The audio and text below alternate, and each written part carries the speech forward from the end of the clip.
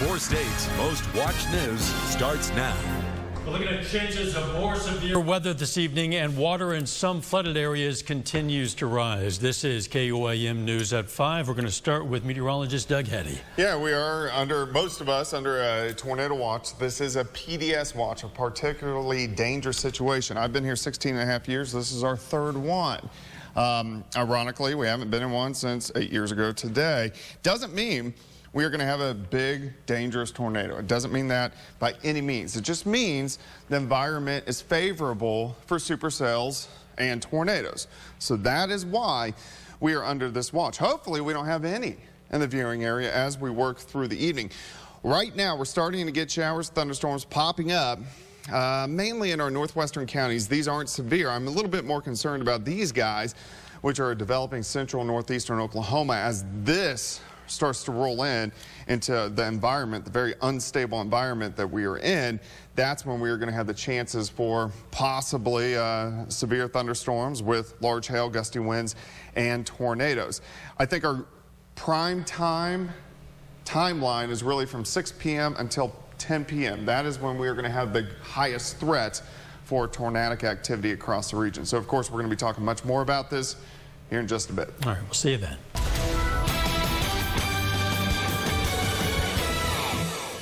Well, we had some severe thunderstorms yesterday morning, but since then we've had at least about a 30-hour break, and now activity is really picking up once again. Most of us under a tornado watch. This is a PDS watch, which is a particularly dangerous situation. We don't get into many of these types of watches. Doesn't mean we're going to have a big, long-track tornado across the region, but what it does mean is we have the potential for big tornadoes across the entire area as we work through the evening hours. So we want to pay attention, especially for about the next 6 or 7 hours. But you can see everybody that is under this watch, all the counties highlighted in purple. And already we've been getting some thunderstorms blowing up in our northwestern counties. These have not been severe, but they are very strong storms, and then just a ton of action getting going across parts of Oklahoma. Let's zoom into these.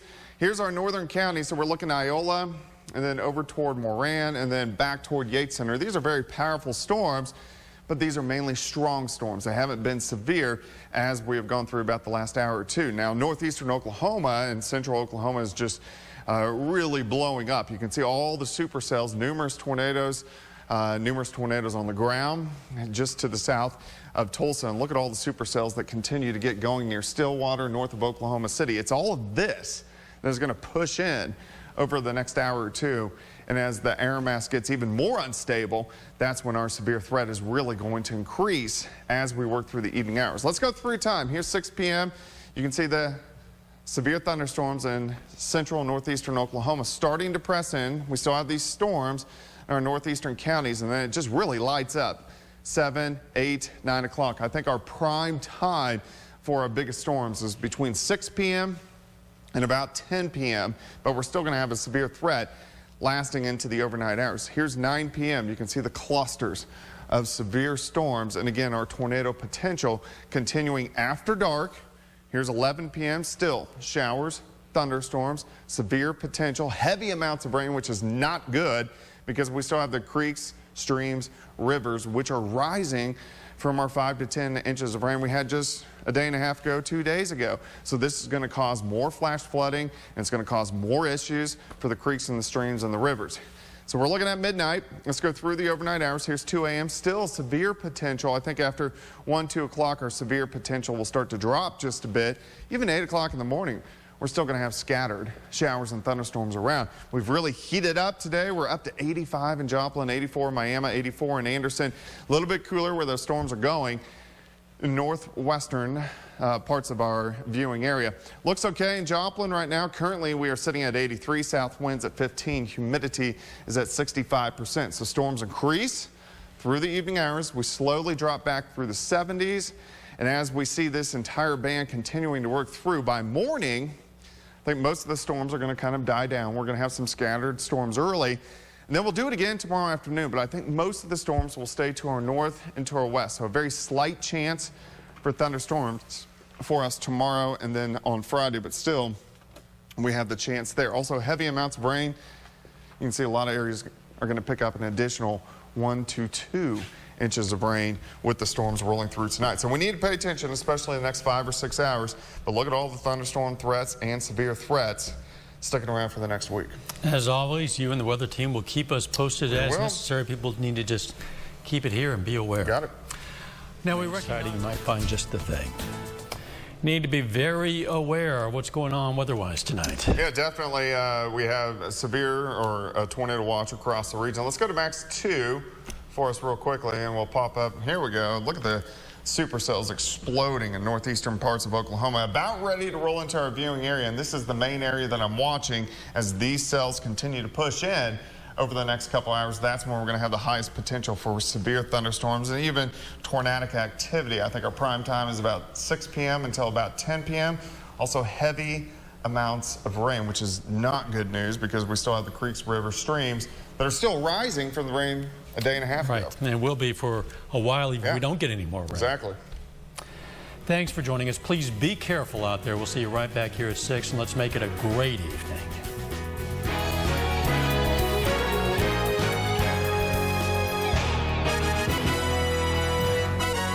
People is the category, and it's our prize. We interrupt regular programming to bring you a severe weather alert. All right, guys, meteorologist Doug Heddy, want to update you on all of our severe weather. Tornado warnings are really getting going now. We got a new one in Cherokee County all the way down through Craig, also Nowata County, and these have all had the history of dropping tornadoes. We've had large tornadoes on the ground just to our south and to our west in the Tulsa viewing area, and look at these storms just exploding. And you can see all the individual supercells. Tornadoes love supercells, and this is that kind of day. That's why we are under a PDS, particularly dangerous situation tornado watch, which I've been here 16 and a half years, and this is our third one in my time frame. Doesn't mean we're going to have a large tornado. It means the environment is very ripe to have big tornadoes as we work through the evening hours. Hopefully we don't have to worry about that. Let's go ahead and zoom in. You can see this cell, Cherokee County, it is moving northeast at about 35 miles per hour. We're going to tighten in. You can see the rotation right here. This is moving into Columbus. Possibly could drop a tornado at any time. You need to go ahead and take shelter if you live in Columbus as the cell continues to work in. I'm going to pull out the velocity, and this kind of shows us the winds within the storm, and where you see the green and the red really meeting up. So just west side of Columbus, that is definitely where that rotation is. Let's go to our CC product, which is a fancy name to let us know if it's on the ground.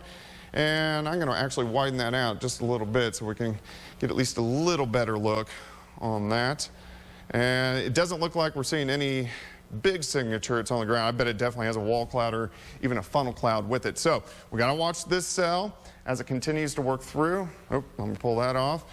And then let's go ahead and pan a little bit farther toward the south and to the west. Anything new on that Cherokee County cell? No, just noting from the radar operator Springfield, that rotation is trying to tighten up. And that last check, would you say, Doug, the rotation may be just west of Columbus? Yeah, just west. It doesn't matter. Like, if you're near Columbus, if you're anywhere in that red polygon from about 160 north, I would be in my safe place right now. I wouldn't gamble with this. Absolutely. We've dropped into Craig County, so to get your bearings straight, I'm standing over Miami, so we're looking one county west, Welch, Hollow, very tight rotation here with this tornado warning. This is moving through Craig County at this time, and you can see that little curl in the radar, and most likely that guy is definitely on the ground, so that's a very strong debris signature. So this is working through Craig County, moving northeast at about 35 miles per hour. So if you live in Welch, we have a tornado on the ground, which is going to be heading toward you here in about the next 10 to 15 minutes. So these are the two big cells that we are seeing crossing through the region. We're going to go back into Cherokee County. Looks like the rotation is trying to tighten up right on the west side of Columbus. So that's why the warning is out. Just for our directors, we are located about right here. So we need to watch this as it gets in. It's about 10 miles southwest of us here at the station. But again, if you live in Columbus, you need to take shelter immediately as a pretty decent tightening on it. Do you know if there's any chasers on it? Trying to find where some spotters are, but at last check at the radar, I have it near a small community of Sherwin. So it's about from like downtown Columbus, let's go 1, 2, 3, 4, 5, 6 miles just west of town. Yeah. If you try to pull up the velocities from Springfield, you'll get some range folding, but if you move that camera just a bit to the west, it'll pop up Tulsa's. I'm seeing tight rotation just a mile south of 160. Okay, so yeah, we're looking right on top of Columbus, definitely. If you live in Columbus, you need to go ahead. You need to take shelter as this rotation is tightening up. As far as we know, there's nothing on the ground, but definitely could be producing a tornado very shortly if it continues to tighten up as we work through really the entire evening hours as everything is kind of getting going. So let's go ahead and zoom out just a little bit. Whoa, look at that tightening right there, right on top of Columbus now. Let's go ahead and zoom back in on that. I will just say verbally offhand, Doug, we don't need to switch sources here, but there's a new severe thunderstorm warning, northern Crawford, southern Bourbon. That's just a severe storm with quarters and 60-mile-per-hour winds. It's between Erie and Hepler, moving northeast. I want to go ahead and say maybe between 35 and 45 miles per hour. I'll get that out to Facebook and Twitter. Definitely. Yeah, this rotation is tightening up. This is right on the west side of Columbus right now. Let's go to our wonderful CC. I'm going to clear that off, and we're going to put another one on a little wider look here. I don't technically see anything on the ground, but definitely it's tightening up just a bit. So we need, in Columbus, take shelter. This is moving northeast at about 35 miles per hour. So let's back out here just a bit and see where this cell is going and also what is also moving in. In fact, I'm going to widen here quite a bit. You can see the warning, severe thunderstorm warning. We'll look up here. So this is northern parts of Crawford, the one Nick was just talking about. This cell is pushing in southern parts of Bourbon, northern parts of Crawford. You can see another guy getting going just north of Lamar. Joplin Metro okay right now, but we're going to watch these guys as they continue to work in. Still have our tornado warning right on top of Columbus. Another storm, other storms getting going southwest of Parsons. Still have rotation just south of Hollow in Craig County, which has a tornado warning on it. All these guys continuing to work in. Anything latest? Someone from Tulsa's noting a tornado debris signature for that Craig County storm. Yeah, yeah, we definitely saw that just a few minutes ago. So this tornado warning in Craig County, now this is approaching the Kansas line. It's about 15 minutes away as it works near Chetopa, also southern parts of Craig County. So we need to watch that as it continues to work in. Anything new on Cherokee County? Thankfully, mum's the word, but again, tornado warning polygon in Cherokee County. If you're not in your safe spot, you need to get there now. Okay, so pretty good rotation now, still right on top of Columbus, this storm. Most likely what it's doing is trying to produce one, then it can't quite do it, then it tries again to produce another one. Very dangerous storm as it continues to track. But I'd say it's on the north side of Columbus right now. Again, in Columbus, you need to take shelter. This, if it can hold together. What's the latest on this new warning I see popping? They are not seeing anything new. Let's see. They're just only what you said already. Located over Columbus, moving northeast at 30. Still radar indicated, but they bumped the hail to golf balls, so they're not getting a tornado with this. Golf ball size hail, and this is most likely going to be on the northern side where you see these brighter reds, so Scammon, and then I think that's Highway 7 that drops into Columbus. So probably 3, 4, 5 miles north of Columbus, we're getting upwards of golf ball size hail, and still very tight signature. Want to watch it. This is going to be the main signature is going to track just north of Crestline. So again, guys, here at the station, we got about 5 minutes. So if you want to go ahead and take shelter, you can go ahead and do it. Now, I'm going to stick here, so you, director, whoever's directing with me, stick with me until I get concerned. Let's go ahead a little farther south. We're going to drop into Craig County, and we still have a very strong rotation, most likely a tornado on the ground. The last we heard, this is now just to the south and to the west of Welch, Oklahoma. This is lifting north and east. You can see that very tight circulation just to the south of Welch, continuing to push off toward the northeast at 35. So this is going to get close to the Kansas-Oklahoma state line here in about 15, 20 minutes. We're looking Ottawa County now. These storms are starting to push in to northwestern parts of Ottawa County, just west of Commerce, Miami, and then eventually will work up into southeastern parts of Kansas. Let me go ahead and I want to zoom out actually a decent amount just so I can get my bearings straight on what else is popping up. You see this cluster is going to work into Delaware County. This cluster here, these are blowing, these are going, that's going. Pretty active for the next several hours. Let's go ahead and we're going to zoom back into Cherokee County, get a tighter look here. Move in. Still looks like a pretty good rotation. Usually when we see notch after notch, it's trying to recycle just a bit. So we'll see if this one weakens a little bit and if this one tries to get going. But obviously large hail, very gusty winds, and possible rotation. Or we do have rotation, possible tornado. This is probably now 3-4 miles to the north of Miami. I'm going to pull out our velocity again on it. And let's go over here.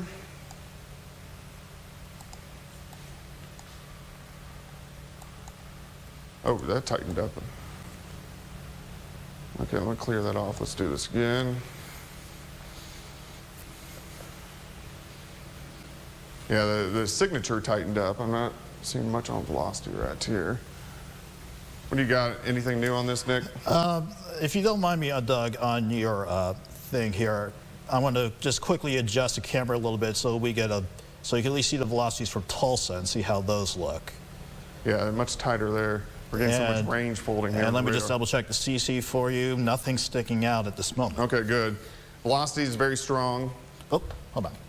You put me back in magic track? You're good. Velocity is very strong. It doesn't look like, if there is one on the ground, it would be probably a smaller one, but you can really see this rotation kind of tightening up, and it's booking north and east. So this is now well northeast of Columbus. So we're looking probably just east of Highway 7. Here's 69 highway. Here's Scammon here, and then here's Weir here. So we need to watch this as it continues to roll in here over the next 10 to 15 minutes. What do you got, bud? Confirmed tornado northwest of Blue Jacket. That's the one in Craig County. Okay, so we're going to track back down here. Let me put it in pan here. Yeah, this tornado keeps getting closer and closer and closer. Let's go ahead and zoom back in. It's not where I wanted. I'll pan it over. Oh, okay. Okay, so we got still a large tornado on the ground, or at least a tornado on the ground. So this is just south of Welch, Blue Jacket, Oklahoma. Right in here, Welch, Oklahoma needs to go ahead and take shelter as this is quickly moving in. Let's see where this one is going. It's going to push northeastern Craig County, probably clip a little bit of Ottawa County, and then work right into southern parts of Cherokee County. So a lot to watch with these cells. Any new warnings out there? Even severe thunderstorm warnings? Yeah, if you don't mind zooming out one more time, a new severe thunderstorm warning went out for the storm just north of Lamar. My apologies again, Doug. Nope, you're fine. Drag the camera for you here. Let's zoom in a little tighter here. This severe thunderstorm warning is for a storm right on the Barton-Vernon County line, crossing over 49, splitting the difference kind of between Drywood and Lamar. They're going with 60-mile-per-hour winds and half-dollar size hail. We've got that moving northeast at about, where are you? I'm going to go ahead and just... That's a little suspicious looking too as it continues to be bigger. Northeast at 40. But yeah, I mean, like as soon as these storms go, Doug, you've been saying it along, they're just wanting to rotate, and we're always seeing that with new storms popping up, the reflectivity really starting to get a hook. Hey guys, when we are doing tag teaming here, let's go one to another on camera shots. All right, guys, let me zoom back out, and we're going to continue to look. You want to put me back in magic track here for me? Apologies, and you're good. Cool. All right, so we got the new severe thunderstorm warning, which is northern Barton, southern parts of Vernon County. We can go over to Bourbon County, and we also have this cell with a severe thunderstorm warning. These are mainly hail and wind makers. We still have our very strong rotation. Anything new on Cherokee County with this guy? There's got to be spotters on it. Spotters are on it. In fact, well, we have golf ball hail just west of Columbus, and I actually have Cherokee County Sheriff David Groves, with his last text that he sent me about 7 minutes ago. We had rotation spotters showing it near Southwest 60th and Clem. No lowering, but there was rotation with that. Okay, so yeah, we definitely have rotation with this storm. This is just to the east of Highway 7, northeast of Columbus. So here's Crest Line. Our station is about right here. anybody in our station needs to get in shelter. They're there now. Okay. Can you also tell our director when Nick's talking to switch back and forth? I think they're Dan all was gone, so saying it's just us. everybody. Gotcha. I Everybody's understand. in our safe room. Okay, so this. Okay, cool. Lucas, trust me, man. All right, so let's go ahead and zoom out just a little bit. So we got the strong rotation. This is now about 4 or 5 miles northeast of Columbus, continuing to track northeast at about 30 to 35 miles per hour. Haven't seen anything on the ground, but it definitely has good rotation, and we need to continue to watch it. We're going to go back south again into Craig County, as we have had a tornado on the ground. This guy is right on top of Welch. I see a new warning flashing with that. Anything new with that cell? Let me double check quickly. Lucas, you want to pop over, Nick? Yeah, great. Thank you. Let's see. That looks like a new tornado warning for Craig and Ottawa.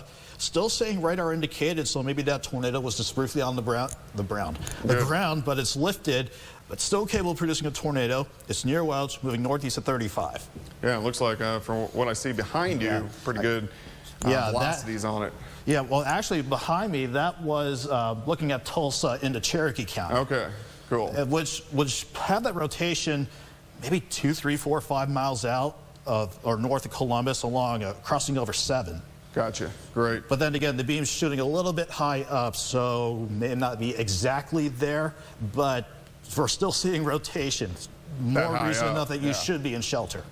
All right, so we have our tornado warning, northern parts of Craig County. This is right on top of Welch, which can drop a tornado at any time. Let's go back into Cherokee County. This very strong rotation still. It is now northeast of Columbus. I do have a quick update here for the Cherokee County one. Spotters relayed by Cherokee County Emergency Manager. Eyes are on it.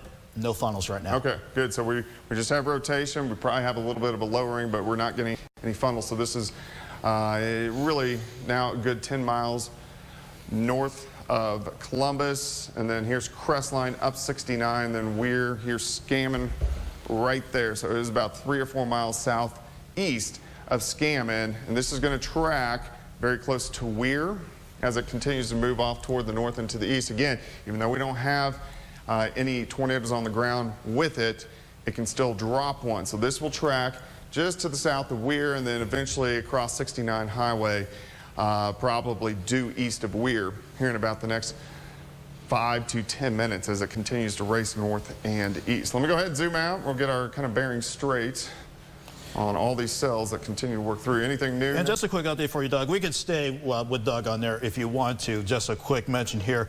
The update on that tornado warning still radar indicated, but golf ball size hail possible, moving northeast at 35. And they're also watching the storm right along the Crawford-Bourbon County line. Yeah. That's trying to rotate as well. Okay, so that one is strengthening. We'll go into that one, take a look at that guy. We got so many of these storms that are popping up. But you can see a little rotation. That new scan there. So starting to get going. So this is right along Crawford-Bourbon County line. This is going to track off toward the north and to the east at about 35. So this is in line for Fort Scott here in the next 10 to 15 minutes. So we got that cell. Let's go a little farther off toward the east. So now we're looking south in Nevada, just to the east of probably Sheldon, Drywood. Also, probably some mid-level rotation in it, even though it's not warranting a tornado warning. Let's go ahead. We're going to zoom back out. We're going to go south and look at our other 2 cells, one across Cherokee County. And they're getting ready to pull a tornado warning for that storm southwest of Fort Scott. Okay, so we are going to get a tornado warning on this guy. So southern parts of Bourbon County, we are going to go into a tornado warning. Let me glance in at Cherokee County, just because here at the station we got people in the storm shelter, so I want to let them know. All non-essential personnel to keep us on the air, they are in shelter. Yeah. They're in their safe place. Okay, so we are about right here, so we need to wait a little bit longer. I think it's going to pass north of the station here. Okay, so still pretty strong rotation. We haven't had anything on the ground with this. This is central parts of Cherokee County. This is eventually going to lift southern parts of Barton, probably clip northern parts of Jasper County. We're going to zoom out a little bit. We're going to drop into Oklahoma, take a look at the next cell, which is also has been producing at least brief tornadoes and still a very strong signature. This is now southeast of Welch. So here's the Ottawa-Craig County line. So this is going to clip into northwestern parts of Ottawa County.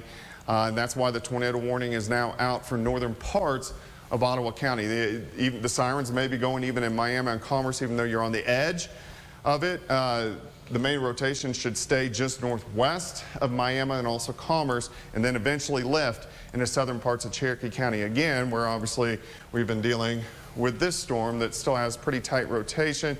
It is now just to the south of Weir. Let's go ahead and track north. I know you're going to say something about this, Nick. Right now, so this is.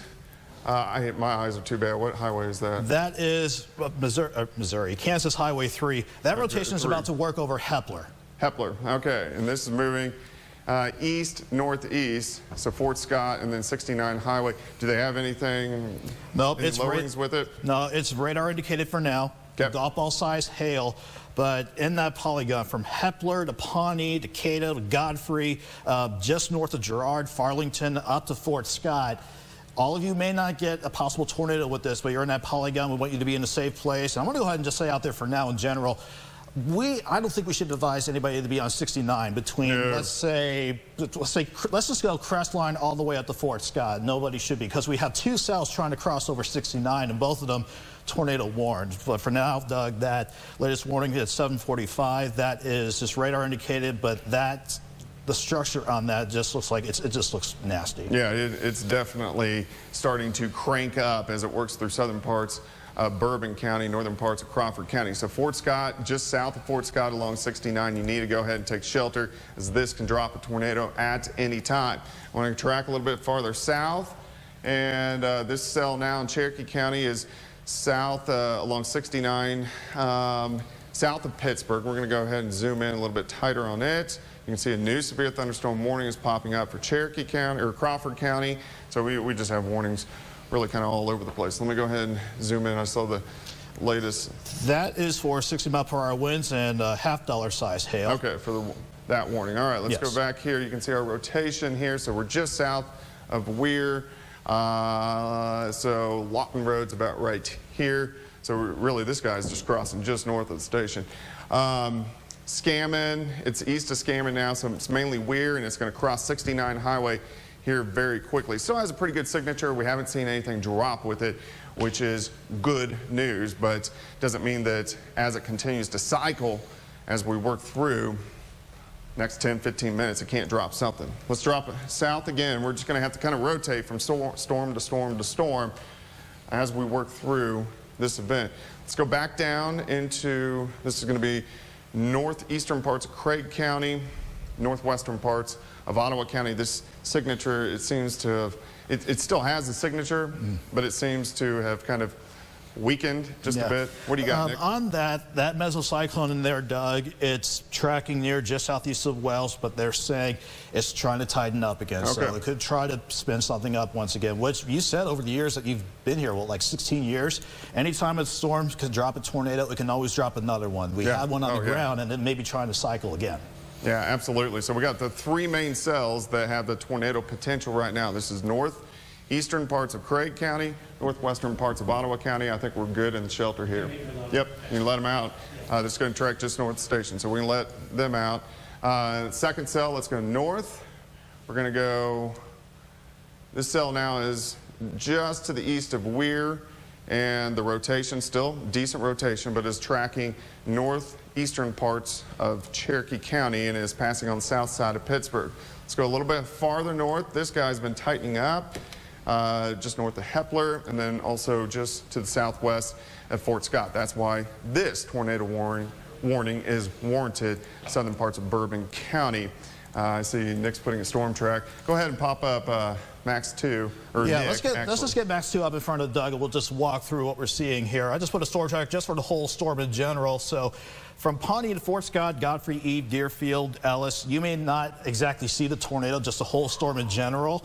But if this storm holds together, Deerfield, Ellis, Dean Ford, Nevada, that could be a problem for you. So just, you're not under tornado warning now in Vernon County, but really perk up. Make sure you really pay attention as the storm continues on, Doug. All right, so we're looking at Bourbon County. There's circulation right in here. And where you see these kind of magenta, almost purple colors, that is extreme heavy rain and also our extreme hail core. I guarantee there's golf ball size hail just to the west of Pawnee with this cell. Let's go back south.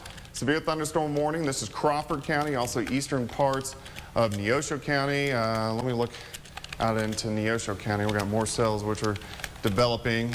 Okay, so severe thunderstorm warnings, Neosho County and then Lebec County, and we're going to drop south again. This is northeastern parts of Cherokee County, a much weaker rotation.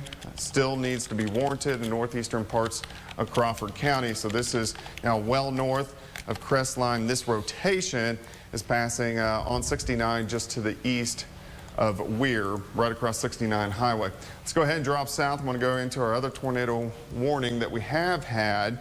And I think this storm is kind of cycled, and it's probably going to try to produce again now south of Welch, because the actual tornado warning is now about here, but now it's going to try to get going back south of Welch. So we see this a lot. We get these supercells, they'll produce a tornado, they kind of peak out, they die, and then a whole storm will kind of recycle and say, let's do it again. So that's most likely what is going on across Craig County. Very heavy amounts of rain stretch into parts of northern Ottawa County. What do you got on the chat, Nick? Anything new? I'm just keeping an eye on warnings that continue to show up right now, Doug. In fact, the warning that's popping up behind me on Max 2, that's the Weather Service already giving southern parts of Barton County, northern Jasper County a heads up in that storm that has a tornado warning. For now, they're just going with the severe thunderstorm warning. But they are seeing 60-mile-per-hour wind gusts. They're watching the rotation, and any golf ball size hail is going to be working into there right now. Anything new on Bourbon County?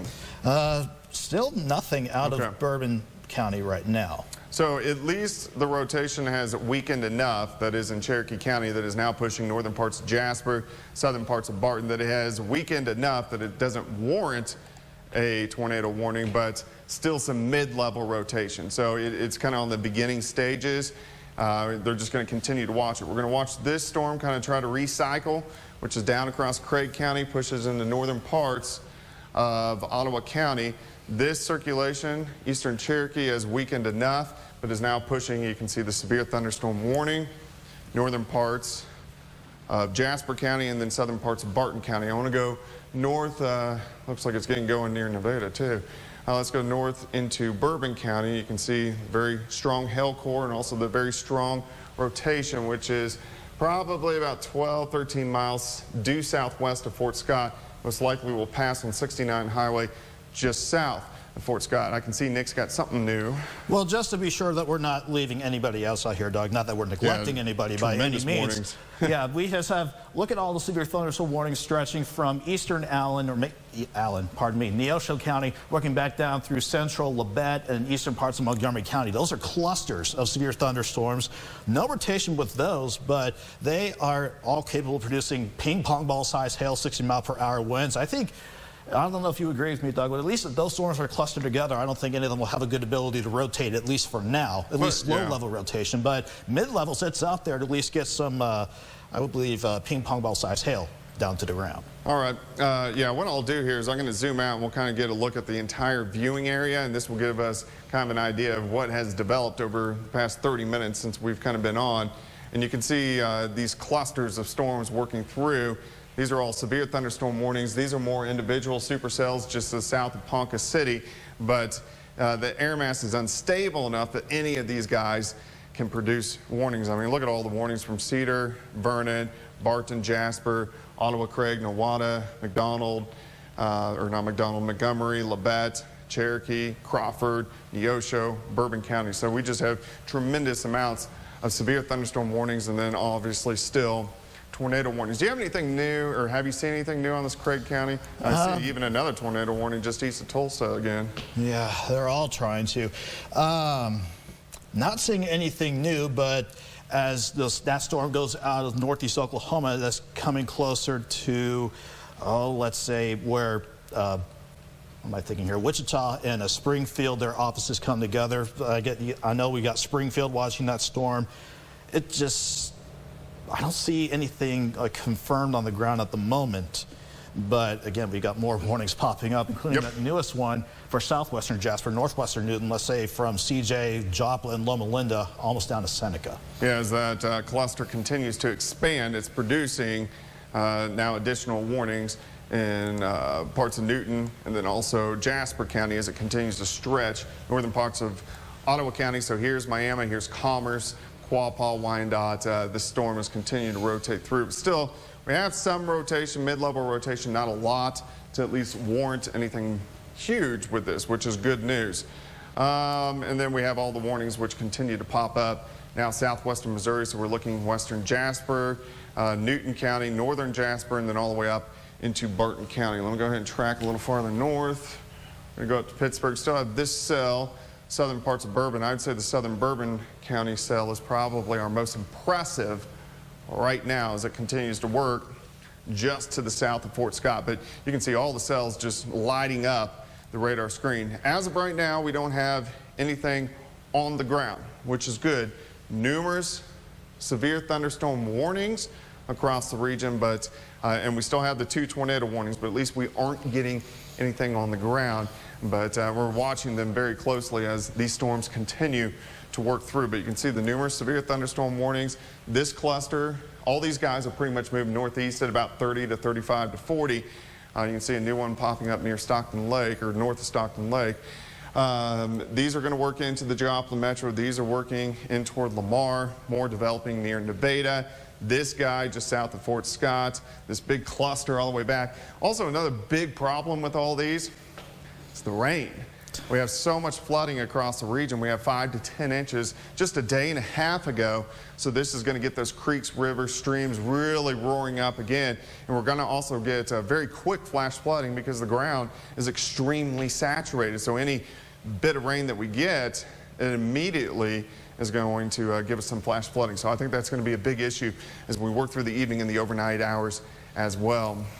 Anything new, Nick? I'm just keeping an eye on that cell coming out of northeast Oklahoma. Still has that hook to it, but as I loop through time here, it's trying to go, it's going to go work into southern Cherokee County. I would just, even though this area is not under a tornado warning right now, Doug, I would just say anybody along 166, let's say just north of Downstream Casino, all the way to Pitcher, Cardin, Treese, Keelville along 166.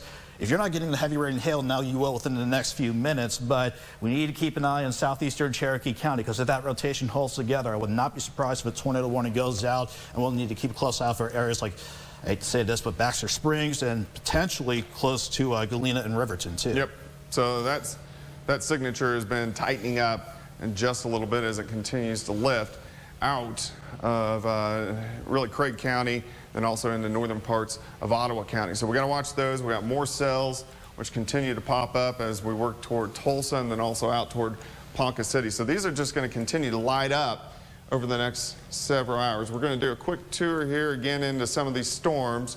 And actually I hit the wrong button there. I'll go in here. And we'll do a quick little tour of these storms, and then hopefully if we can get at least no new tornado warnings, we can take a quick break here. But you can still see somewhat of a structure with this storm as it continues to lift northern parts of Ottawa County, so this northwestern parts of Ottawa County, northwest of Miami, as it's going to push into southern parts of Cherokee County. I'm going to zoom in over there as well. Very intense cell from Baxter, about ready to move into Galena and also Riverton, and then eventually into the Joplin Metro. Let's go ahead and we're going to pan a little bit farther north. Actually, I'll zoom out a bit first, and then we'll go a little bit farther north, and then we'll check out the Bourbon County cell. So let's go into, I think this tornado warning is done, even though it's still popping up. You can still see a very intense cell southeast of Pittsburgh, and then now southwestern parts of Barton County, northern parts of Jasper County. We have all of these tornado or severe thunderstorm warnings, which are just to the west of Pittsburgh, and then we still have our cell, which is in southern parts of Bourbon County. Let's see if I can get up here. You can see this cell. I'm going to zoom in on this guy just a little bit. We're going to see what he's doing. So let's go in here. If anything on my end, thankfully, I haven't seen anything new out of that. Okay, so we're still getting the rotation. We aren't getting anything new, so it doesn't look like anything's on the ground. I bet we're getting just tremendous hail out of this guy. You can see that little pinkish core here. I bet we're at least getting golf ball size hail and winds at 60 to 65.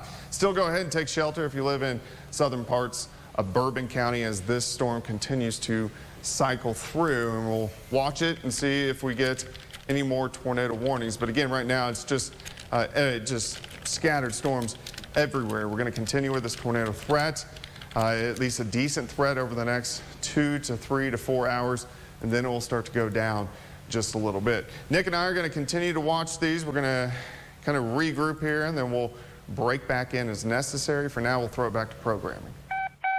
We interrupt regular programming to bring you a severe weather alert. All right, going to continue to update you on our severe weather, which is rolling through. We've had now numerous tornado warnings with these cells that continue to track from southwest to northeast. All the counties highlighted in yellow, which is well over half of us, are under severe thunderstorm warnings. In the red, these are all tornado warnings. You can see one east of Tulsa, still northern Ottawa. Cherokee counties had already 2 tornado warnings.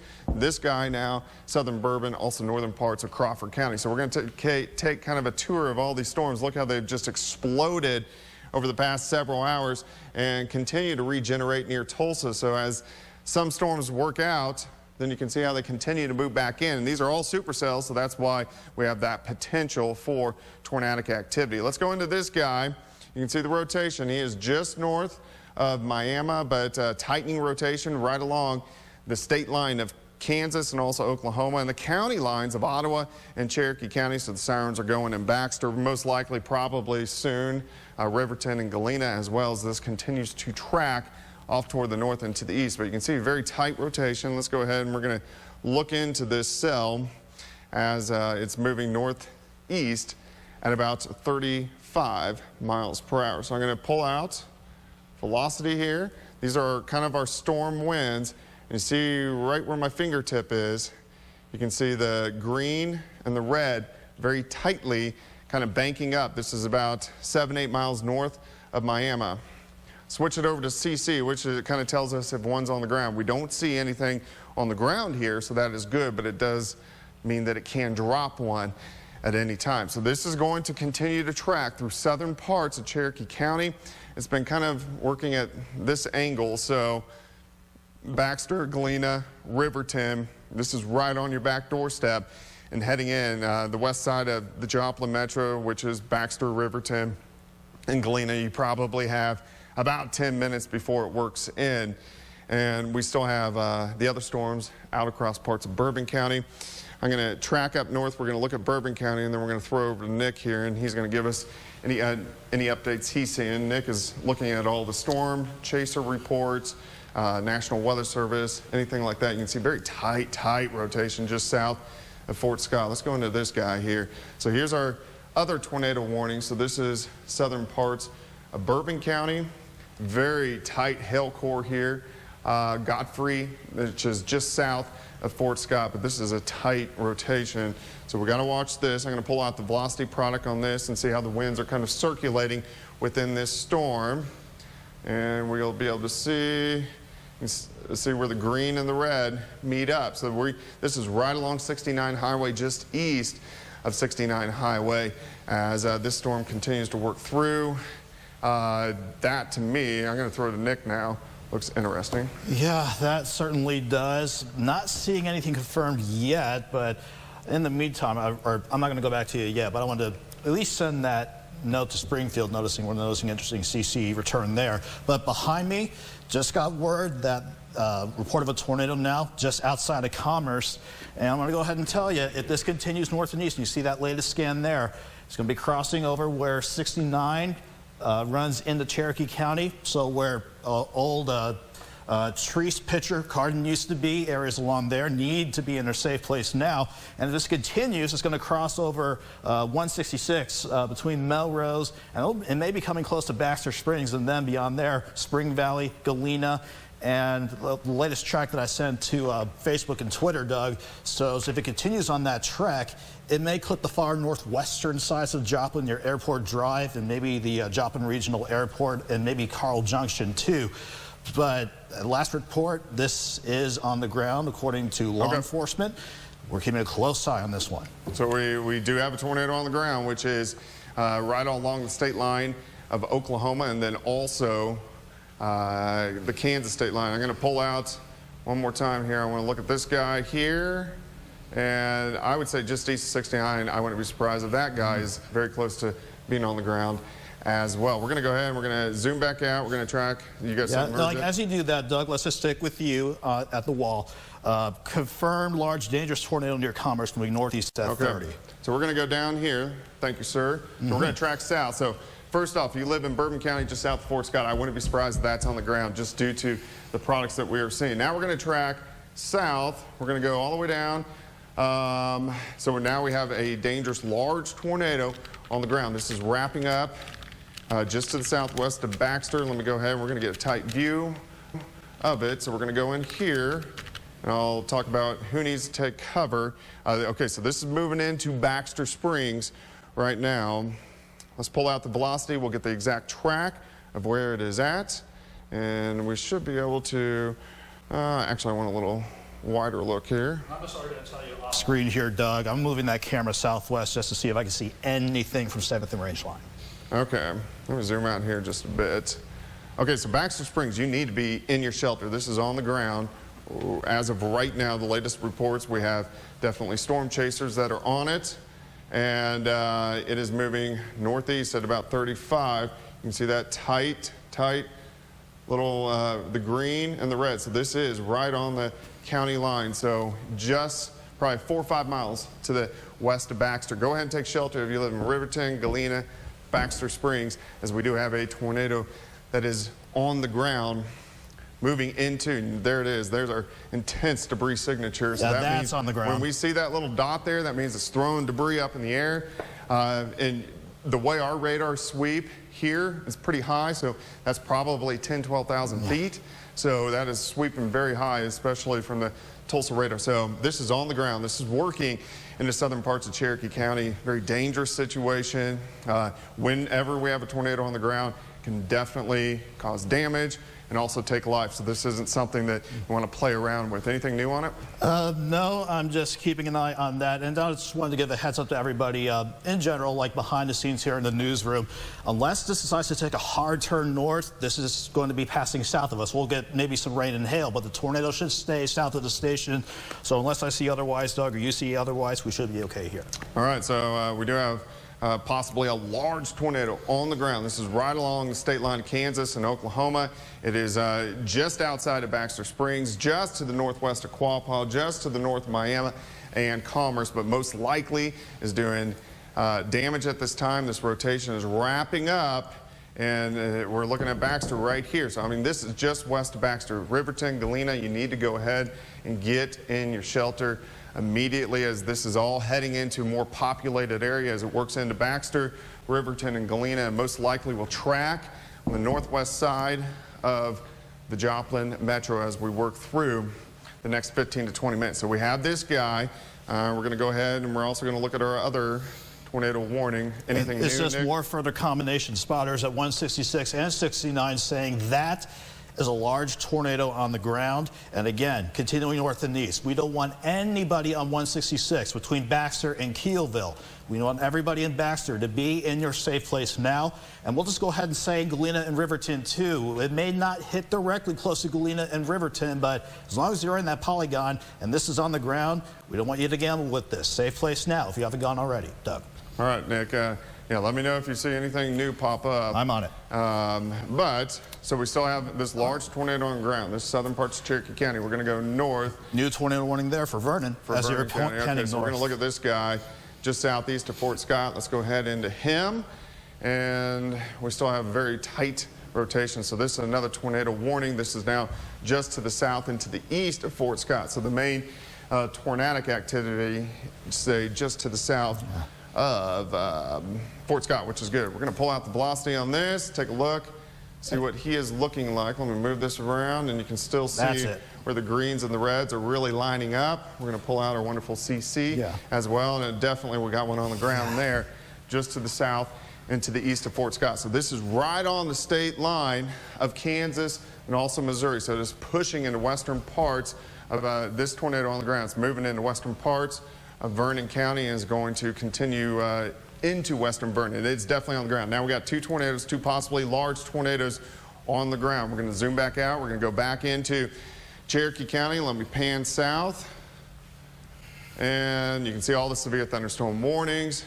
We're going to go right back into this very tight rotation. This is right on top of Baxter now, at least the greatest part of the rotation. Let's take a zoom in. I'm going to go in here. So here's Baxter. Then we got Galena here. We got Riverton here. Let's switch over to velocity.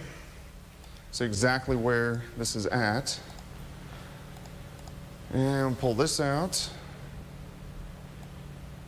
And I'm getting some range fold there. We're going to go to our CC. I'm right in between those radars.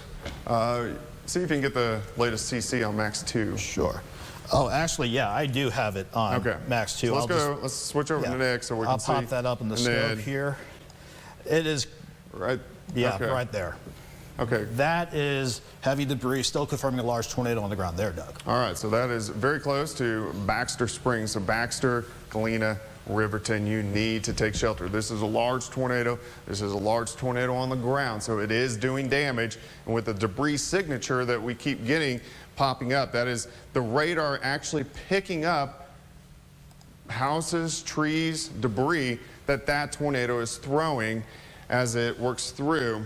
Again, this is moving northeast at about 30, 35 miles per hour. So very strong debris signature, and you can see it right there. So it's just to the west of Baxter. Let's go back to our velocity, and you can see where the tightening is right there. So just west of Baxter Springs. You got anything new? Emergency manager out of Cherokee County saying they are spotting debris in the air by Pitcher. By Pitcher? Pitcher, Oklahoma. Okay, so yeah, so if we're getting debris now far out from this, this is a large, dangerous, destructive tornado. So this is going to, this is not good. This is not a good situation with this system, this storm.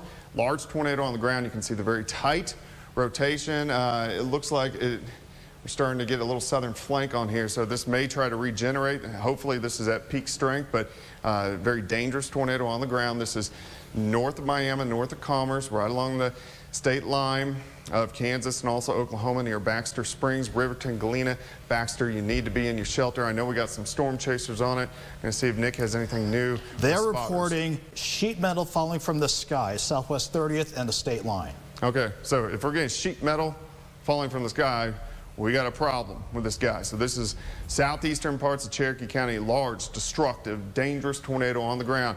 Baxter Springs, you've got to be in your shelter. Galena, you must be in your shelter. Riverton, you must be in your shelter as this continues to work east. These are the type of tornadoes that start wiping things clean. So this is a dangerous situation. We still also have the other tornado, which has been looked to be, last I checked, on the ground western parts of Vernon County. So we are going to go right up in here. Doesn't look quite as intense. Two cells are kind of trying to merge, but we're still getting this rotation. Here's Nevada, probably 7-8 miles back to the southwest. Pull up CC on that one, Nick, and see if if that rotation is kind of weakened a little bit. All right, we'll keep it on yours, and I'll get the CC scope up on here. Let's say north of Harrison there. Yeah, so still getting a debris signature here. And you have match track back. Wow, okay, great, thanks. So most likely this guy's still on the ground. So this is heading toward Nevada. If you live in Nevada, you need to also go ahead and take shelter, as it looks like this is on the ground. When we get this little ball that pops up, that's showing that debris flying through the air. Still have our large, dangerous, destructive tornado, which is in southern parts of Cherokee County. We're going to go back down south and take a look at him. Clear that off.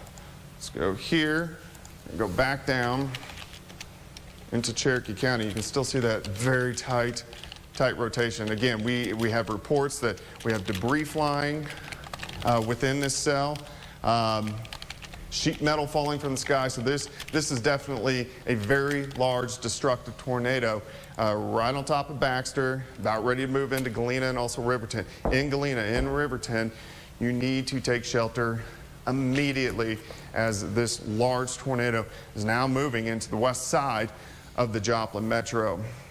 We'll go ahead and I'm going to switch. Nick has a weird look on his face. No, I'm just seeing now reports of double, if not several funnels with that tornado crossing over 166. So if there aren't multiple tornadoes, there could be like a multi-vortex tornado. Okay, so yeah, if we're getting numerous, vorticities with this, I mean, obviously we're seeing something kind of interesting, but you can see right in here. So this is right around Baxter Springs.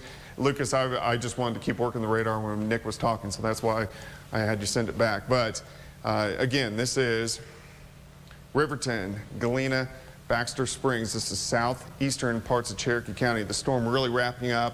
You can see the hail core south of Columbus, and then which is going to roll just to the south of Old 96 that runs from Columbus over toward Carl Junction.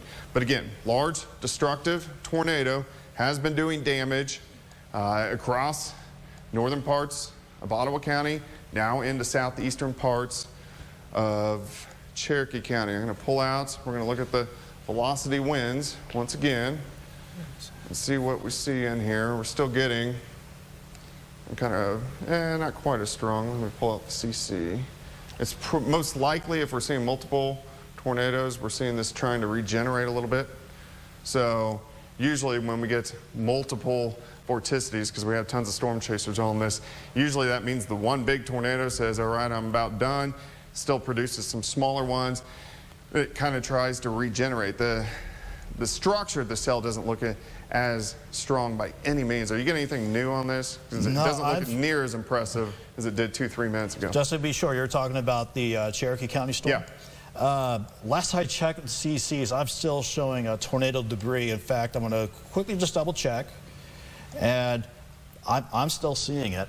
All right, so we're going to back out here just a bit. So we still have at least a large tornado on the ground with this cell as it continues to work into the west side of the Joplin Metro. Anything going on chat? There's got to be probably 100 storm chasers out here on this thing. Let's see. Yeah, just what the reports that we've gone over already, like just multiple funnels, debris in the air, working over 166 over Cravensville and Treese. Also keeping an eye on trying to find this for Barton County. They said earlier a funnel cloud west of Highway M and 126. They have a county officer tracking the funnel. I'm seeing reports saying per multiple reports, possible funnel 6 miles east-northeast of downstream. I'll have to double check that. And emergency manager of Barton County is already sounding the sirens just based on that report of a funnel cloud, even though I haven't seen a tornado warning out for Barton County right now. I've seen numerous areas of rotation. So, I mean, yeah, it's definitely trying to recycle here. So that's most likely why we have been getting, we went from one large tornado to multiple vorticities. Just due to this storm trying to recycle. So you can still see where the red and the green is meeting up. So, I mean, Baxter, you're still kind of under the gun here because the storm's trying to regenerate and throw out some more tornadoes as it continues to work through eastern parts of Cherokee County. But as we know, we have still tornado on the ground, possibly multiple tornadoes on the ground, or at least funnel clouds. And you can see really, here's downstream. So we got reports just northwest of downstream funnels, which is almost in Baxter. So Baxter, Riverton, Galena, all the way back. I would still say 69 Highway along the state line of Oklahoma and Kansas. So from really 69 Highway to about Galena is where anywhere in that stretch we can pick up a tornado at this time as it continues to roll through. I think Nick's got something new on this. On that southern Cherokee County, Doug, tornado on the ground, southwest 10th and Star Road. Okay, where is 10th and Star Road? That is a block south of 166, south of Cravensville. Okay. Right around Treese and just north of Pitcher and Cardin. Okay, so yeah, this storm did regenerate. So the large tornado that was on the ground, it kind of moved toward Baxter, then it went to multiple vorticities, and then what has happened now is back here, back across northern Oklahoma, just west of Baxter, it has recycled and is now producing new tornadoes. So the original one now, let's say if it was still on the ground, would be probably right over Galena and then working into Carl Junction and Joplin. But that recycled, now it's back in here, just to the west of Baxter, right along the state line of Oklahoma and also Kansas. So again, from Old Pitcher, Treese, just north of Quapaw, all the way to Baxter, that little stretch along 69 is where you need to watch it. You can see it really tightening up now, very close to Baxter Springs. So we still have a tornado warning with this, and most likely still a tornado on the ground. Am I in Magic Track? Should be working. Is it working for you? No. Oh, there we went. Okay, so we still have possibly a large tornado on the ground, which is right around Baxter Springs, just to the south of Baxter Springs. So again, yeah, you can see where right in here, see where this green and the red really meets up? This is on the west side of Baxter Springs. I guarantee that thing is on the ground right there. You need to go ahead and take shelter. Looking at the, yeah, you can see the debris right there. So it's just west of Baxter. That's where a tornado is. So another large tornado is trying to form as this continues to work through. It's right in this little notch. So I'm going to say 3-4 miles northwest of Baxter Springs now has regenerated a new tornado warning moving through Cherokee County. I don't want to forget about other people. So I'm going to zoom out. We're going to go take a look at Vernon County because we have had a tornado on the ground in western parts of Vernon County. I'm going to let Nick kind of get all of the new reports that are coming in with the Cherokee County cell as we zoom into this guy and take a look at what is going on with him. So we're going to go into a little bit tighter. Vernon County, still a very intense cell. Looks like the structure of this tornado warning is greatly decreased, which is good, but still very intense. Rain, hail across the region. We'll go ahead and pull out velocity on here and just kind of take a little tour around and see if I see anything highly suspicious. You can see, yeah, the winds, they're still kind of, it's probably most likely trying to regenerate just a little bit, but still enough to warrant a tornado warning. Very close to Nevada at this time. You need to go ahead in Vernon County and take shelter as this storm could produce a tornado. It doesn't look near as impressive as it did the last kind of scan that we did on Vernon County, but again, still warranting a tornado warning. Nick, do you have anything new on Vernon County just before we go back to just the Cherokee? last confirmed report that I had from that Cherokee County storm. It was over 30th and Star, but as you pointed out, Doug, that rotation working over the northern sides of Baxter Spring. They're noting that the rotation in Barton County is really weakened. I don't see anything too impressive with that right now. And then anything latest on Cherokee County before I drop back down there? No. Leave me up on here, Lucas. Nothing new on my end, but just a quick reference. I'm watching that storm passing over the Tulsa radar site, just south of Craig County, west of Delaware County. That's another one we need to watch. Okay, so we're going to go right back into Cherokee County, a very tight rotation, still a tornado on the ground, and we're going to talk a little bit now that we are getting this guy very close, so really in the west side of the Joplin Metro. We need to really look and see where he's going to go. You can still see that tight signature. Here's 69 Highway, so you hit that roundabout, which goes into 7th Street, into Galena. So you have Galena here, you have Riverton here, and then you have that little roundabout right in here. Thank you, sir. I appreciate it. So right along that roundabout, and then drop south. That is right where that rotation is in the tornado on the ground. That's what we have to watch. So this is now a pretty major concern for Riverton and also Galena as it continues to track north and east. We're going to pull out the storm winds on this. We'll take a little look around. We're still getting kind of the greens and the reds. I want to actually clear that off and see if I can get a little wider. Yeah, they're still saying tornado observed on that. Okay, so are they saying the exact streets? No, last check, funnel confirmed northeast of Baxter, and emergency manager there emphasizing that it's going to Riverton and Galena. Yeah, it's right on Riverton and Galena, safe place now if you're not already. So Riverton, Galena, you need to take shelter. Got a lot of family in this area, so you guys need to take shelter. Riverton, Galena, as this push is in, this is a confirmed tornado that has been on the ground, most likely still is on the ground. Now, if we want to look a little farther out, where's this going to go after this point? Because we are on the west side of Joplin. So let's go ahead.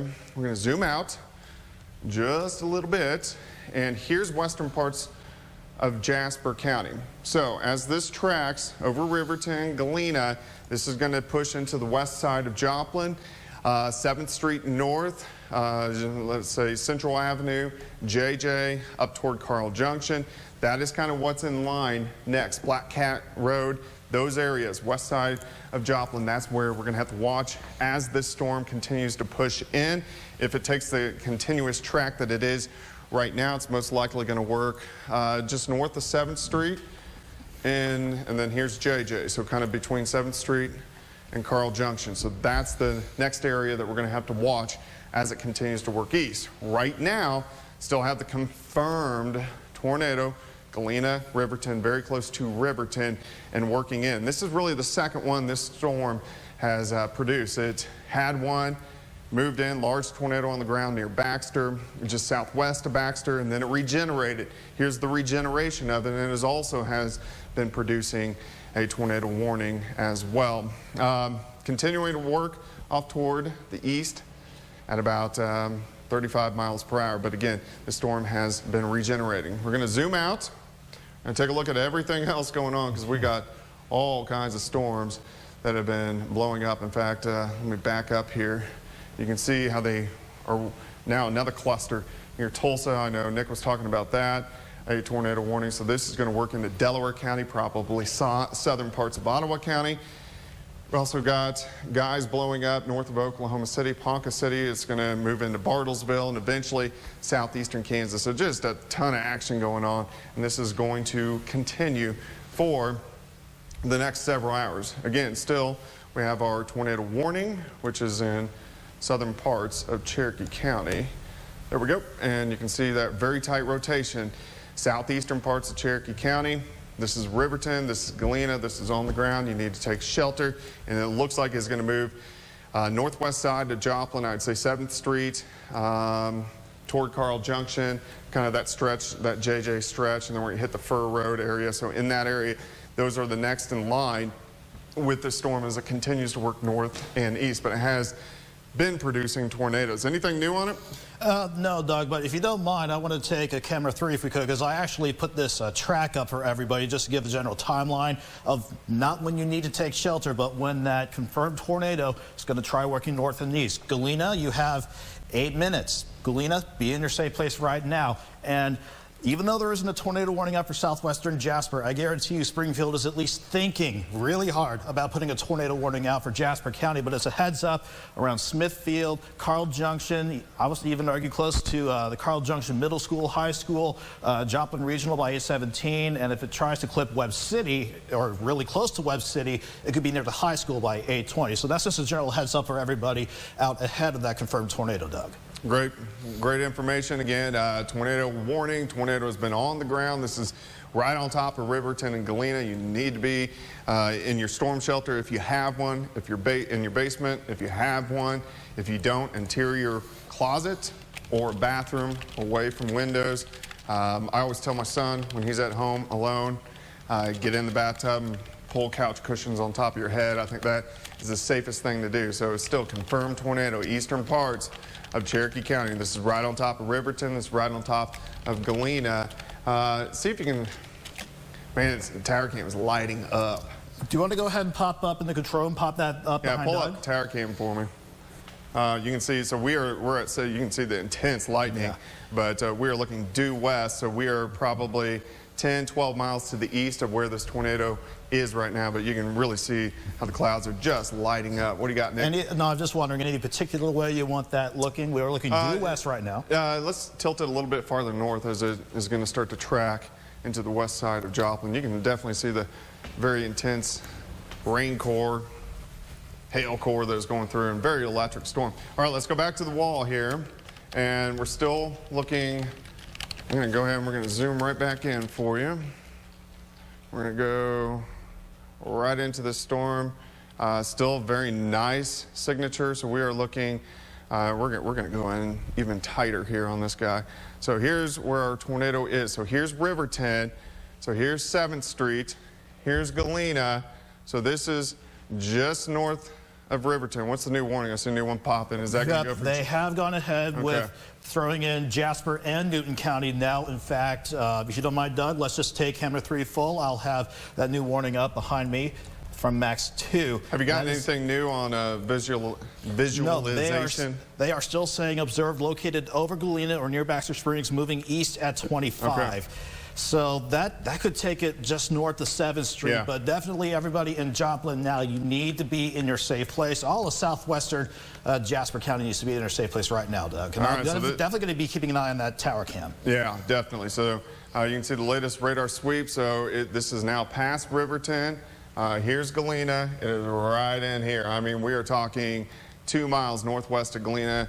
Tornado on the ground as this continues to work east, northeast at about 25 to 30 miles per hour. So we're going to zoom out a little bit more. We're going to talk about where this is going to go. I do hope this may recycle a little bit, but still very strong rotation and tornado on the ground. So let's go east. We're going to look into Jasper County, Newton County. This, I pretty much think it's going to track right across the state line and ride just north of 7th Street. It's going to pass Central Avenue that goes north and eventually becomes JJ. It should stay just south of Carl Junction on its path, and then it would track it very close to Fur Road, just south of Fur Road, just south of Briarbrook, and then right in near the airport. That would be the current track at this time. It has turned a little bit more easterly, so we're going to go with more of a kind of an northeasterly track. But this has been on the ground. This has been on the ground for quite some time. We haven't been able to get any damage reports in here, but we know it's been on the ground. We know it's been tearing stuff up. We just don't know exactly where the damage is. But this is a dangerous situation. This is the biggest tornado we've had in the Joplin Metro since 8 years ago today. So this is something we want to watch. Obviously, we had the Baxter tornado, I think 3 or 4 years ago, which also did damage. So this is kind of a higher quality tornado, which is going to be doing damage as it works through. So this is not a guy you want to mess around with by any means. So again, we're still getting that rotation. It's right on top of Galena. We have tons of storm chasers on this. We have visual of it. It's on the ground and continuing to push off toward the east, northeast. I'm going to go ahead and zoom out. I need to see what other warnings we have across the region. I know all these severe thunderstorm warnings kind of just get blown over, but you can see all of them across Labette, Neosho stretching up Bourbon, parts of Vernon County. We need to really watch this guy as he moves into the area.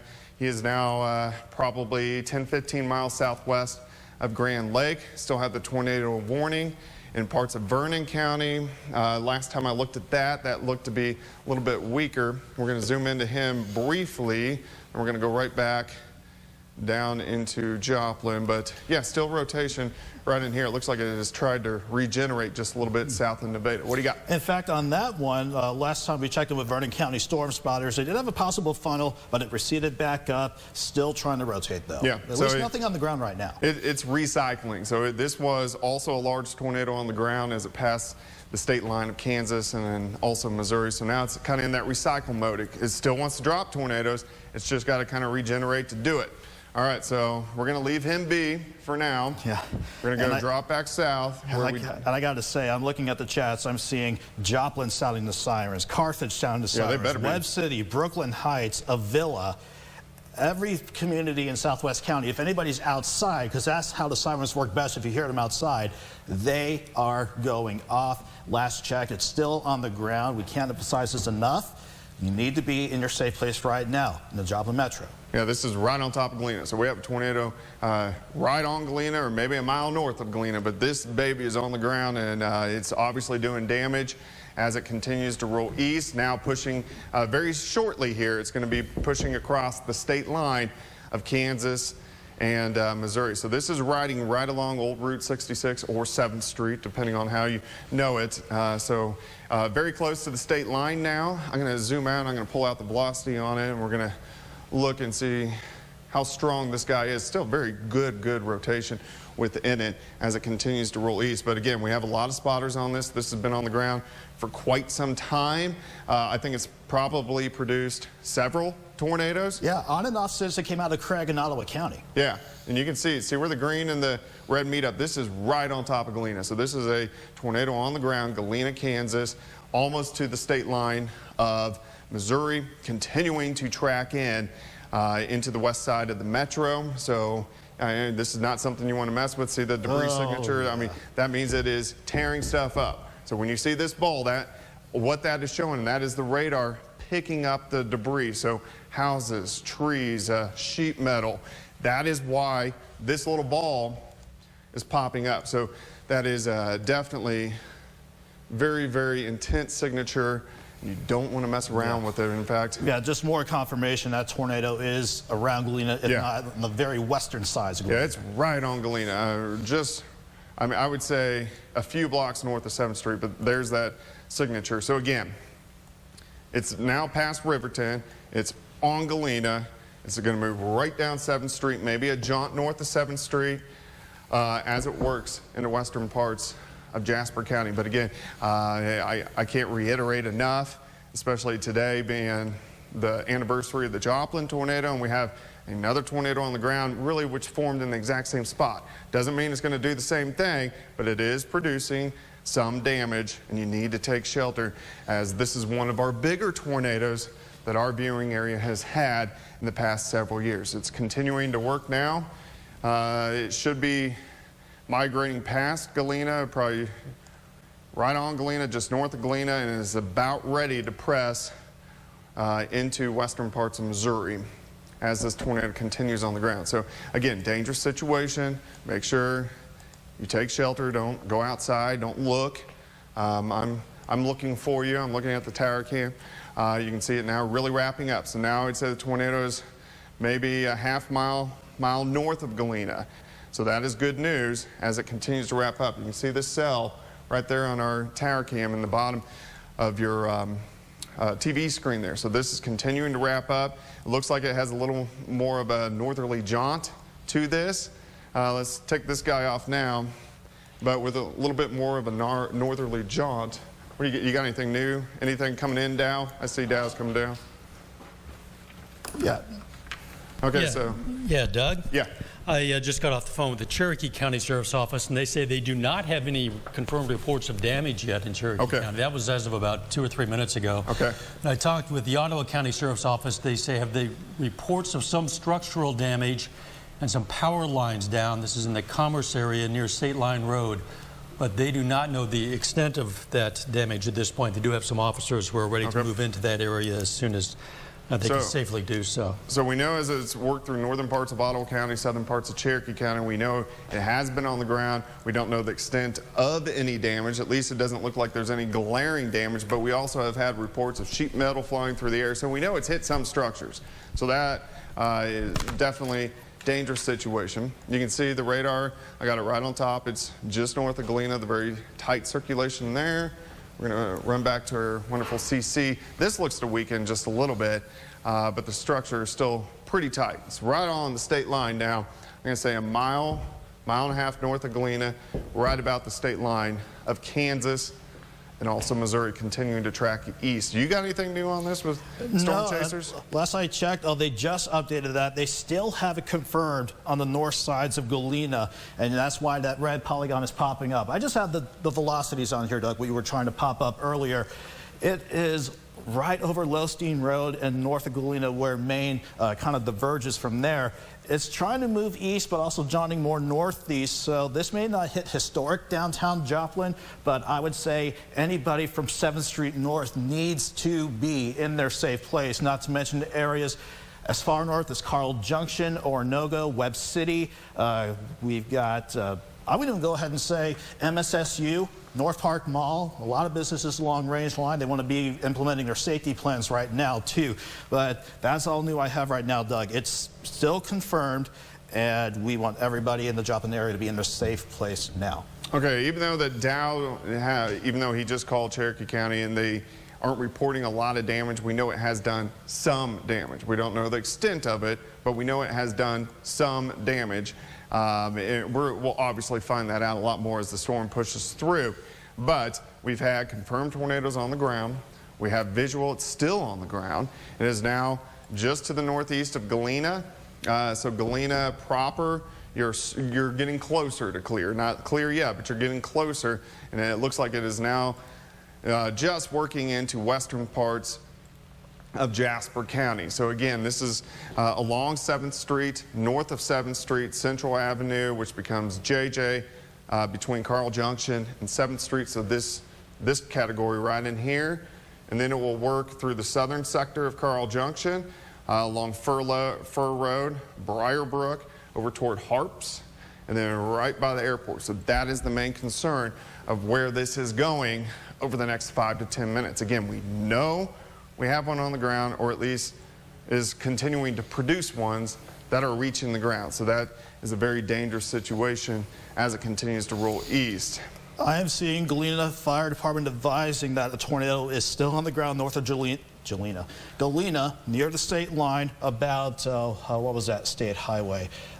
Jasper County P Highway. Okay, so yeah, we have law enforcement, fire departments, and we know it's still on the ground. So anytime you have a tornado on the ground, it's tearing stuff up. So we know we got plenty of damage. It is right in here. So it's just north of Galena now, tracking away from Galena into western parts of Jasper County. If you live, I'll actually zoom in for you and I can tell you exactly where this guy is heading next. But let me tighten up the view here. Okay, so here's 7th Street, here's Central Avenue or whatever becomes JJ. So it tracks up, Messer Road hits it, and then it tracks up to Carl Junction. It is right in here. So if we look, Fur Road would be right here. So Fur Road, if you live in Briarbrook, we have a lot of people kind of in that region, the Briarbrook area, southern parts of Carl Junction. This guy's heading toward you, so you need to take cover immediately. It's probably 5-6 minutes away, but it's going to hit that area if it continues to contain a tornado. Then we got to look a little farther east. We're looking at the Joplin Airport, right through southern parts of Carl Junction, Harps, that general region. And then the airport, and then possibly Webb City as it continues to work east. So again, tornado on the ground. It's been on the ground. This guy's produced multiple tornadoes. Let's see. Tower cam. Can't see anything on it because we're kind of on the rain shield side, so we can't really look into it. It's just kind of a mass of clouds, but because we're over here and we're looking this way into it. But again, this is now northeast of Galena. So Galena proper, you are in the clear pretty much here in about 2 or 3 minutes. And I actually looking at the latest scan, you are in the clear of the tornado that has been passing by. So that is good. So Galena's clear, Riverton's clear, Baxter's clear. You can still see this tight little notch here rotating in. Now we're looking on the south side of Carl Junction. It looks to be right along JJ, and then really ready to go right down Fur Road. So we're hitting a highly populated region here very shortly. Again, Briarbrook, neighborhoods near Briarbrook, Harps, the airport, all need to take shelter as we have a tornado on the ground that is continuing to work through. Anything latest on this? If there's any cautionary good news, the latest report I've seen, that tornado near Galena may have temporarily lifted, but we've seen this cycle so many times as this was working through northeast Oklahoma and working across southern Cherokee County. And if you don't mind, Doug, I want to just go jog back on the timeline here for a little bit. I'm noticing that new storm that popped up over downstream. I wonder if that's helped it. Yeah, I wonder. Yeah, that's cutting off the inflow, isn't it? Yeah, because it's developing on the south side. That's what I really noticed on the latest scan. You still have this tight hook here, but this guy, he's kind of messing with it. He's saying, hey, I'm going to knock you out. So that's a good thing. Yeah, with this latest scan, I mean, it's still right in here, but with this storm coming in and wrapping around it, usually, not always, but usually this will kind of kill tornadoes. Doesn't mean it can't regenerate, but at least right now, seeing this little second storm coming in is a better sign, and hopefully maybe this guy is going to start to weaken just a bit. I'm going to zoom out. I want to just take a quick gander at the other warnings so I know exactly what's going on. Still have a tornado warning. I assume a weak rotation, latest you heard. Just radar indicated. I haven't heard of anything on that storm on top of Nevada right now. We need to watch this guy as he continues. He's about ready to work into western parts of Delaware County. Let's see, let me scan out a little farther in southeastern Kansas. Have a little cluster here and then more, which are trying to produce tornadoes back to the southwest of Bartlesville. So we're going to continue to watch all these storms that they can as they work in. So I have our tornado warning. This is in western parts of Jasper County. We're going to go tight into here again. The latest scans have shown that this has weakened just a little bit due to a second storm that kind of blew up and kind of is wrapping in. See how our notch here is greatly closed. It's still probably right back in here, so I'd say on JJ, very close to Fur Road, but this gap is greatly closed. if this trend continues, this is going to die pretty quickly. What do you got? Just a quick update I've seen from Carl Junction Fire. They do have rotation south of CJ proper, but no funnel clouds at this time. So that is good news. So what this storm has done is it has killed the tornado. Still has a rotation here, but it has killed the tornado that was on the ground. So that is great news. So this would be centered very close to Fur Road as it tracks over near Harps. So it's still right in that general location, but it looks like funnel clouds. Obviously, it can drop another one. But that is good that we aren't getting one on the ground right now. Yeah, the update on that warning, Doug, I think Springfield's being cautious. They're saying it's still observed, and they are reporting it over, if not just south of Carl Junction, moving northeast at 30. Maybe it's just trying to cycle back up. Yeah, I'm going to say what they're going with when they're saying observed is an observed funnel cloud. Yeah. So we want to treat it like it's still on the ground, obviously. So if you live along Fur Road, Briarbrook, and then we're going to go ahead and include the airport, and we'll throw in southern parts of Webb City. You need to go ahead and take shelter. But you can see as it's continuing to work through, it looks like the rotation is very close to 171. Reported back down at County Road 290 and Fountain per Carl Junction Fire Department. Okay, so it's back on? Okay, back on. So we've dropped it again, so very close to Fountain Road. 290, where is 290? We need to find 290 here. Let me zoom in. I'll let you look. Yeah, I'm looking on next to you, but keep it on Doug for the time being. Okay, so right through, here's Fur Road. So it looks like it's very close to 171. Again, this rotation is really tight. And I bet what has dropped, because a new one has dropped it, is I'm going to guarantee it's very tiny. Doesn't mean it can't do damage, but I guarantee it's a small tornado. It may be even rain wrapped. It may be right back in here. So just west of the airport. Actually, Doug, I think that's considered Central City Road as you go north up to CJ. So. Yeah, well, that's JJ. Yeah, so that goes up. I think that's where it is. Okay, so it's, and then in Fountain Road. So yeah, it's right, it's right very close to Fur Road, Fountain Road, that whole area, the Briarbrook, just south of Briarbrook area. Again, the Joplin Airport, this is heading toward you guys, and then here's 43 that runs up to the roundabout, 96 and 43. So those are the next areas that we're going to watch as it continues to release. This was at least a fairly significant or large tornado on the ground as it rolled through northern Ottawa County. Cherokee County kind of recycled over Baxter and produced a couple tornadoes. And we've had a tornado that has tracked what sounds like just clipping Riverton and Galena, probably just north of Galena, has now worked into Carl Junction near Fountain Road and also Fur Road, kind of right in that region. They're very close together. And then continues near the airport. Here's 43, the roundabout. So really from southern parts of Carl Junction over toward Airport Drive, up 43 to the roundabout, and then we'll extend over toward Webb City is kind of the immediate area of this storm as it continues to work east, maybe a jaunt northeast at about 25, 30, 35 miles per hour or so. I'm looking at, let's see, Nick's looking at the latest scan. I'm just pushing this latest scan to Facebook and Twitter, just emphasizing people that may not be watching us. Yep. It's on the ground again. Rotation is still strong. Near the Brownbrook subdivision, west of Harps, where 171 starts to curve northwest from the airport. Safe spot now. Okay, so we know this is still, producing tornadoes and on the ground, but man, the signature has really collapsed. It's still definitely very dangerous, but it's at least the storm structure isn't as strong. And you see how the radar is filled in here? So this means this is going rain wrapped, so whatever is, it may not look like it, but rain wrapped. What's going on tower cam there? Do you see anything, or my eyes? Let's go ahead and pop up the tower cam behind Doug, please. I haven't looking northwest. I haven't seen anything that suggests like power flashes to maybe help us spot where this could be. And I'm afraid if I zoom in a bit, we might lose at least some kind of contrast to help us spot it.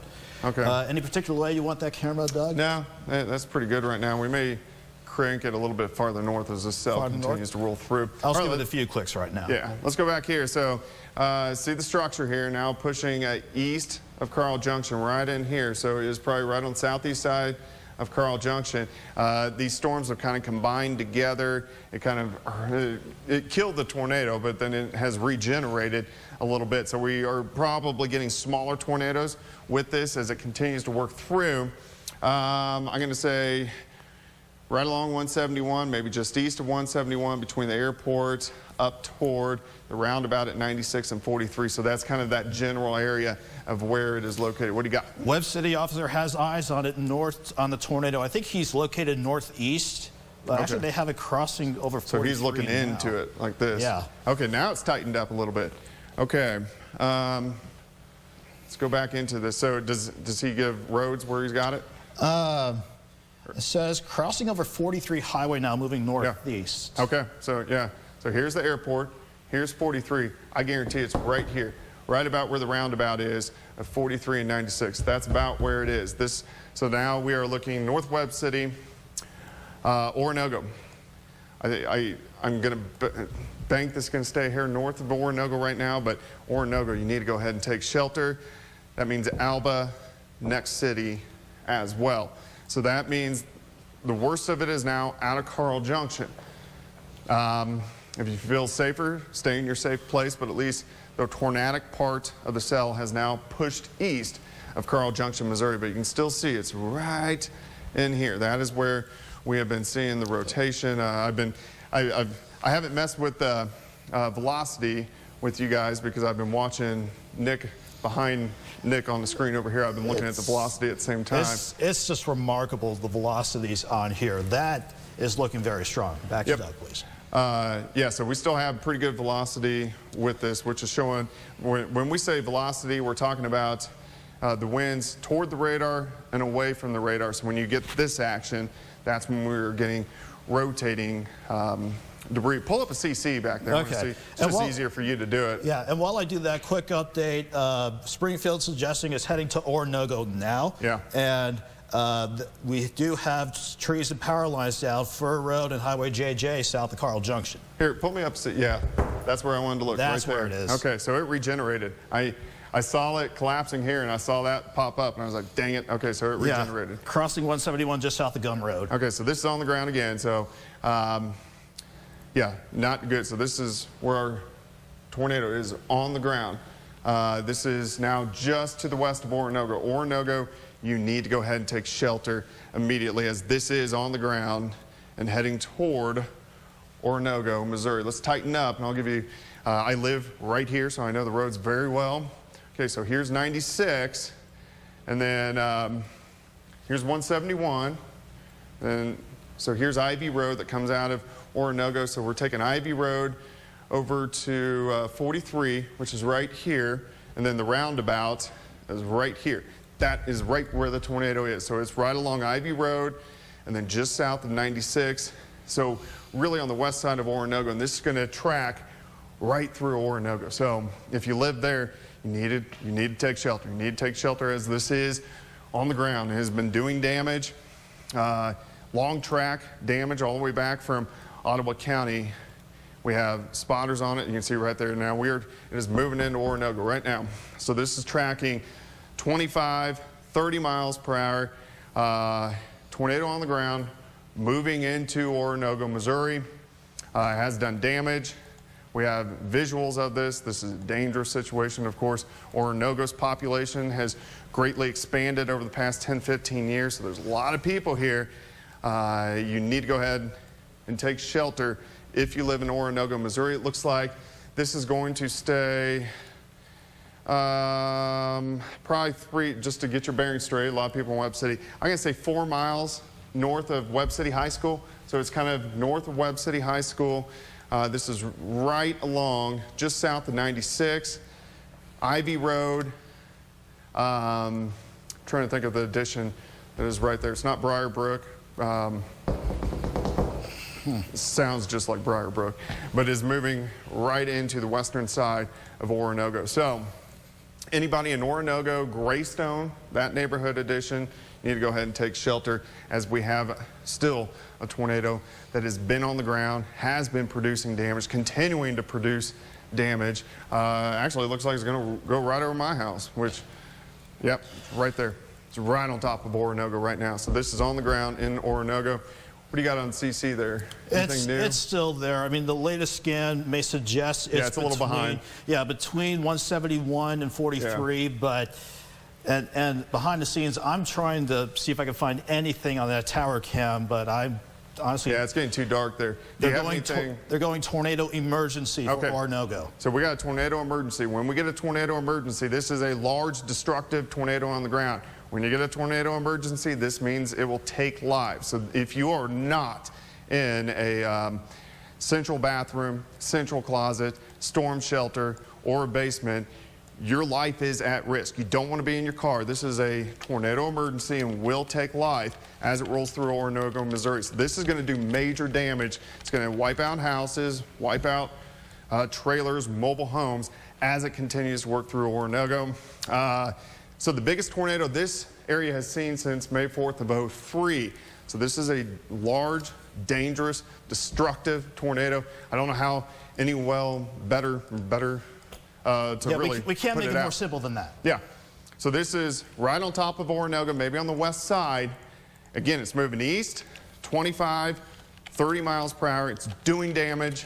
It's on the ground. This is a tornado emergency. The last tornado emergency we have gotten was on this date 8 years ago for the Joplin tornado. So anytime you get a tornado emergency, this is doing monster damage. You got anything new on it? I know you're typing, trying to... Yeah, I'm trying to get this out to Facebook and Twitter as I type. But from the Weather Service, they updated the warning, observed they're going with potentially catastrophic damage, and if somehow they don't get the tornado, hail size is approaching 2.5 inches in diameter. Okay, so this right now, so we're getting very large hail. We got a tornado on the ground.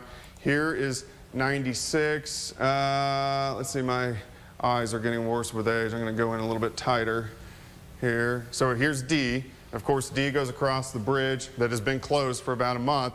So Harry S. Truman School is right here, and I bet it is 2 miles west of Harry S. Truman School. Dangerous tornado on the ground, working through Oronogo, which is a tornado emergency. So the tornado emergency, again, very dangerous, destructive tornado as it rolls through. You have to be in shelter. You have to be. We are streaming this on our web. We've been on Facebook Live for an hour and a half, 2 hours now.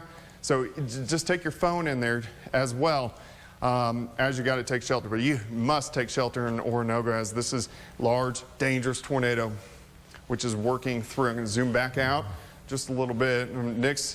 He's watching all the new storms coming in. Do you want a quick update on those very quickly? Yeah, let's go ahead. Very quickly, camera 3 with Max 2 behind me. We're watching storms south of Dunedin, southwest of Grand Lake. Tornado warning with that. Haven't seen anything confirmed on the ground with that. And then we have Osage and Pawnee County around Hominy, west of Bartlesville. Those are more supercells that are trying to pop up. Well, you could go ahead, Doug, if you need to. I was going to plug in my phone for the Facebook Live because I guarantee mine. Go ahead. We got to keep them up going too. But while we're doing that, let me just quickly gaze around to see what else we're seeing. Looking like north of 54, northern parts of Bourbon County, that looks like just a severe thunderstorm. Not seeing rotation with that. Let me get a quick query on that one. $half size hail, 60-mile-per-hour winds, continuing to lift north and east at about 40 miles per hour. Let's do a quick double check on that tornado warning in eastern parts of Vernon County. If you live west of 49 in Nevada, we'll go ahead and give you an all clear for the time being, but from downtown east, let's give you another 10-15 minutes, then you should be in good shape. But if that at least rotation is still on the ground around Walker, Badger, Clear Creek, eventually we'll get this going into El Dorado Springs, and eventually, if the tornado warnings continue, we'll hand it off to the Springfield television market. Let me do one more quick check here, Doug, before we get back over to you. Watching a strong storm, another one between Pittsburgh and Oswego. That's not looking impressive right now. That's all I have. Let's get back over to you, Doug. All right, so we are right in the time frame of the most unstable atmosphere, and that's why we are getting these tornadoes. We still have it right here. It looks like now it is probably pressing through Oronogo or passing just by Oronogo. We're going to wait for the latest sweep, but they are still confirming it's on the ground. Okay, so it's on the ground still doing damage. This is a tornado emergency again. You need to take shelter. Okay, so it looks like the heaviest, or probably the rotation. I'm going to zoom right in here. We're going to get a very close look. So again, Here's D Highway. I mean, it's right on top of like Harry S. Truman School, right down 96. I live right there. So right on the heart of Oronogo 96 and D Highway. If you live in Next City, you need to go ahead and take shelter. If you live in Alba, you need to go ahead and take shelter as this dangerous tornado continues to work through. I can always see when Nick's got No, I'm just new. saying, like you said, 96 and D, that's where we still have that debris signature. Okay, so 96 and D, strong debris signature. When we get the debris, it's doing damage. I do know at Harry S. Truman School, right there at 96 and D, there's a large storm shelter. Hopefully, people are in that. But yeah, large tornado on the ground. Looks like it's wrapping up, moving just east, right down 96, right at that interchange of 96 and D. So this is going to, Greystone, you need to be in your shelter. This is moving right over you. It looks like it'll probably pass just a hair south and very close to Alba. That is next in line, next city. And then once you get east of here, there's not a lot until you hit about Carthage. But Oronogo right now obviously taking a very hard direct hit. We're also looking at Tower Cam looking due north. And when you see these dark clouds like that, not a good sign. Tornado emergency, large tornado on the ground. Oronogo, make sure you take shelter. What do you got? Quick note from law enforcement. Actually, a citizen's report of heavy tornado damage near Fur and Black Cat. So far, no injuries, but unfortunately, they are confirming damage with this. Okay, so that's back in western parts of Jasper County. So that's when it was just south of Carl Junction. Heavy damage, so very destructive tornado. Of course, it's tracked from Ottawa County, right over Riverton, right over Galena, through southern parts of Carl Junction. We do know there's a lot of damage on the south side of Carl Junction. We also know there's a lot of damage on top of Oronogo as it has rolled through. Now I can tell is just east of Oronogo, so this is good, at least the rotation. So here's D, here's 96, and then 96 goes out and it curves down toward Carthage. So now we are looking very close to Alba. Alba, you got to be in your safe place as we still have a tornado emergency and a tornado on the ground. Looks like it is now past 96 and D.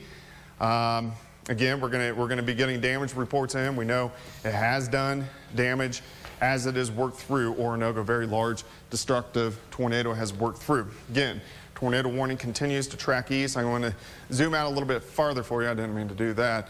But we're gonna look at Carthage as well and kind of see what part of Carthage needs to watch this storm as it heads toward you. You can see it wrapping up. This should stay just clipping the north side of Carthage. So that's good news for Carthage proper as it continues to roll east. I bet we still have law enforcement on this, and I'm sure we have some new updates. Anything new? Yeah, and we're noticing the rotation tighten up too. If you don't mind, Doug, I'm going to quickly pull up. Yeah, I want to pull up camera 3 quickly behind me. Keep in mind, the beam is kind of shooting pretty high up, but we are seeing tight rotation pushing 106 miles per hour. They are noticing that rotation trying to strengthen, so go ahead, treat this like it's still on the ground. It's done damage. We're getting damage reports now, and I think actually an EMS strike team is being requested by Mercy EMS for Jasper County. So this is still a really dangerous situation. I'll still say tornado emergency around Oronogo, Alba, and northwest of Brooklyn Heights. Be in your safe place right now.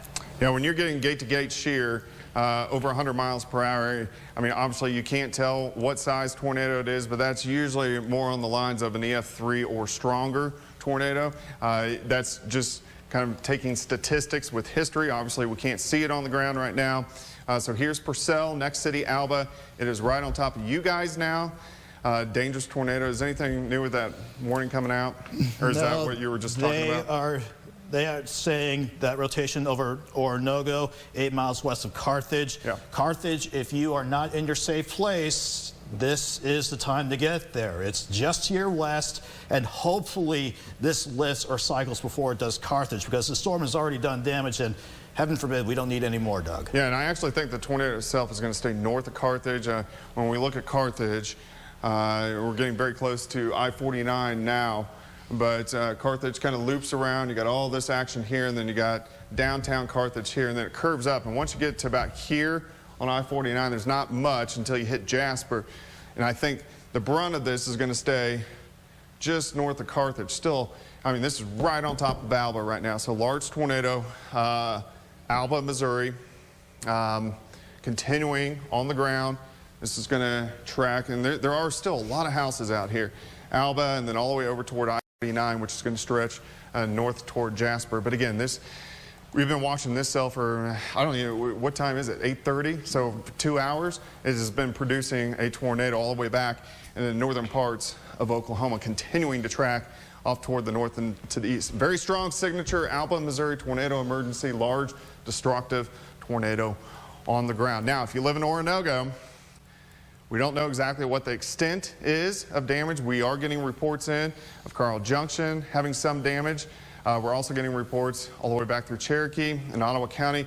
This is a better sign. It may have wrapped up tighter, but I think it will start to cycle a bit here. Latest I have on that, back when it was over Oronogo, we had per chief, either fire or police chief, a tornado above the school. Okay, so it went right the exact spot that we thought it was. And heading toward Purcell and Alba, still on the ground. Okay, hopefully when he says above the school, we're talking a funnel cloud. That would be... Yeah, hopefully, or it's passing just north of the school, but again, it's still on the ground. You have to be in your safe place right now. What I have noticed is this last scan here, instead of more of a kind of a hook, it's kind of pulled in, and usually this means the storm wants to recycle a little bit, so it could be at its ending stages, but still, as far as we know, storm chasers on it. We're direct connection with the National Weather Service, all the spotters, everybody. As far as we know, this is still on the ground.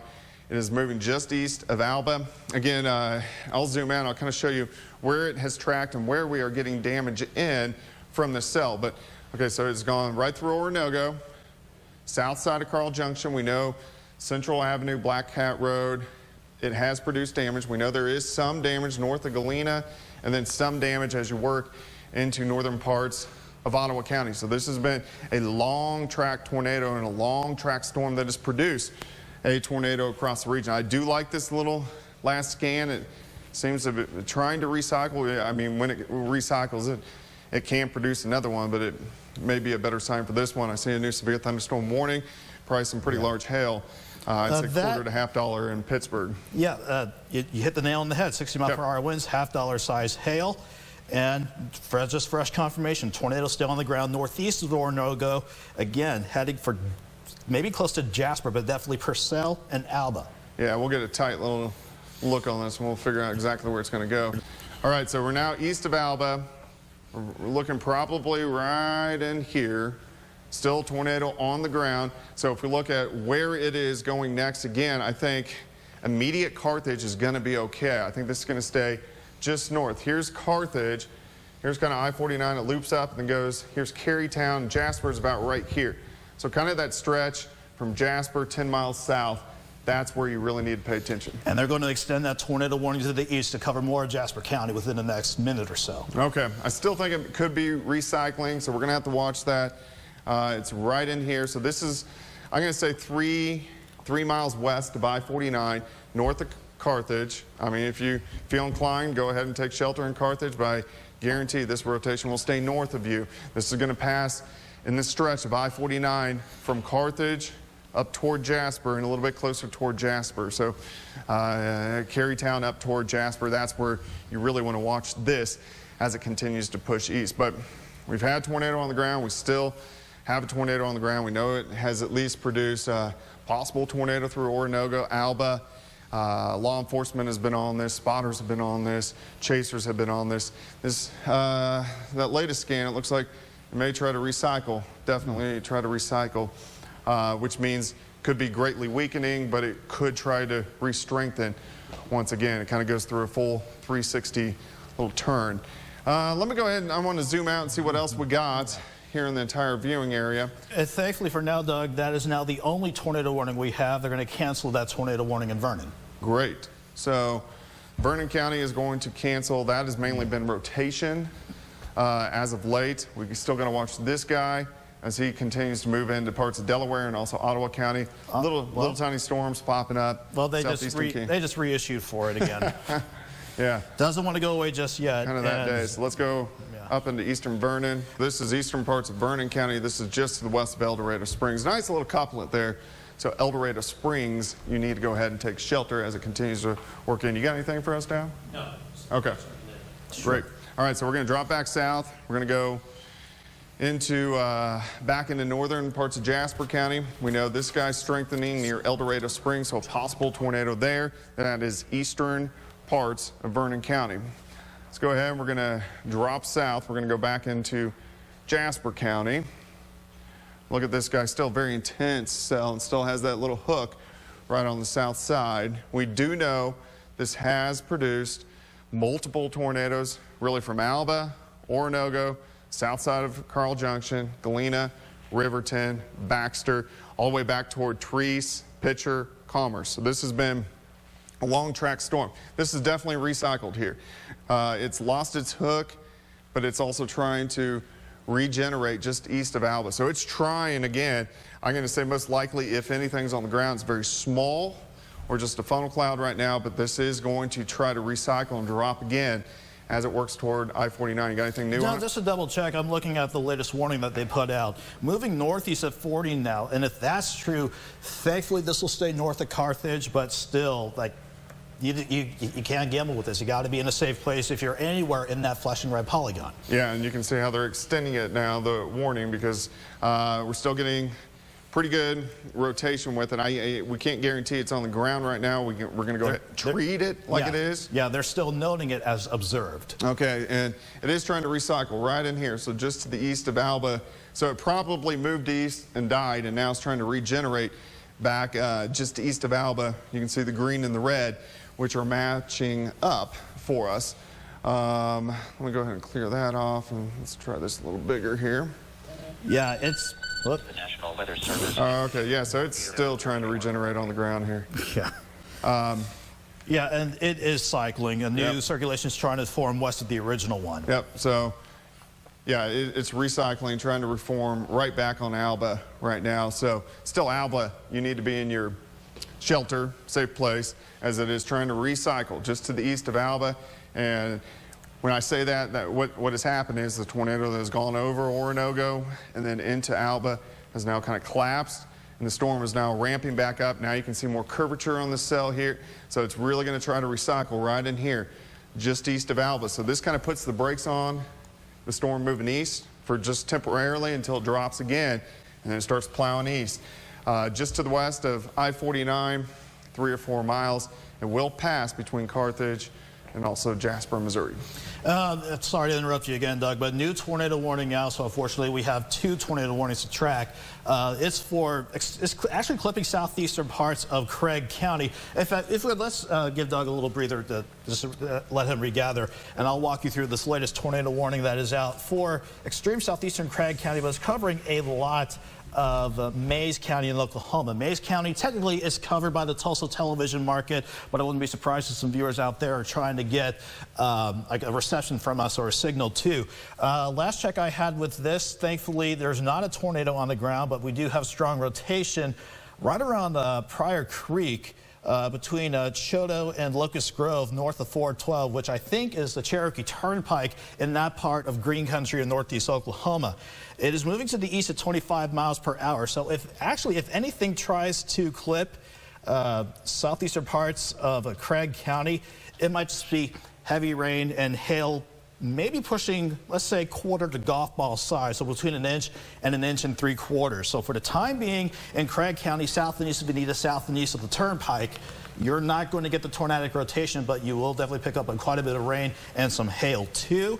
Are you ready to go again, Doug? Yeah, I'm ready. All right, let's go back to Doug. All right, so we're still watching our tornado warning. This is northeastern parts of Jasper. You can definitely see this storm is recycled now. Getting stronger. We're getting the deeper reds pulling in behind it. This is going to, if it's not on the ground right now, it's going to drop again, and it's probably going to be a large tornado as it tracks. Here's Jasper. Here's Carytown, so we're right on the stretch of 49 Highway, or Interstate 49. It looks like it's going to track maybe 2 or 3 miles south of the town of Jasper. then continue into northeastern parts of Oklahoma. You got anything new? No, just to reiterate what you said, you mentioned Interstate 49. We don't want anybody on 49 between Carthage and Jasper. So if you know anybody potentially on the road trying to go to Jasper or to Carthage from Jasper along 49, it is not a good idea. Tell them to get off the road and wait until the storm passes, Doug. All right, we still have severe thunderstorm warning. This is going over Pittsburgh. We haven't had much in the way of rotation with it, just south of Girard. This is going to push into western parts of Barton County. Let's go up into Vernon County, where we have had a tornado warning. This is now east of El Dorado Springs, so we're going to let Springfield take this one, the Springfield television market. Let's look a little bit farther toward the west. Numerous cells popping up anywhere from Chanute, Iola, Fredonia, Parsons. These aren't severe. These are just strong cells. We're going to go ahead and we're going to drop into northeastern Oklahoma. We've got to watch this cluster as it works out toward Washington County. And then we've been watching this big cluster, which is now tracking along the south of Interstate 44, pushing in the western side of Delaware County, eventually southern parts of Ottawa County, and then it's going to work into southwestern Missouri. And that is going to have a tornado threat as it starts to affect southern Ottawa, Newton, and McDonald County. So that's really the kind of the next big part of this system that we need to watch. Still, tornado. This storm is regenerating, reloading, very close now to I-49 north of Carthage, and then just to the south of Jasper. We're going to go in tight on here, and we'll get a look. And yeah, it is definitely regenerated. So we are looking just north of Carytown. Here's Jasper. So this is going to track right across I-49 here in probably the next 2 minutes, just south of Jasper. Go ahead and take shelter if you live in Jasper. Also Carytown, as of course this has been a large, destructive tornado at times from Alba, Oronogo, Carl Junction, Galena, Riverton. We've had some damage in Cherokee County. We know there's been some damage northern parts of Ottawa County. We do know there's some damage just south of Carl Junction. We don't know about Oronogo yet. This storm is regenerating. It's going to drop again if it's not already on the ground. This is just south of Jasper. You need to go ahead and take shelter as it continues to work east. So let's look and see who's in line next. Once it passes I-49, so here's Jasper, then we're kind of out in mainly rural area for a while until you get out, well, really until you start pushing Lockwood and Greenfield. So there's a nice little stretch. Obviously, we have people who live in this area, but it's not a very highly populated area as it works. Once it passes Jasper, we're going to have about a 20-mile stretch where it's not as populated. Again, obviously, we have a lot of people, farming communities that live out in here, but still very tight circulation. So we're looking right at Jasper County, or right at the town of Jasper. I'll go back to the velocity here and pull this up, take a look, see what we get. Yeah, right there. You're almost right where the arrow pointed. Yeah. You can see right on I-49 right now, just south of Jasper, Missouri. And let's see, we'll pull out the CC. And yeah, we definitely still have something right there. So right where the little 49 sign is, we're going to go. Most likely this is still on the ground and doing some damage. About 2-3 miles south of Jasper along I-49. This is staying north of Carthage. That is good news.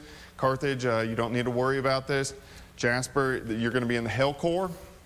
This will pass just south of the town of Jasper, and then it's going to head out northeastern Jasper County and then eventually move into Lawrence County and Dade County in southwestern parts of Missouri. What do you got, Nick?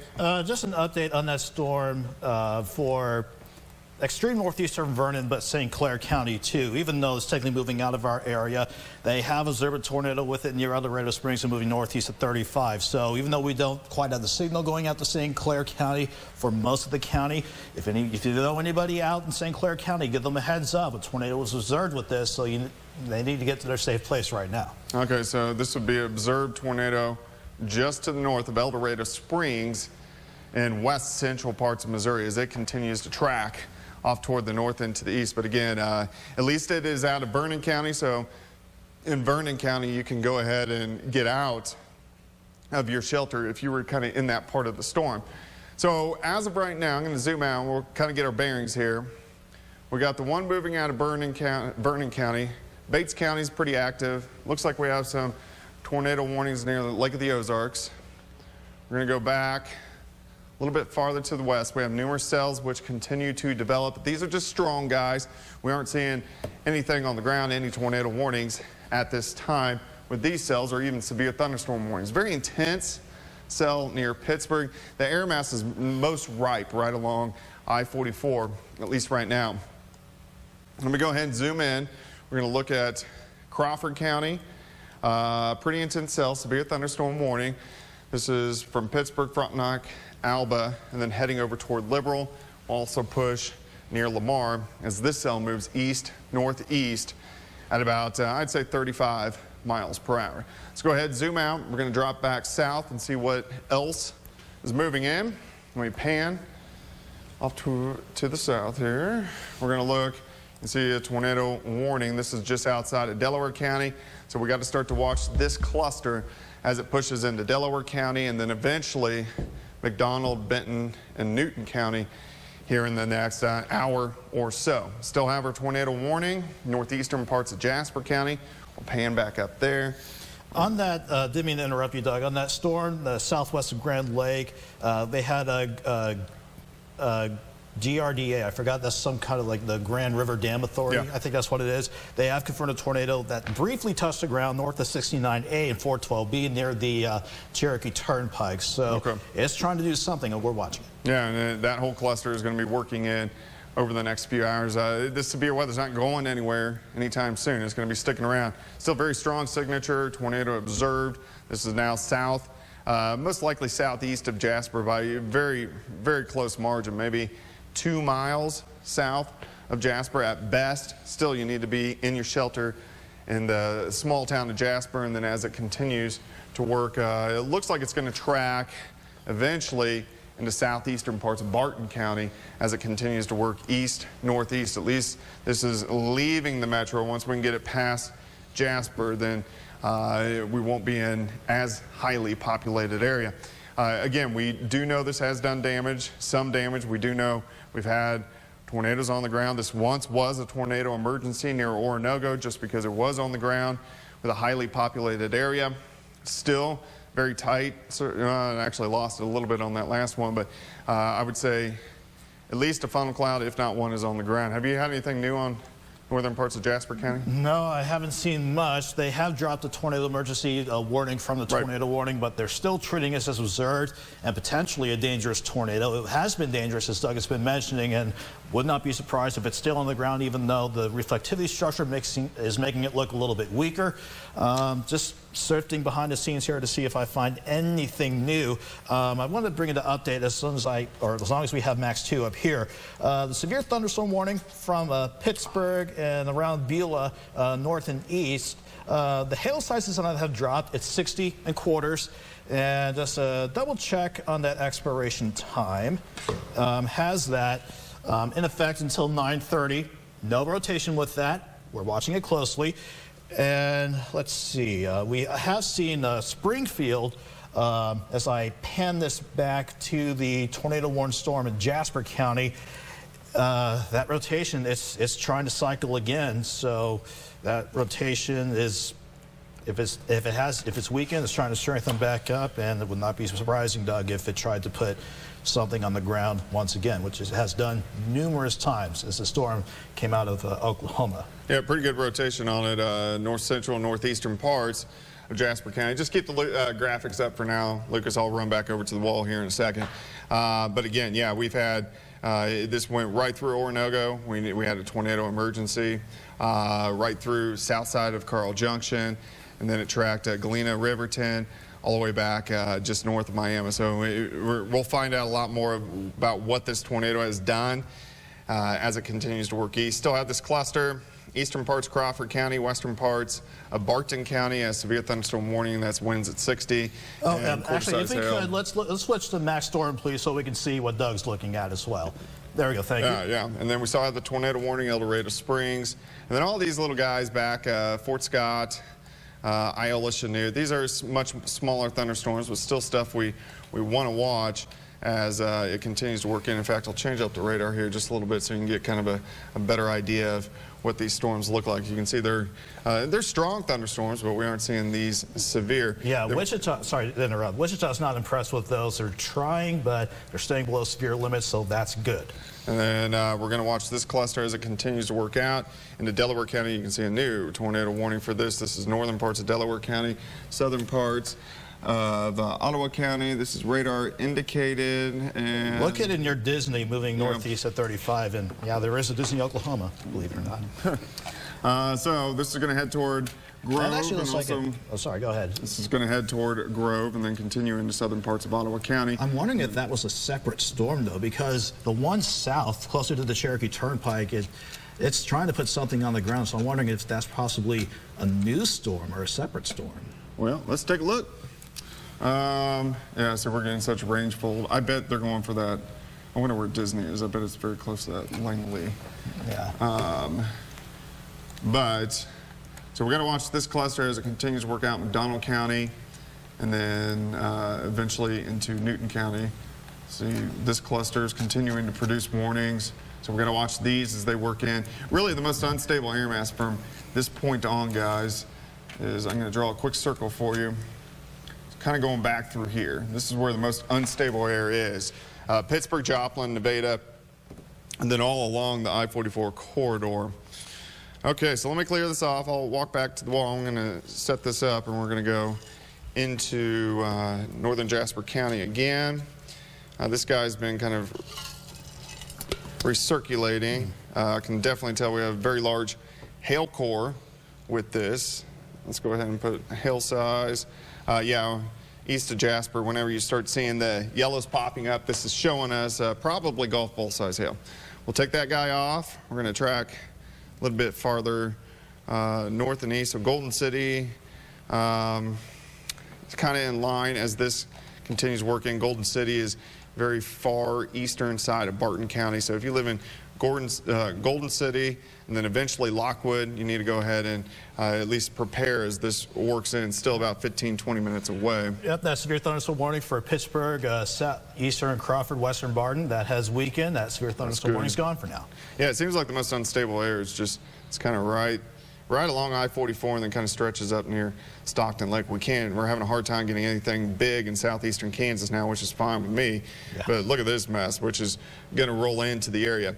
So still tornado warning, northeastern parts, Jasper County, east of Jasper now, heading toward Golden City, eventually toward Lockwood. We're just seeing observed tornado and possibly funnel clouds, but could drop and could be on the ground at any time. Rotation looks a little bit weaker, but it also looks like it's trying to recycle a little bit. You can see these two little notches here. So that's what we want to watch as it continues to work through. What did I do with my clicker? That's there right it is. here.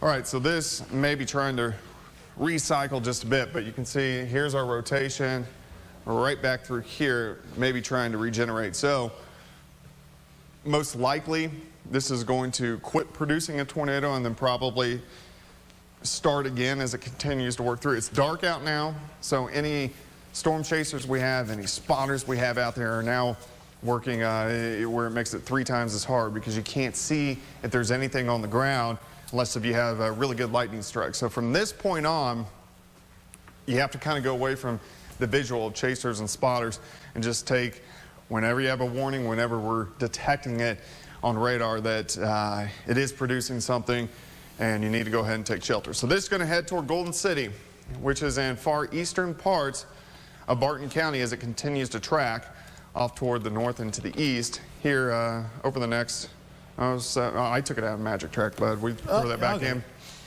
And you're good. All right, so this is going to continue to track off toward the northeast. So Golden City, go ahead, take shelter.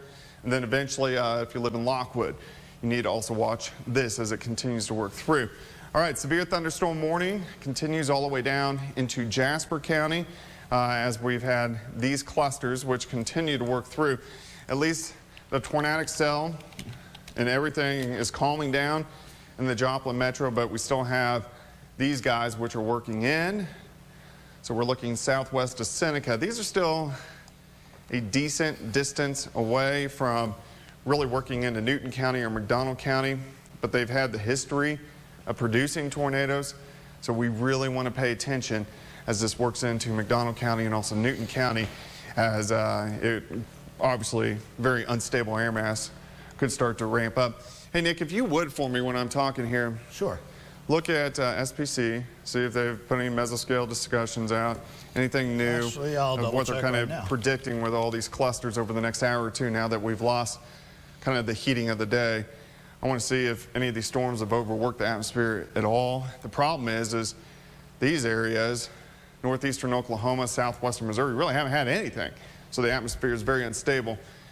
But I think just from doing this for a while, but the reason we're getting these guys kind of downgrading is because we've had so many storms already and it's kind of overworked a little bit. Sorry, I didn't know if you were pausing. Didn't mean to interrupt you there. But I do have an update from Storm Prediction Center. They are suggesting that eventually this is going to transition to mainly a severe hail and an increasing wind threat through the late evening. But let's not take our foot off the gas pedal, for lack of a better expression here. We still need to treat this as any of these storms could produce a tornado, and they're even saying potential for a strong tornado continues near the I-44 corridor up until about 10 or 11 o'clock, as you've been saying all evening long, Doug. Yeah, I think the most unstable area by far now we can go back to Doug. is right along I-44, northeastern Oklahoma, southwestern Missouri. And these guys will just most likely come together into a big rain-making flooding event like we have seen, and then just kind of drop through as we work through the rest of the overnight hours tonight. In fact, let's go ahead here and I'll take this off and we'll go through the future. And you can see the lines of showers and thunderstorms kind of congeals into line. Here's 10 p.m. We'll go 11, 12 still. Most of these are going to probably be severe as they continue to work through. But again, we'll kind of switch over to a hail and a wind threat after 11 o'clock or so. Let's go through 1 o'clock in the morning, still very heavy amounts of rain. Storms continue 2, 3, 4 o'clock in the morning. We're still going to have a tornado threat all night, but it's going to switch more to a hail and a wind threat. I think we're going to have serious flash flooding again, and the flooding is going to be a major, major concern just due to the amounts of rain that we have seen over the past really 3 weeks. But 2 days, now we're pressing a lot of areas 7 to 13 inches of rain, which is just crazy. So we got to watch these as they continue to work through. We're going to track back northern parts, northeastern parts of Jasper County. So this is now east of Jasper, still a circulation. We're going to go ahead and say probably, most likely, funnel clouds at least with it. What do you got, Nick? Latest on that, spotter reporting tornado on the ground.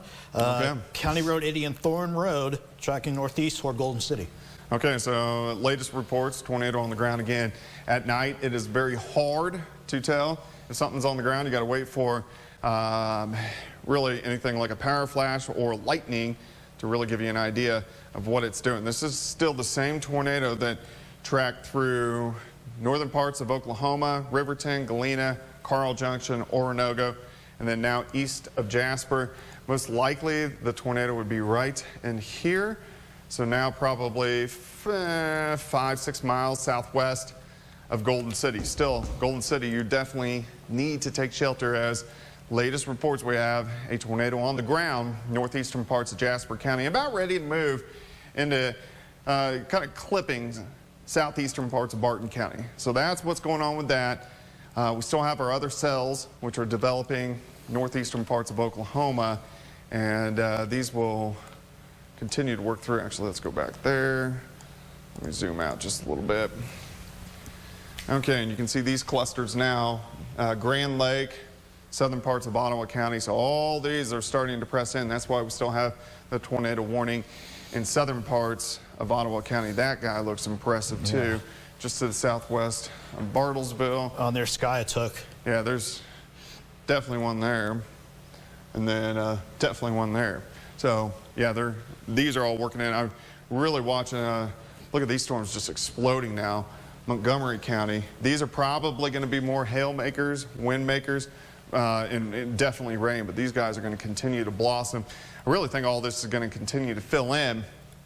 A tornado threat will slowly taper over the next 2, 3, 4 hours, and then we'll see our hail and wind threat slowly increase as we work through the rest of the overnight. But again, very intense storms.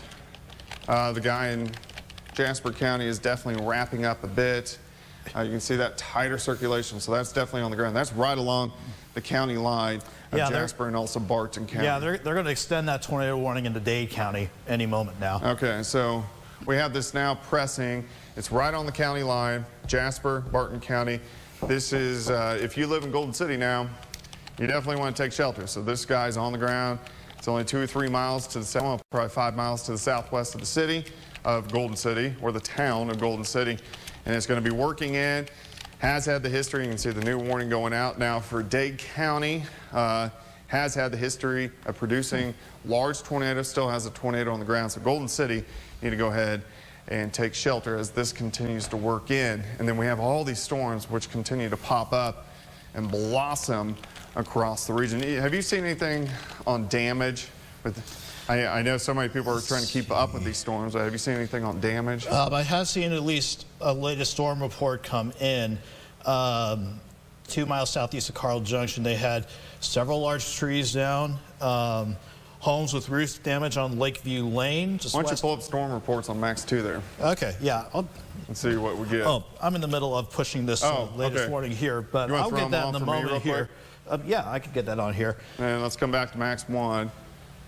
If you throw them on, then I'll zoom out. I'll try not to move. No, you're fine.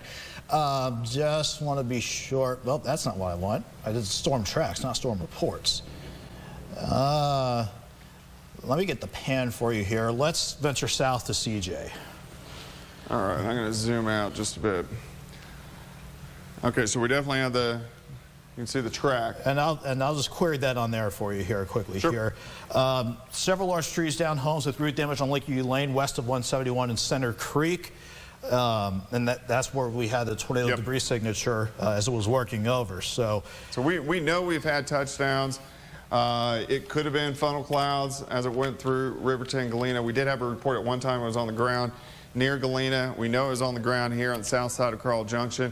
Haven't got a report in on Orinoco. The last report was it went over the school. We don't know if that means literally over the school or if it was on the ground, but it's the same tornado that keeps coming out. Now he's right there. Latest report we've had is he is on the ground just to the southwest of Golden City. So this has been a very long track tornado making cell as it has continued to work through obviously the past several hours. You want to go ahead and clear those off for me, Nick? And then Doug. I'm going to take a tour. Here, there you go. Now it works. All right, we're going to zoom out. Obviously, we want to watch all the storms that are still developing. So we're going to work off toward the west. Yeah. Again, I think these guys are really blossoming. Yeah. For now, Wichita is not convinced they're severe right now, but like you said, we ought to watch this. Yeah, they're going to blossom. Heavy amounts of rain, large hail, gusty winds. They are below severe limits, which is good. But I think what's really going to happen here is this is all going to kind of come together as just a monster little band that continues to push through. As that occurs, our tornado threat will start to decrease just a bit. Obviously, until that happens, we're going to have the tornado threat across the region. Okay, we still need to watch this guy. It looks like he's on the ground just to the south and to the west of Bartlesville. We're going to go out into Ottawa County. Just seeing more reports out of Jasper County. Tornado on the ground. Last I've seen from Jasper County Emergency Management. County Road 85 in Locust, tornado on the ground there from a trained storm spotter. We've had Jasper Fire Department reporting a tornado at 90th Road and Southwest 60th or 70th, estimating the tornado to be maybe a quarter to half-mile wide. Okay. And Jasper Fire reporting tornado damage at highways D and K. Okay. Hey, Aiden, will you grab me some batteries, man? I'm about out. All right, so and then we're watching these guys still northern parts of Delaware County, southern parts of Ottawa County. And then I'll zoom in here, and we are going to track right where Nick was just talking, tornado on the ground. So this is very close to Golden City. You can really see that signature is really wrapped up. I'll toss to Nick when I change my mic here. Yeah, let's go ahead. And I'm just continuing to monitor all the chats. The storm spotters reporting to Springfield coming in here. Jasper Fire reporting a tornado still on the ground, and it is approaching Golden City. So This has been cycling on and off. We see multiple reports of tornadoes on the ground here. It's still on the ground. That's why they extended the tornado warning to cover Golden City and northwestern parts of Dade County. And we will continue to keep a close eye on that. Are you good to go again? Yep, I'm good to go. And we can see this very tight circulation right in here. It may even be a little bit rain wrapped now. So this is going to move right through or just north of Golden City. This is the very far eastern parts of Barton County. And then it's going to continue to push into Dade County. But again, very dangerous situation. It's dark. I mean, you shouldn't go outside and try to look at it anyways, but it's dark, so you can't see it. It's going to continue to work right through Golden City, which, you know, obviously has a town of probably about, I don't know, 2,000 people as it continues to work through. We've had damage reports all the way back with this cell from just south of Jasper, near Oronogo. We do know it was on the ground in Oronogo, all the way back toward Carl Junction. We're getting all these slowly trickling in. A lot of people with trees down, power lines down. This went over Galena. This went over Riverton, northern parts of Ottawa County. I want to go ahead and drop south. This is our next big line as our Jasper County runs into Dade County. It's going to kind of slowly work into the Springfield television market. These guys are working out of the Tulsa television market into ours right now because they're in southern parts of Ottawa County, Delaware County, Grand Lake, and then these are going to work into McDonald and also Newton County. What was Jordan saying? Oh, we were just going over like when things eventually calm down. Whoop, I'll just step back out here for a moment here. We were just communicating if things try to calm down a little bit. Jordan Nobby is at the news desk, and Dow will join us eventually too to see if things can calm down to go over damage. So we're going to continue to watch these. Again, this is going to be a long night as these storms continue to work through.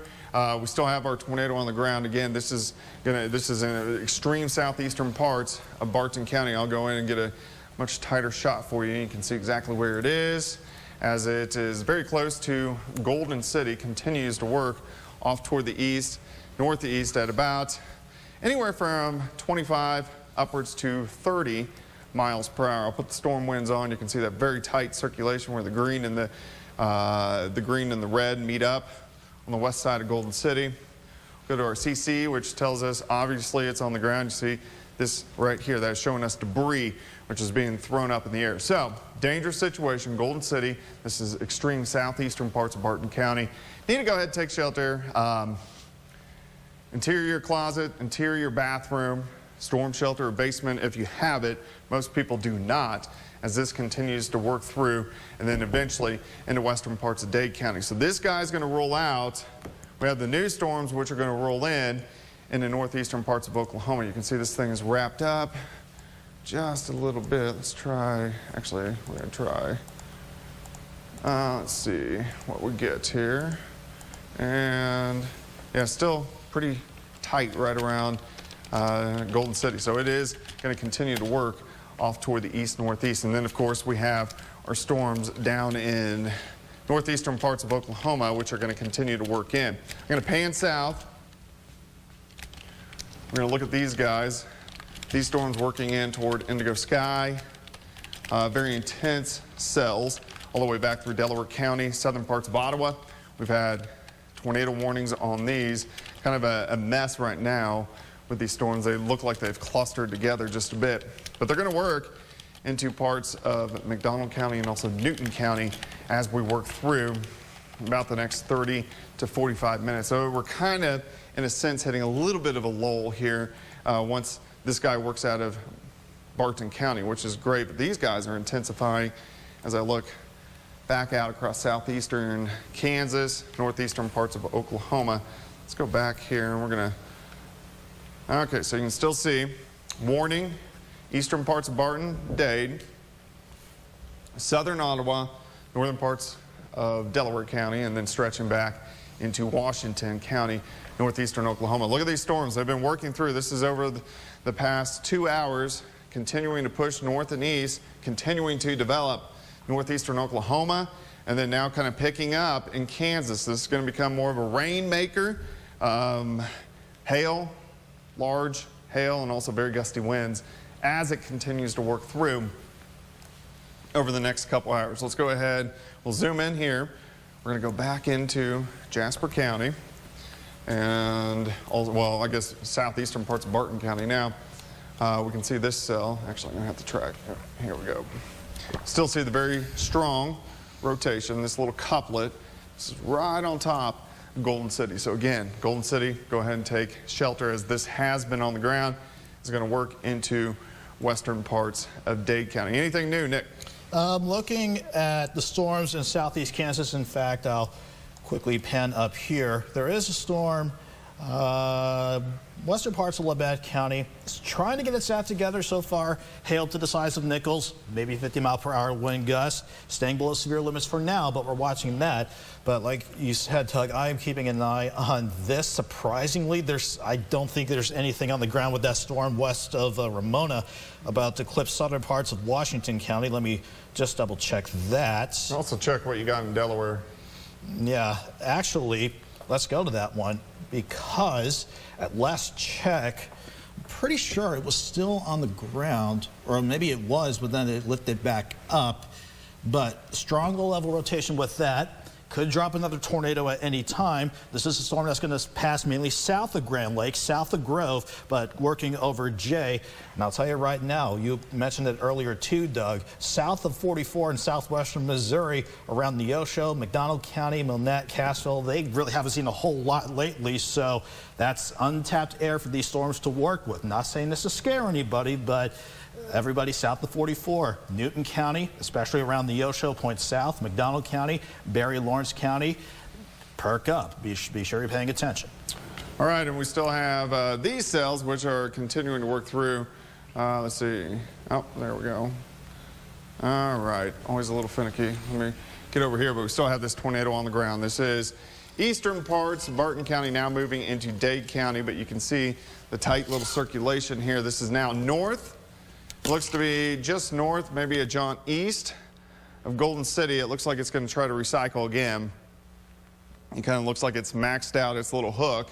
So most likely this is going to recycle again and produce another tornado as it works into western parts of Dade County. So now Dade County, so really from Lockwood west, you need to be watching this and probably taking shelter as we are in western Dade County. You got anything new on it? Further emphasize on that, tornado from spotters on the ground heading toward Golden City. The spotter's on 37, is east of him, heading toward Golden City. Okay, so I would say the rotation, or at least the tornadic part, would be north of Golden City, now lifting north and east.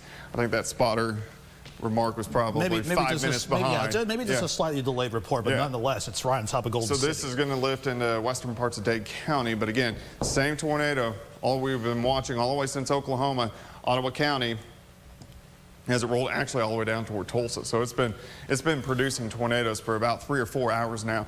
And we don't often get these long track tornadoes, but this is what we have had, or at least a long track storm that has been producing tornadoes. So again, this is passing into Barton or Dade County here in about, well, really now it's passing into Dade County. Let's go ahead and zoom out.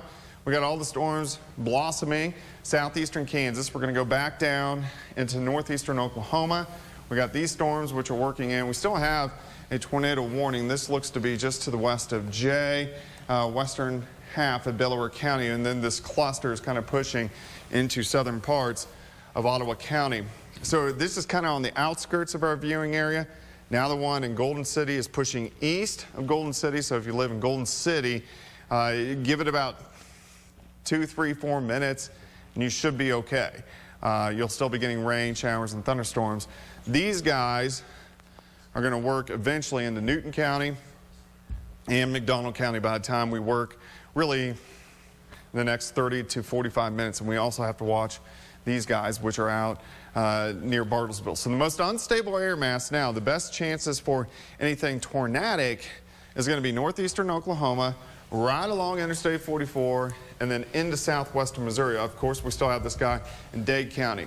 Now, all these guys that are storms that are blowing up in southeastern parts of Kansas, these are going to continue to solidify, but mainly hail and wind makers.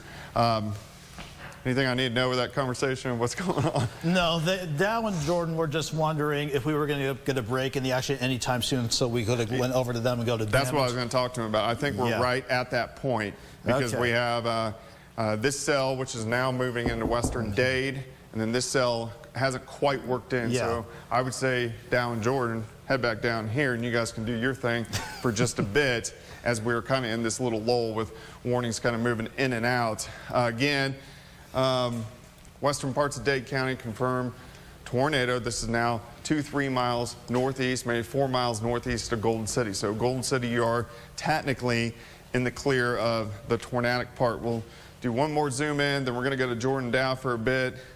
Nick and I are going to regroup, watch these new storms working in. You can see here's Golden City, here's the tornado. So this is a solid 3-4 miles east of Golden City and western parts of Dade County. So that is the good news, that this is working out of Barton County now, western Dade.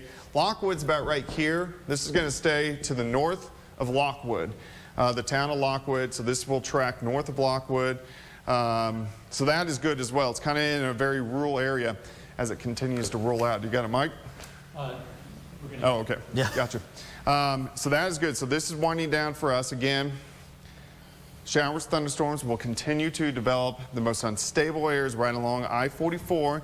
We're going to track back into northeastern parts of Oklahoma.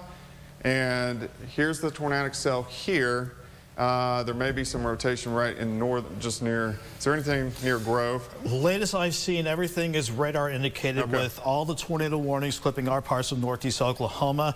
Some strong low-level rotation, but nothing on the ground at this point in time, Doug. All right, so all of our tornado warnings are kind of right on the outskirts of the region, so we're going to take a quick break until we get more, but we're going to throw it to Dow and Jordan at this time. Yeah, we've been in touch with area sheriff's departments, trying to get in touch with emergency management director in Jasper County. It's difficult to get a lot of information, as you might expect, because they are very busy themselves, but we have been getting some sporadic information about damage, and also a few photos and some video that have been sent to us through some social media. Control room, do you have some? Yeah, let's take a look at this. And I'm going to ask one of you guys, either Nick or Doug, to weigh in on this. This is a photo that was taken near Carytown in Jasper County, Missouri. Yeah, just south of Jasper, so that's just east of Alba. All right, and I don't want to tell people what they're seeing here. I'm going to leave it to the experts. I mean, obviously that alone, it's scary looking, certainly ominous, and just based on what we've been seeing on the radar all evening long, that very well likely could have been at least a large funnel, or at many times this was a large and dangerous tornado on the ground. So honestly, I would not be surprised if that was a shot of the tornado that went through Jasper County. Well, that's what we're wondering. It's hard to get a sense of scale, obviously, other than to say that that is clearly large, whatever it is. Yeah. And that is an area where we have been getting some reports of some damage. We have some other photos. Okay, this is outside of Baxter Springs. Tell me what we're seeing here, Nick. I believe you're seeing like a rogue tornado, and this could have been either, since the storm has cycled so many times as it was coming out of northeast Oklahoma into southern parts of Cherokee County, whenever we see like a rogue tornado like that, that I think usually is when a tornado is weakening. And that's what we call roping out, where the tornado really constricts and shrinks itself and chokes itself off and it dies off. But since the supercell has been cycling so many times, that was probably just one tornado lifting, and then it was just getting ready to drop another one as it was working across southern Cherokee County. Real quickly, since I'm going to take this opportunity, since we're talking about Baxter Springs, I got off the phone with Cherokee County Sheriff David Groves. He says, thankfully, there was only some roof damage at a store near Baxter Springs that's been reported right now. No injuries reported as of now, so that's something to be thankful for. Yeah, cautionary good news. Yeah. And I know, Nick, that you and Doug were saying that there was some reports of maybe sheet metal falling from the sky in Cherokee County. Yeah, and when we're talking about like debris being lofted that high up and kind of far out from the tornado, usually that takes a very strong, I don't want to say it, but potentially violent tornado.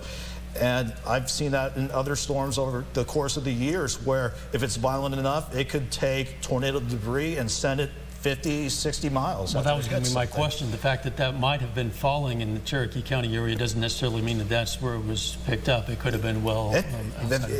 bring a valid point. It very well could have been from areas just north of Tulsa. And I don't like to compare it to other events, but if you remember April 2011, the tornadoes that went through Alabama, like, for example, the tornado that hit Tuscaloosa, you had tornadic debris from Tuscaloosa going all the way to Birmingham and continuing on until that tornado went into Georgia. Well, again, as Jordan said, we've been trying to get confirmation of damage in Cherokee County, and according to the sheriff, very limited to just what roof they're able damage. to determine. No injuries as of now. Now, I also talked with Ottawa County, the Sheriff's Department. They're trying to get some information on any sort of damage there. This was about 8 o'clock. That was the last time I was able to talk to someone there, and they said that they did have some structural damage in perhaps the northern part of the county up near the state line, and some power lines down, but and specifically near Commerce State Line Road, but they were not able to tell us about anything that was substantial or over a widespread area. I mean, it's just amazing that based on how violent all the radar signatures looked, whether it was the reflectivity, the velocity, or that correlation coefficient to show us tornado debris, I'm just amazed, but extremely thankful nothing serious as of right now. Right, that we can confirm now, as you have been saying, that there could well be some significant damage in the Oronogo area and also in the Briar Brook area of Carl Junction. And we did get some video that was sent to us out of Briar Brook. It's a very short clip. I don't know, control room. Okay, here oh, well, all right, yes, this is not the video I was thinking of, but this is also in Jasper County. This is what I was thinking of. Oh, wow. Oh, wow. All right. Okay, okay. And that's the extent of our clip. We're going to show it maybe a couple of times. Did it say whereabouts that was located? This was along Fur Road, and the person who sent this told us that there was obviously some structural damage there and lots of trees down along Fur Road. All right, well, this is something that I'm seeing for the first time. And the further verify what you said now. Okay, yeah, it appears, is that a power line there in that shot? I see like tree limbs, and it looks like a power line. Okay, down. I mean, and... Yeah, at first impression, it looks like that power pole just snapped in half. Yeah, that's what it appears to be. Remember, we've seen that a lot of times. With the power line. For a power line to do that, it usually takes very powerful straight line winds, which, based on the radar signature, was not. Definitely, I would say a tornado did that. Okay. Yeah, I'm getting a... Doug is telling us. I'll run over here. Doug, do you want to swap out with me so I can... Yeah. I'm getting the chance to... I've been glancing through my Facebook when you guys have been talking, and I'm looking at video. So I kind of correlated that there's been touchdowns all the way from Ottawa County. I saw one video out near Riverton that was obviously on the ground. Saw a couple of videos as it went south of Carl Junction. I'm still looking at Oronogo. Haven't got that yet. Has Ashley Groves, or Leslie and Ashley, have they replied back on Oronogo? Because I know they're in there looking. Let's see, I haven't seen any messages from Ashley. Okay, so we've just been kind of trying to gather everything. It's dark now, so it's hard to tell, but we definitely know these storms have done some damage. We haven't heard about any fatalities, which is great. But we still have a ways to go. And this might be a good time to point out to people that they should not be out looking for damage themselves. And in fact, whenever the tornado has moved through, sometimes, frequently, law officers have problems with sightseers wanting to get in there. And all they do is cause additional problems for the emergency personnel who need to respond. They need to keep those access ways cleared, and they are the ones who should be going in and telling us. And then, of course, we'll pass that on to you. But we do not want you out there going out and trying to check out your neighborhoods. So I'm going to let you two talk for a minute. I'm going to look at a couple more videos, and then we'll hit it back again. All right. I'll tell you what, let's revisit some of those photos and videos before we might get into a discussion of some of the flooding in the area. But let's go back. All right, again, this is in the Briar Brook area. This was sent to us on social media. It's just a very brief clip they were just showing you over and over again. But as you see, it's two houses, large houses with substantial damage. This is in the Fur Road area of Briar Brook. That's what we're told by the person who sent us this video. I did just get a message in that I have family members and they're traveling. They've gone through Briar Brook. They're on 96. A lot of damage and emergency vehicles everywhere. So we do know there's some damage out there, but it's kind of slowly coming in. It was something to watch you guys as you were following these tornadoes on the radar. I mean, the atmosphere, wasn't it ripe? I mean, it would lose strength and they would regain strength. Super ripe today. I woke up this morning, I was like, this is not going to Nevada and then over toward El Dorado Springs, and we've had several in northeastern Oklahoma, but it's been this one storm that is now past Golden City that tracked all the way this whole thing. And to be clear, nobody's under a tornado warning at the moment. Not in our immediate area, so that is good. Obviously, if there is a tornado warning, then we're going to go back to you guys. All right, there's another photo. We've seen this one before, but as Nick was telling us, this could very well be a tornado on the ground, and I know to the untrained eye, certainly to my eye, that would be the first inclination would be to say that, but whatever it is, it's very large. It's near Carytown, Missouri, and Jasper County, Missouri. I suppose it could be something that appears to be other than that. There's that rope again. That is, what Nick says appears to be a rope tornado outside of Baxter Springs. Dying out before it cycled up and dropped a new one. Before it cycled up and dropped a new one. Okay, and we've seen that tonight where a storm would collapse or weaken and then move on, and the term that they were using was recycle. Build up steam again. All right, west of Fort Scott, this is the first photo we're getting from west of Fort Scott from that area. I did talk to someone with the Bourbon County Sheriff's Office this evening, trying to see if they had any information about confirmed damage. And when I talked to them, that was, let's see, a little bit after 8 o'clock tonight, they were not able to confirm any damage, but there were some reports from citizens of a tornado that was maybe touching down briefly and skipping on, specifically 2 miles or so north of Fort Scott. But again, that was just from citizens who might or might not have been qualified to make the call, and they did not have reports of damage at that point. Never know what's going to happen the rest of tonight, Mother Nature, and so we just want to remind people some tornado tips there. Obviously, during a tornado warning, want to seek shelter immediately. Tornado watch. Nick Kelly, feel free to go in here. Tornado watch, be aware of potential storms. Yeah, I'll chime in here. Earlier today, during the 3 o'clock hour, we went under a tornado watch, and as Doug has said many times, when we're under a watch, that just means we're watching. We're watching for the environment to try and produce severe thunderstorms that could lead to high wind, large hail, and some tornadoes.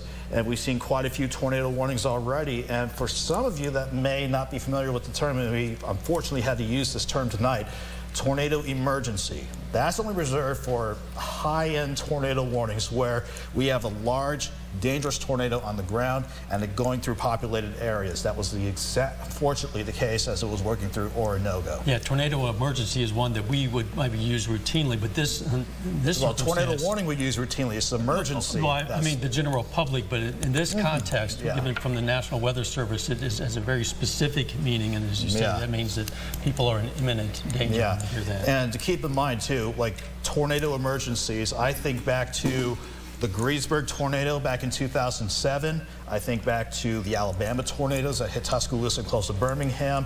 And I think back to, oh goodness, so many times that Moore, Oklahoma throughout the decades have been hit by several tornadoes. Those were all tornado emergencies with, fortunately, violent tornadoes. And again, we're not exactly in the clear yet, and you see popped up on your screen just helpful reminders if you don't quite know for sure where your safe place is or what to do under a tornado warning. The safest place that you can go is as low as you can and underground if you can. If you have a basement, great. You utilize that. Storm cellar, storm shelter, or a safe room. Those are all great options to have. Even if that safe room is above ground. I know, Jordan, I don't know if I should say this, but back at your house, you have an above ground storm shelter, but it is safe.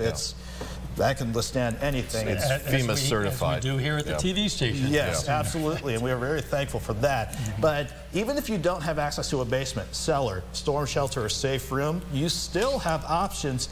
If you feel if you're in a sturdy building, you just want to get in the as center as you can, as many walls between you and the outside, and you want to be away from windows. We're talking about an interior closet or bathroom, and we've seen so many times throughout the years, not just across the country, but around here, where bad places to be, cars, mobile homes. And that's why we've been stressing when the storms were crossing over For example, US 166, 49, 43, 171. We have been emphasizing that as these storms work through, nobody should be driving. And on the other hand, when you drive through a tornado-ravaged area, unless it's just the most devastating, frequently you'll see most of a house gone, but you will see internal rooms, bathrooms and closets, as you say, those that don't have windows, that don't have exterior walls, intact. And that's where people very often ride out this. And also, Dal, you bring up a great point, too, and I think Doug needs to get back on here in a second, at least it looks like, but I did want to point this out, too. Emergency managers and first responders, they are out. I would guarantee you, they don't want anybody out trying to sightsee or find damage. Let the emergency responders do their jobs, because we have a confirmed damage, and they want to be sure if they find anybody in trouble with injuries or, heaven forbid, any fatalities, they need the roads as clear as possible to get them to hospitals. And obviously, anybody who's doing sightseeing could be putting themselves in danger in addition to absolutely, because if they run into down power lines, no easy way to tell if they're alive or not. Down power lines and debris, and of course rising water and the possibility of further storms. Who knows?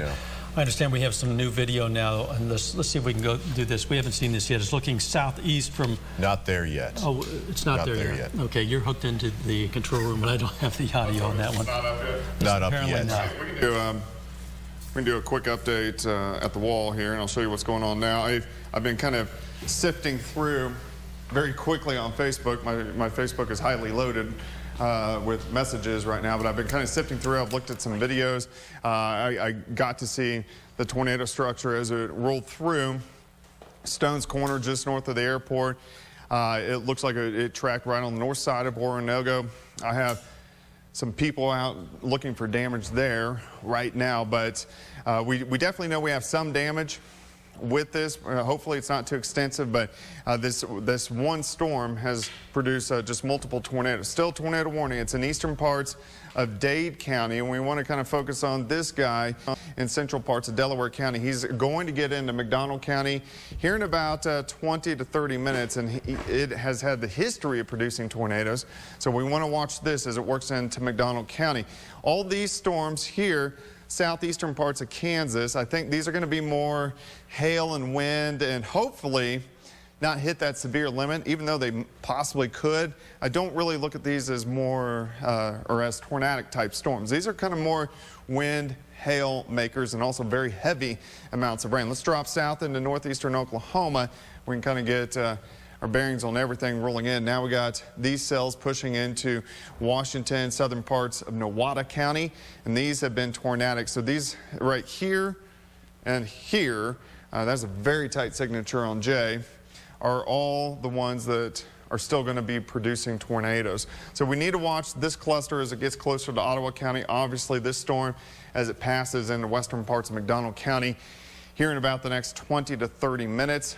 Our tornado warning, the main storm we have been watching for so long, is now well into north central parts of Dade County, now north of Greenfield, and then kind of heading away from us. Still have a severe thunderstorm warning. This is winds at 60, quarter, half dollar size hail, northeastern parts of Barton County. Did you guys get that video, the new video? I'm going to ask you to comment on it because we have not seen it yet. We're going to play this. It's video looking southeast from central Carl Junction.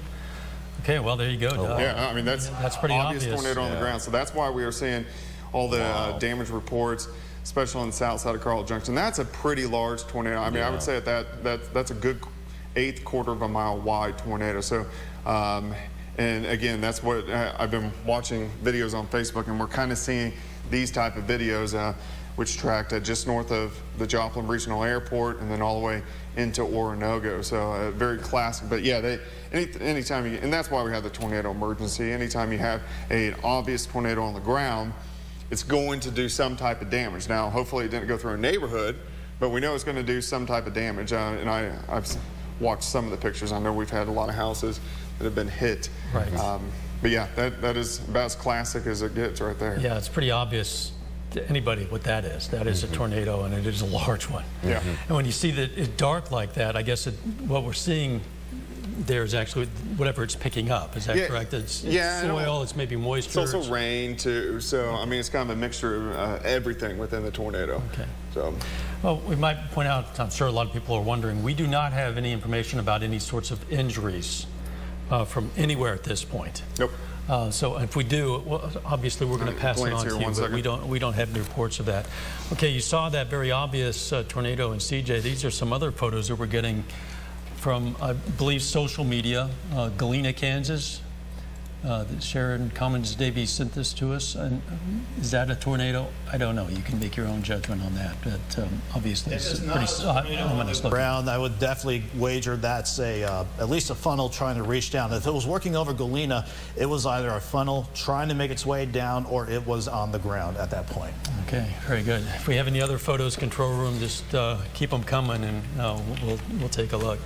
Yeah, latest I'm seeing from like Oronogo, where we did have the tornado emergency. It looks like it was on the ground moving into Oronogo and then lifted as a funnel as it's going across Oronogo. So at least we're not getting much in the way of damage reports in Oronogo. So that's good. Talk about, real quick, talk about why a tornado emergency was issued again. What does that mean? That means when the last spotters or storm chasers or law enforcement, the last time they saw it, it was a large tornado, and by radar signature, they looked at it as strengthening, and it still could have been strengthening on the radar signature, but it looks like it briefly lifted. I know we got a report earlier, they saw the tornado go over the school, which is at 96 and D. Yeah. Now when we say over the school, was it 20 feet above it? Yeah. Was it 50 feet? But obviously it looks like it's high enough that it didn't cause much damage, so that's good. And technically, if it wasn't on the ground, then it, by definition, it wasn't a tornado. Correct. It was right, a funnel cloud. So, yes, let's hope for good news. At this point, it seems promising. It's too early to say, but we're not getting reports,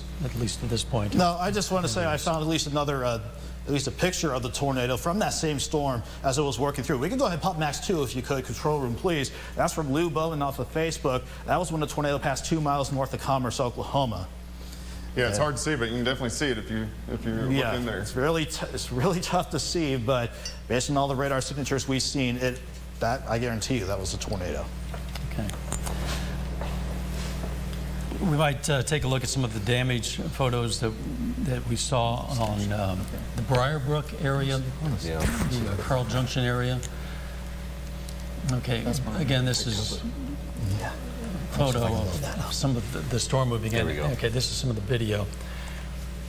And really, this is maybe the worst of what we have seen so far is North Briarbrook. Yep. Okay, North Briarbrook. We heard that along Fur Road, there were multiple trees down. We saw earlier a photo of a power line down. There may well be lots of power lines down in that area.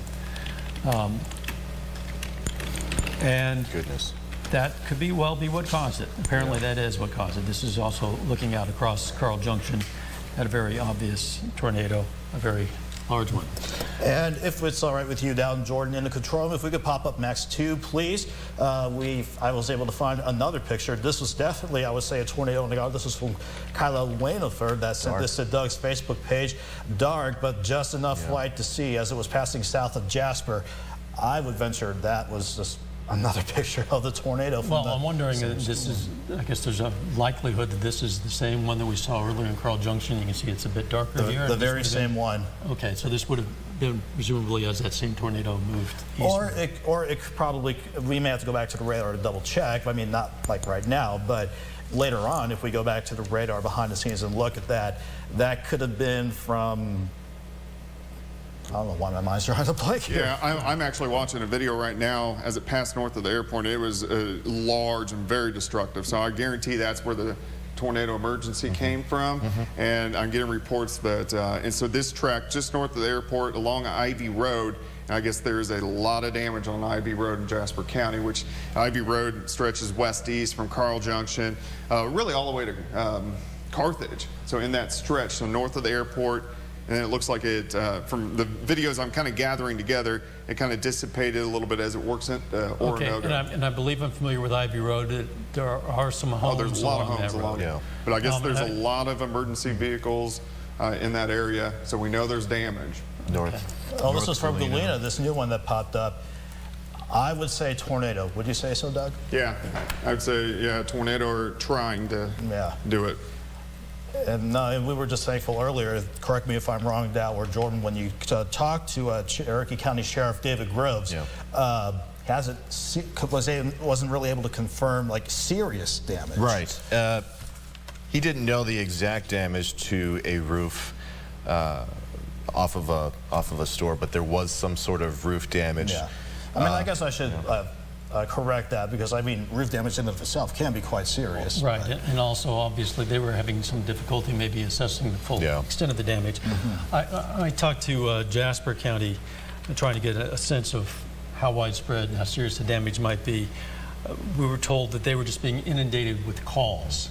And some of those calls might have been requests for information instead of just reports of damage, but they were also being inundated with reports, and they couldn't really get their arms around how big or how serious it might be at that point. And I bet the 911 systems were a bit overwhelmed, for lack of a better word, this evening. But I mean, not just to reach out and ask for, heaven forbid, any help, but that's also what we and the Weather Service encourages people to do when they see like reports, whether it's a tornado or hail or even damage, just calling that in to law enforcement. They pass it along to the Weather Service to let them know either, okay, this storm that worked on through has caused damage. That helps them further down the line as they issue new warnings, and eventually gives them an idea of where they need to go to survey for damage. Call in, obviously, to report emergencies, people in distress, serious damage. It helps them to figure out where the damage is, but do not call in to ask questions. That's really why we are here. We're going to try to get that information to you so that you don't have to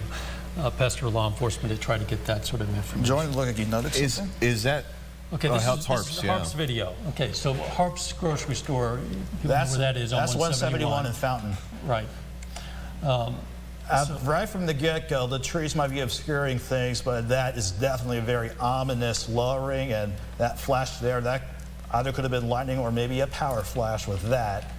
I would kind of argue lightning there, but if what we saw from radar signatures, that debris was still being picked up, I would have said that was definitely a large tornado on the ground passing around Carl Junction, and from the looks of things, hopefully it didn't come close to the Carl Junction High School. Right, so just get your bearings. This would be shot, I suppose, near Stone's Corner, maybe just a bit west of Stone's that's just Corner, west of Stone's Corner, west of the roundabout. Okay. And right before 171 starts to curve northwest over Center Creek.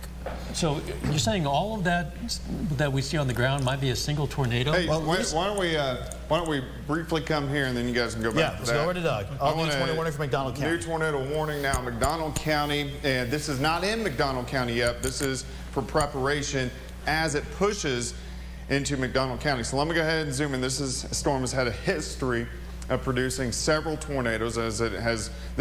Actually was on top of Tulsa, and it is continuing to work into McDonald County. Already the front side of the storm is working in with showers, thunderstorms.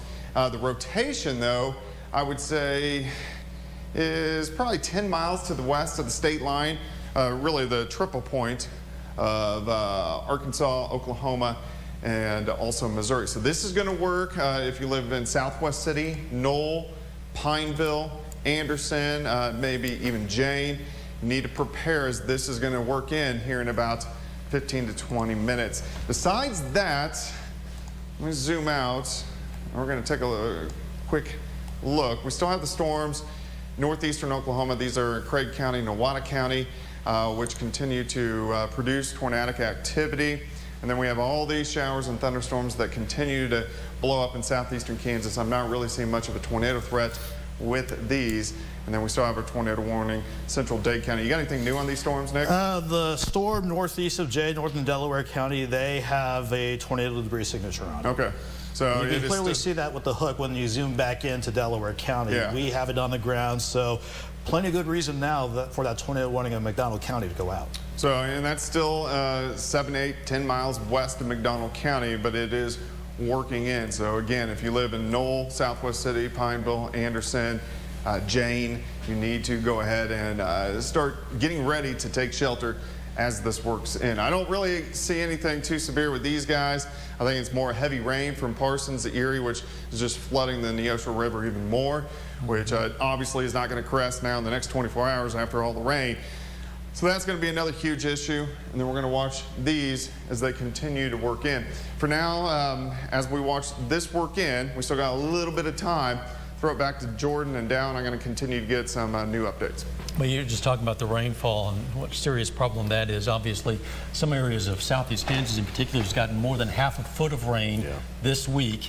And when the ground becomes saturated as it is now, it's just like a sponge. It can hold so much, and then anything else that additionally falls on it has to go somewhere. And what that's doing is it's going into the creeks and into the streams, and specifically into the Neosho River and in the Iola, Kansas area. That's causing some serious problems. I understand that south of 54 highway, they were evacuating earlier, and in fact have set up a storm shelter at Erie High School. We told you about that in earlier broadcasts, and that storm shelter is open tonight for people seeking shelter. Who knows how long that might be needed? Obviously, some people need it short term, immediately, because they've had to evacuate in a hurry, and in some cases, people might be dealing with some damage and doing some repairs for a while, so they may need some shelter in the foreseeable future. And then all that water that's falling into the Neosho River in southeast Kansas, of course, flows downstream, and one of the communities downstream that's frequently suffering from flooding when we have high volumes of rain like this is Miami, Oklahoma, where they have also set up a shelter the Red Cross has. And people who've been around here for a while know that Miami frequently will get flooding in certain parts of town, and they're looking at this being historic. Close to it, comparable to what we saw back in 2007. People who were around here then, they kind of can gauge that. And that was before we actually got the additional rain today. So at that point, they were saying that, at least in southeast Kansas, in the Iola area, they were looking at cresting tomorrow morning, maybe mid-morning. Well, now, we're getting lots and lots of rain, and that means that the crusting is probably going to continue beyond what they thought originally, and at a higher level than what they thought originally. I think it's important to remind people, too, we're getting into the nighttime hour, and just, be mindful of where you walk. If you're in that area where there's been tornado damage, just be mindful of where you walk. I remember with the Joplin tornado, a lot of times, shock, etc., you get that tunnel vision of just scoping out the damage, making sure everyone is okay. You don't think about where you're walking, you don't think about your own safety, and so it's important. Nick Kelly, as Nick Kelly was saying earlier, just be mindful of where you walk. Well, to hit on that point, I mean, because I'm kind of sifting through Facebook, I'm getting message after message of where there has been damage tonight, through Carl Junction, and then I watched about 4 or 5 videos. I mean, this tornado was huge. It was past north of the airport and then into Orinoco. But there's a lot of emergency vehicles out right now, and so many people are out working or looking that people can't get around. So, I mean, I know I get it. I mean, that's what we do. We go and look at the damage, but it also hurts the people that need the help immediately. Right. The best place if you want to see the damage is right where you are. We're going to bring you this video. We're doing that now, partly for that reason. And we know that you want to know what's going on out there. We all do, and so we're trying to keep you informed. But don't go out there. You're just going to be in the way. You're going to put yourself in danger and potentially other people in danger as they try to rescue you if necessary.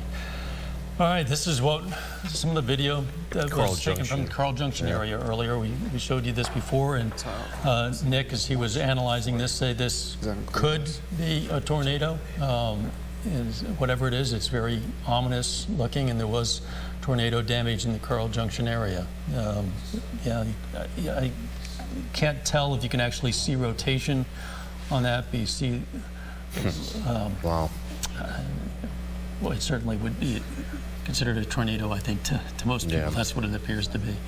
See the trees blowing there a bit, quite a bit. And like you just said earlier, you just saw the ground saturated, and here's Briarbrook again. Yeah, a couple of homes that we've seen in Briarbrook that are damaged. The control room is telling me that we're going to be getting some new video shortly, so stay with us. We're going to get that to you as soon as we get it in. New video. Let's go ahead and over here, and we'll do an update on our tornado warning. which is working now into McDonald County. Now, I'll zoom in a little bit tighter here. This is going to work in the southwestern parts of Missouri very soon.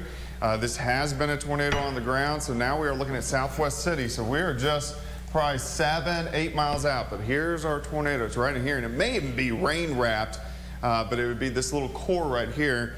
Just looked at our velocity and our debris, and it's definitely still on the ground, or at least trying to be on the ground. But this is just west of Southwest City, and then right after Southwest City, you got Knoll. You got a lot of small little towns, very hilly, down in southwestern parts of McDonald County, Pineville, Anderson, Jane.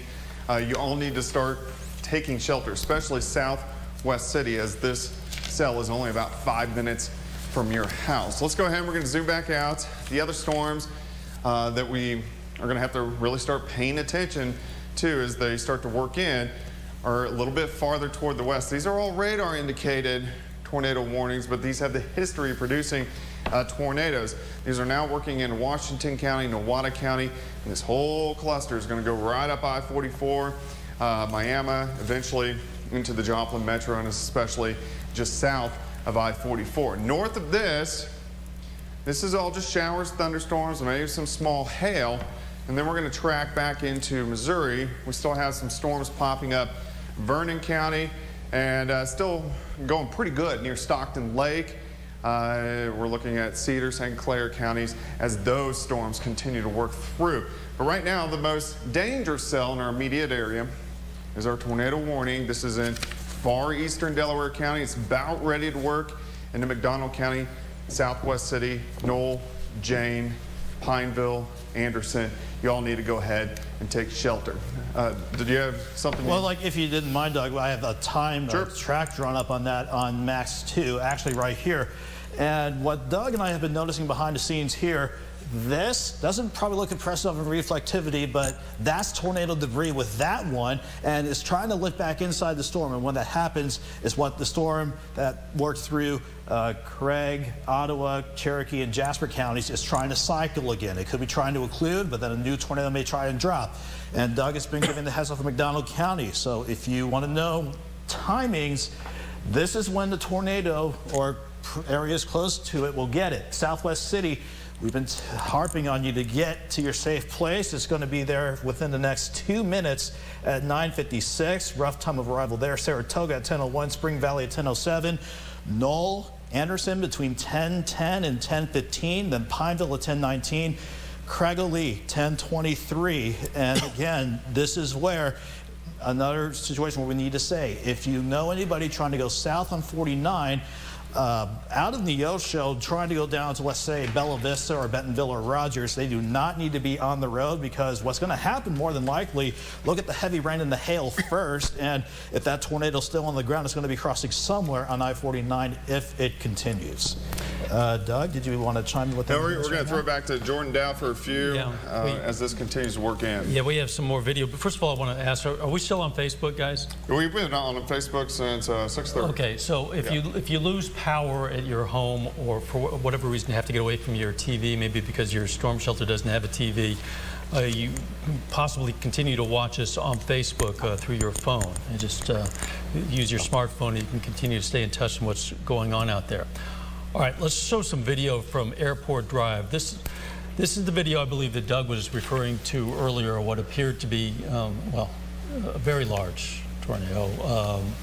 Airport Drive, just north of Joplin.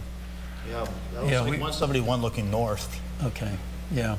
Now, is that rain wrapped too? That's kind of hard to tell there. That looks like a definite lowering, and I don't quite know offhand, but I think this tornado was closer to 96 than 171. Okay. So, and for example, like when we were trying to find that tornado with our tower cam from our Joplin Bureau at 7th and Range Line, even from that distance, it was hard to see anything. But I would not be surprised if somewhere in there, hopefully it wasn't rain wrapped, but there very well likely could have been a tornado in there. Well, that was the Airport Drive video. All right, this is Carl Junction video we're seeing now. This is some new video that we hadn't previously seen out of Carl Junction. And just to be clear, this was all shot some time ago, but this is the tornado apparently that moved through Carl Junction around, see what time would that have been, Nick?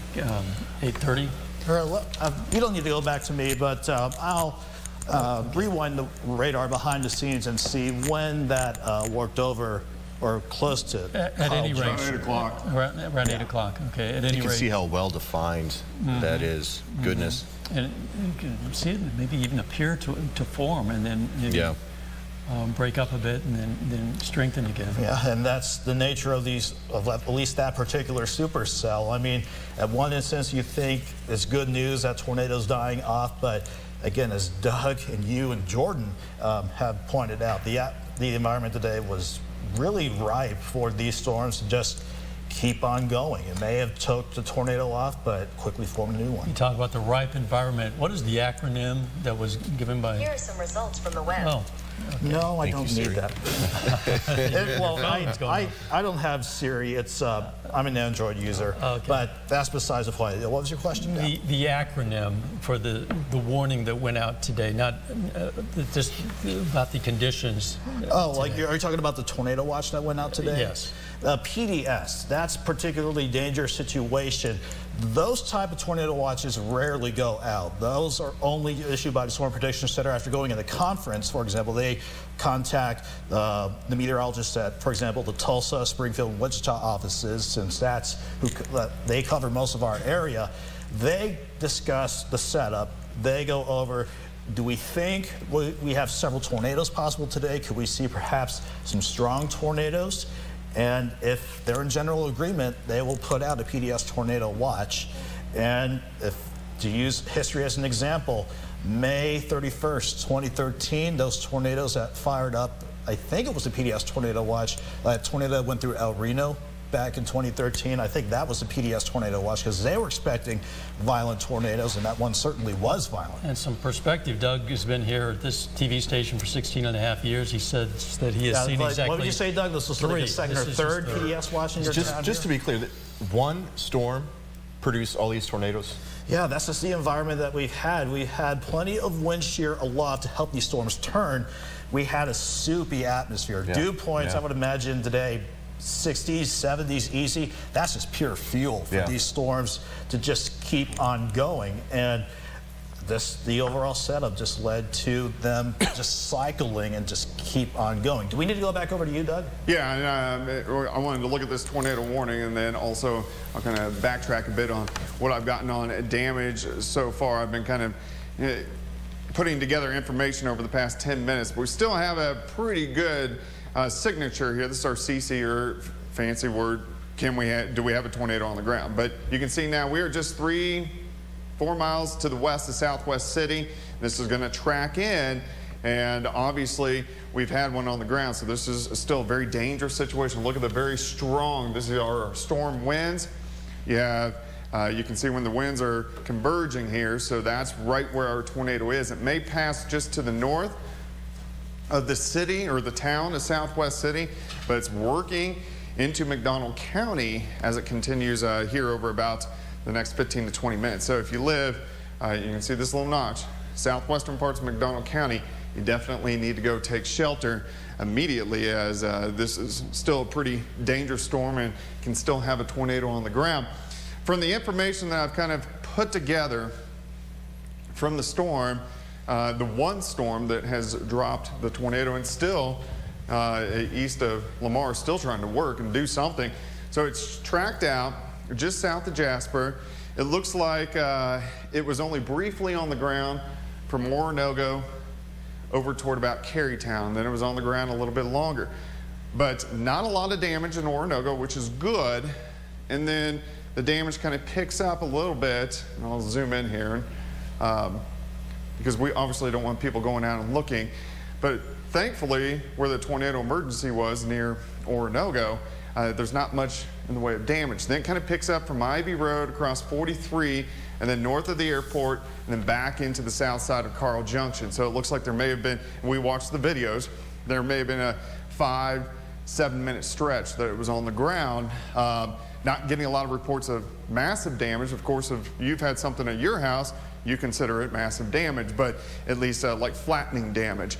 and then south of Carl Junction, and then kind of hit and miss through Cherokee County back into Ottawa County. So as of right now, at least we're not getting extreme damage reports, which is definitely good. We still need to watch out. McDonald County, we're going to be watching you very closely as this storm continues to work in.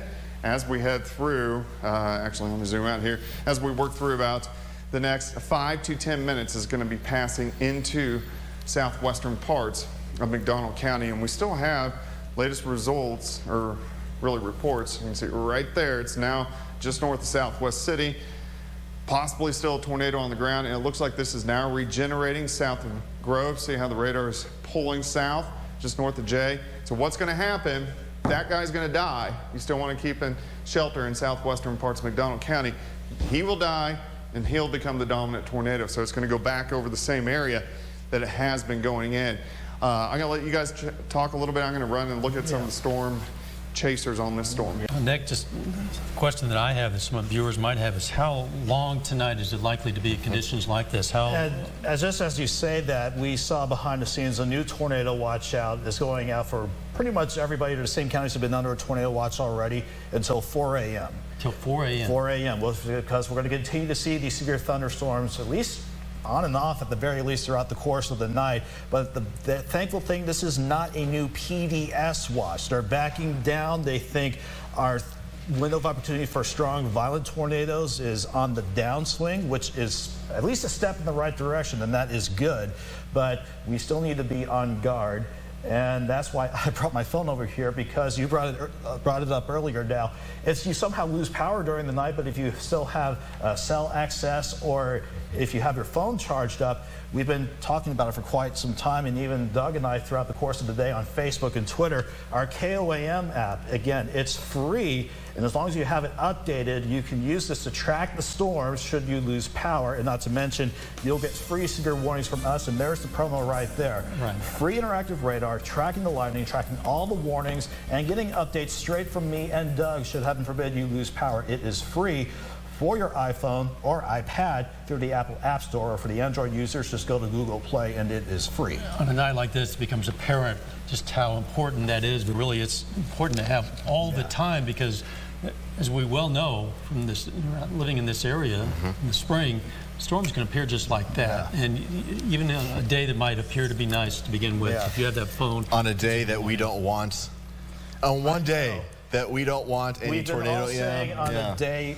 of all days, it has to be this. I remember interviewing, for one story, Joplin Emergency Manager Keith Stammer, and as you guys know, May is a tough month. As I've lived here, I've gotten to know that May is a tough month, it seems, and in particular, when you look at the numbers, when you look at the stats, they hover around May 22nd.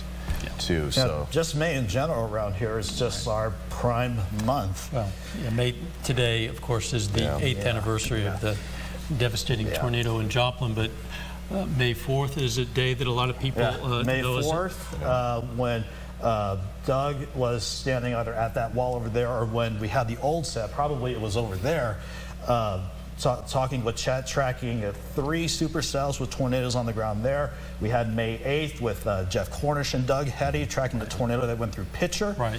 Took some lives in Pitcher and that was May 8th. Joplin. And not to mention today, which is unfortunately May 10th. Yeah, May 10th, 2008. Sorry about that. And just a quick house checking here, just to please the FCC. You are watching KOAM, and I believe we're still on the Fox 14 and 4 ACW. This is kind of a special edition of KOAM News at 10, where unfortunately the top story tonight is weather. Meteorologist Nick Kelly, along with Chief Meteorologist Doug Hetty behind the scenes, and joining us still, Jordan Obby and Dow Quick. Doug, do we need to go back over to you? We'll pull Max 1, just pull it full screen here, and I want to show you what's going on. We still have a tornado on the ground. This is now into McDonald County, or right on the county line of Missouri, or the state line, Missouri and also Oklahoma. It looks like it's trying to weaken a little bit, but this is right on the northwest side, or north side of Southwest City.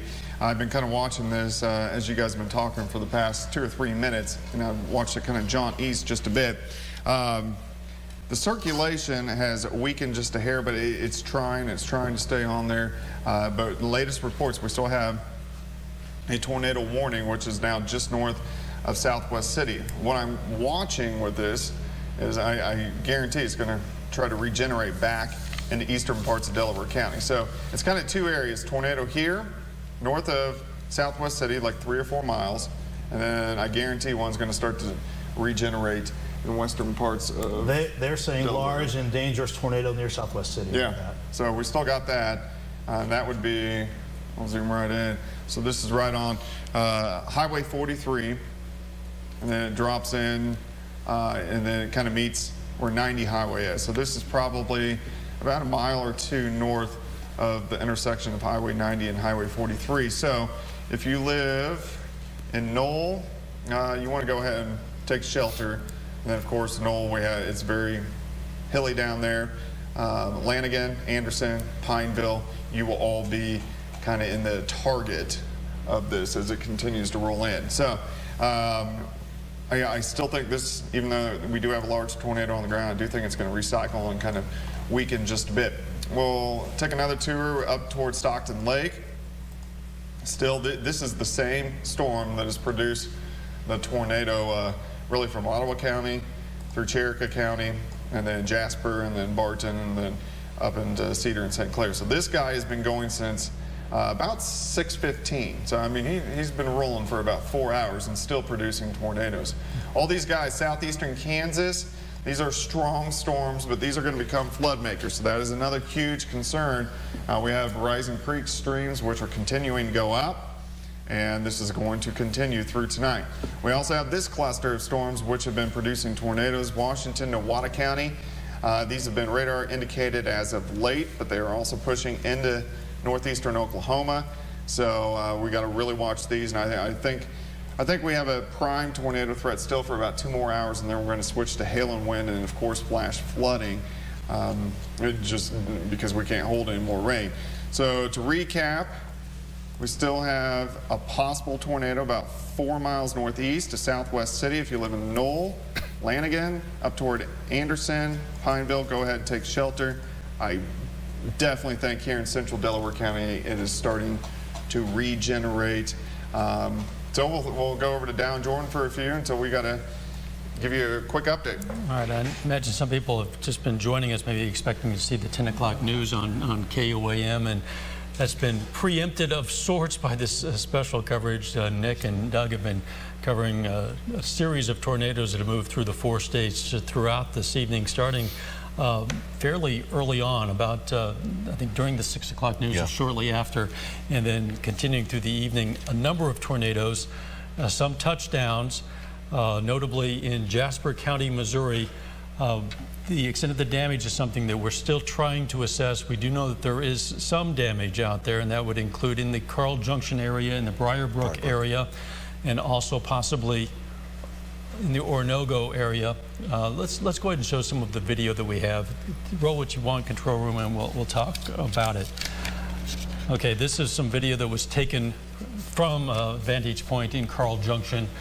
Nick was telling us earlier that this could well be a tornado, although that's far from certain. And we do have some other video that clearly actually is. And I'm curious, with that video we're still seeing there, Jordan, does that look like it's kind of the some of the subdivisions north of CJ High School? Yeah. I didn't want to. I got a closer look, and as it zooms out, no, that's not my backyard, but I think it is in the subdivision where I live. So that would be looking south. Yeah. Yeah. And as the camera zooms out again, you can see, as Dad was talking about earlier, how saturated the ground is. Let's show some more video from Carl Junction. Okay, this is the damage, really the most substantial damage video that we have received so far. And this is of 2 homes in the Briar Brook area. I believe this was, oh, there we go. There's a good still. There it is. Obviously substantial damage to that home and to another one. And I'm being told that we're getting some new Briar Brook video. This is just coming into us. Okay. Garage doors out. Yeah, trees down. That's Briar Brook? Yeah, Briar Brook. That's Briar Brook. I don't know if we have any structural damage in this video. Let's let this continue to play for a moment. Well, they're watching where they're going. We're going to see lots of trees down. We've heard of a number of them down on Fur Road. Also, we saw a downed power line there. We suspect that there are probably a number of down power lines. This is a good lesson, too, to watch where you're walking. too. They're Or to further emphasize what we were saying earlier too, if you don't have to be outside tonight, don't, because it's dark outside now. I mean, unless you have to go to a shelter, or if you know like a friend or neighbor nearby that has a safe place to go for the rest of the night, I mean, go ahead and do that. But it's just now nighttime where with more rain coming, we may have more water covering the roads again, not to mention power lines down, tree lines down. First responders trying to get to these places to survey for damage and hopefully not find any injuries or, heaven forbid, again, any fatalities. Just let the first responders do their jobs. Let's help them out by keeping the roads as clear as possible for them so they can do their jobs tonight. And those down power lines could very well be live, so you need to stay away from them. Look at that. We see trees are especially vulnerable after a heavy saturation of rain. We've seen in recent days because the ground becomes so soft that the wind obviously gets the leverage and it's going to uproot trees. Yeah, and to your point, Dow, you hit the nail on the head exactly. With so much rain, it doesn't even take that much wind to knock down these trees. Exactly, yeah. But considering what the CG says, Southwest 20th and Star, I'm remembering back from the few hours ago when that tornado warning storm was crossing southern Cherokee County. I think that may have been either the spot or pretty close to where that tornado crossed. Around Southwest Star. Yeah. We're getting some more video. Okay, this is also out of Briar Brook. Again, we're seeing this as you're seeing it for the first time. The producer's telling me to look for the power flashes as the lights go out. So let's just take a look at this. This clearly is. There we go. Yeah, there it is. Yeah. Isn't that something? This again in Briar Brook area of Carl Junction. We have some reports of damage, not only there but elsewhere. But at this point, we do not have any reports of injuries. That is a good thing. That is the critical thing that people are wondering about, I know. Yeah, and if we you do not know of any injuries. Yeah, and if you don't mind, Dow and Jordan, I think we need to go back over to Doug at the wall. Doug. All right, so we still have our tornado warning. This is in McDonald County. This has weakened a little bit. It was a large, dangerous tornado as it worked just north of Southwest City. And then about 3-4 miles north of Southwest City, the storm decided to recycle. It is still producing a very strong rotation, but I'm going to bank that it's not on the ground right now, or at least if it is on the ground, it is for a short amount of times. But we're looking at Anderson. Here's Pineville. So we'll go from Pineville back to about Lanigan. So right in here, that is where our rotation is. Still trying to produce a tornado. It has weakened a little bit. The cell's also been trying to kind of recycle back in eastern parts of Delaware County. So it's really eastern Delaware, so Southwest City, because there's about 2 areas of rotation. So let's go Southwest City all the way over to Pineville. If you live in that area, you definitely want to go ahead and take shelter, as this storm has at least had the history of producing a large tornado. But McDonald County, that's where you need to be in your shelter, especially from Southwest City over to Pineville, Anderson. There's about 2 or 3 spots that a tornado can drop at any time, and this storm has had the history of producing a very large destructive tornado when it was just a little bit farther west into Delaware County. So we're watching that storm, McDonald County. We'll take a quick tour. We're going to go back toward the north here, and I'll zoom back in actually. We still have the same cluster of storms that produce, I guess we can call it kind of somewhat the Briar Brook tornado, or at least that's where we're getting a lot of the video, but it's still rotating here south of Stockton Lake, still producing tornado warnings. So that same storm has been producing tornado warnings since about 6:15 this evening, which is just crazy. So we're 4.5 hours or so that it has been producing tornadic activity. Strong storms, southeastern Kansas, not severe, but these are dropping some heavy amounts of rain. We're going to go back into northeastern Oklahoma. We have this cluster, which is continuing to work in. This is Bartlesville, Nowata, and then stretching just north of Tulsa. These are going to work into Ottawa County. Now, because this area that it is working into has already had storms, these may kind of lose their tornado structure and be more flood kind of related, just because it's working into an atmosphere that's kind of overworked. We've already had the storms. This is not. This continues to work into an air mass across McDonald County that has not had storms, so the air mass is still very ripe to produce tornadoes. So we're going to take another close look at this again from Pineville, and you see all these little notches here. This whole storm is trying to regenerate, it's trying to recycle, kind of do a 360 turn and start from the beginning. So from Pineville all the way back to Southwest City, all these little areas of rotation can and possibly could be dropping a tornado right now. So you need to go ahead and take shelter, let's say from Pineville west in McDonald County. I'm going to get a few more updates on the McDonald County tornado warning. We're going to go back to Dow, Jordan, and Nick at the desk. All right, thank you, Douglas. Well, I was going to say we continue to get photos sent to us largely by viewers on social media. This is from State Line Road and from Cherokee County Sheriff's Office. Yes. Yeah, and right away I can tell you, I read that to Doug when that tornado warning was on there. That was crossing over, if not near, that very intersection. So that very well was, I will go ahead and say, tornado downing that tree there.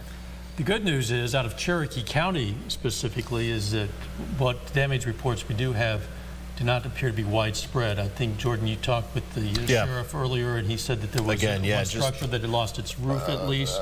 We're not sure if it lost its roof, but there was some sort of roof damage to one business near Baxter Springs. That was, goodness, how long ago have we? That was about an hour ago, I think, a little bit more than an hour ago. I believe a bit more. Yeah, and over here, I'm just keeping an eye on monitoring the weather chat and trying to help you all out, too, just to see if I can find any other damage reports that I can safely report.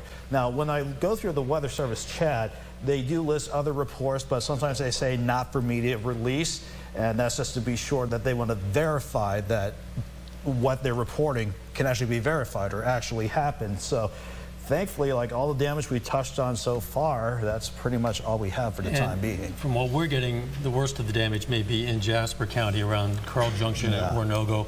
As Jordan said, we did have a report of maybe some limited damage in Cherokee County. Also, I talked with the Ottawa County Sheriff's Department around 8 o'clock this evening, and at that point they had some limited structural damage in the northern part of the county and also some power lines down there, but again, not widespread that they could determine at that point, and no reports of injuries at that point. That's a good thing. Yes, indeed it is. We hope that that is the way it turns out to be tomorrow morning when I know. the sun comes up. I'm just thankful, I mean, I'm going to be thankful if we can somehow get through this without any injuries or fatalities, considering how intense these storms are.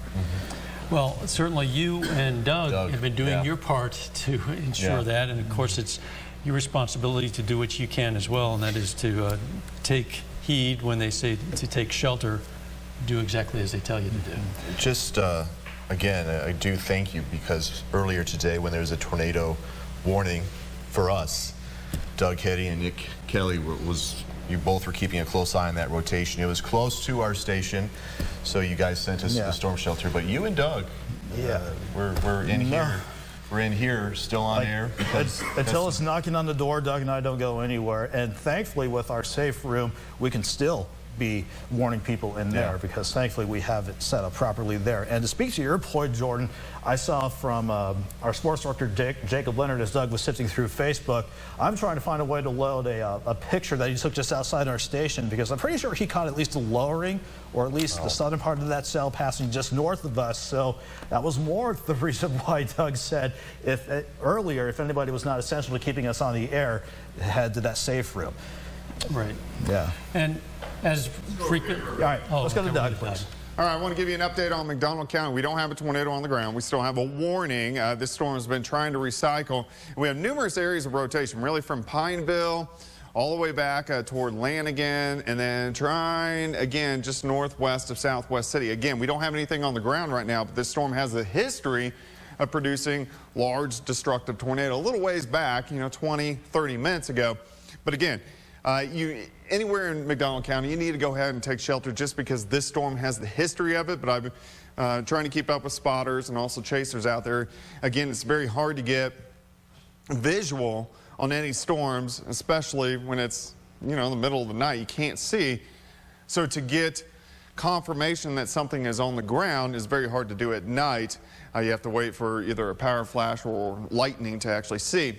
But what I do like seeing on this radar structure is that at least we're not seeing a strong signature, even though it is trying to regenerate a little bit back towards Southwest City. So again, still need to go ahead, take shelter. McDonald County, tornado warning. Nothing on the ground right now, but that doesn't mean that you shouldn't be in your shelter, basement, closet, interior bathroom, as this continues to roll through McDonald County. But again, it's trying to regenerate right along the state line. I would say just a mile or two northwest of Southwest City. So as of right now, that's what the latest we have on McDonald County. I'll throw it back to you and I'll keep watching. Nick, you were referring earlier to that photograph that was taken by Jacob Leonard, our sports director, just outside our TV station. That's the very one. And again, that was more the reason why, if we had any non-essential staff if they weren't important keeping us on the air, get to that safe room on the north end there of our building. And I mean, throughout the years that Doug has been here, I've lost count of how many times he's seen tornadoes or ominous storms like that just buzz the station nearby, and this is just another one to add to the tally. And just to be clear, all of our staff would assure you that they are essential, and they are indeed yes, essential. Yes, they are. We also want to keep them safe. Just when I say non-essential, that does not mean they are not important. One thing that our assignment editor just sent to us is Jasper Police Department, so the city of Jasper, posted on Facebook that they have been requested for assistance near Golden City for a confirmed tornado with damage and injuries. Yeah. And we actually saw the warning for that tornado, if I'm not mistaken, maybe what was that, 45 minutes ago or so? It could have been. I mean, I've lost track of what time it is now, 10:20. Numerous tornadoes throughout southwest Missouri and a few others in southeast Kansas and possibly northwestern Oklahoma. And I think for the most part, though, when we say numerous tornadoes in this case now, I think most of those numerous tornadoes just from one storm. Yeah, to me, that's amazing. Is it amazing to you guys, too? I mean, one storm with so much energy. I mean, I've been in the business for 10 years, but every time I see a storm just cycle like that and just keep going, I mean, it's just all the more reason to respect Mother Nature, for lack of a better expression. I mean, we did get a heads up, actually, some days ago, and Doug was telling us to be aware of the potential on this day, as you were as well. And then the National Weather Service put out that particularly dangerous storm warning, which is a rare event that they put out around mid-afternoon. Yeah, during the 3 o'clock hour, that PDS tornado watch, which again is reserved for tornado watches where not only could we have several tornadoes possible, but even some strong tornadoes too. So we had quite a bit of heads up before the storms got going today. Don't mean to interrupt you, Dow or Jordan. I think we need to go back over to Doug. Doug, what do you have for us? Yeah, we're going to continue to tour and watch the warnings that are rolling through. Still, tornado warning. This is McDonald County. We don't have anything on the ground right now because this whole storm has kind of been recycling. The original rotation is now way out here, east of Pineville, but we are still getting a little bit of rotation from Pineville over to Lanigan. But I've been watching this kind of structure right back north of Southwest City, and we are getting some visual reports that it could be trying to get back on the ground. So this is 4 or 5 miles north of Southwest City. So this is kind of the target area again, where it was about 30 to 45 minutes ago. You can see the latest radar sweep that goes through. And I want to go ahead and actually we're going to pull out the velocity here, and I'll see if I see anything really big. But what we have been kind of watching is it trying to regenerate. See that little brighter green spot just to the north of Southwest City? So that's kind of trying where it's trying to get going again. Southwestern parts of McDonald County, Lanigan over toward Pineville, Anderson. Go ahead and stay in your shelter, just as this storm is still potentially a very dangerous one and enough to warrant a tornado warning, and can definitely be trying to drop another tornado warning on the ground. Also, again, I'm still going through Facebook when we were at the desk, and I'm getting just report after report that traffic is massively backed up from Airport Drive, down Fur Road, the Briarbrook area, because everybody wants to see the damage. And I guess the traffic is extremely bad right there, where it's almost at a standstill. So, again, if you don't have to be out, stay inside. As Dow said earlier, we're going to put everything on here on Facebook, on our website. All these storms are just strong storms, but they are producing flash flooding, which has been another problem. Let's go into northeastern Oklahoma. We saw this cluster now through Nowata. just to the northwest of Veneta. We'll eventually see how it's trying to kind of develop together here near Oswego. I think this is just going to become a line, and our tornado threat will start to go down, mainly a hail and wind threat. I think that's what we're mainly going to see out of this. However, still have our tornado warning. This is McDonald County.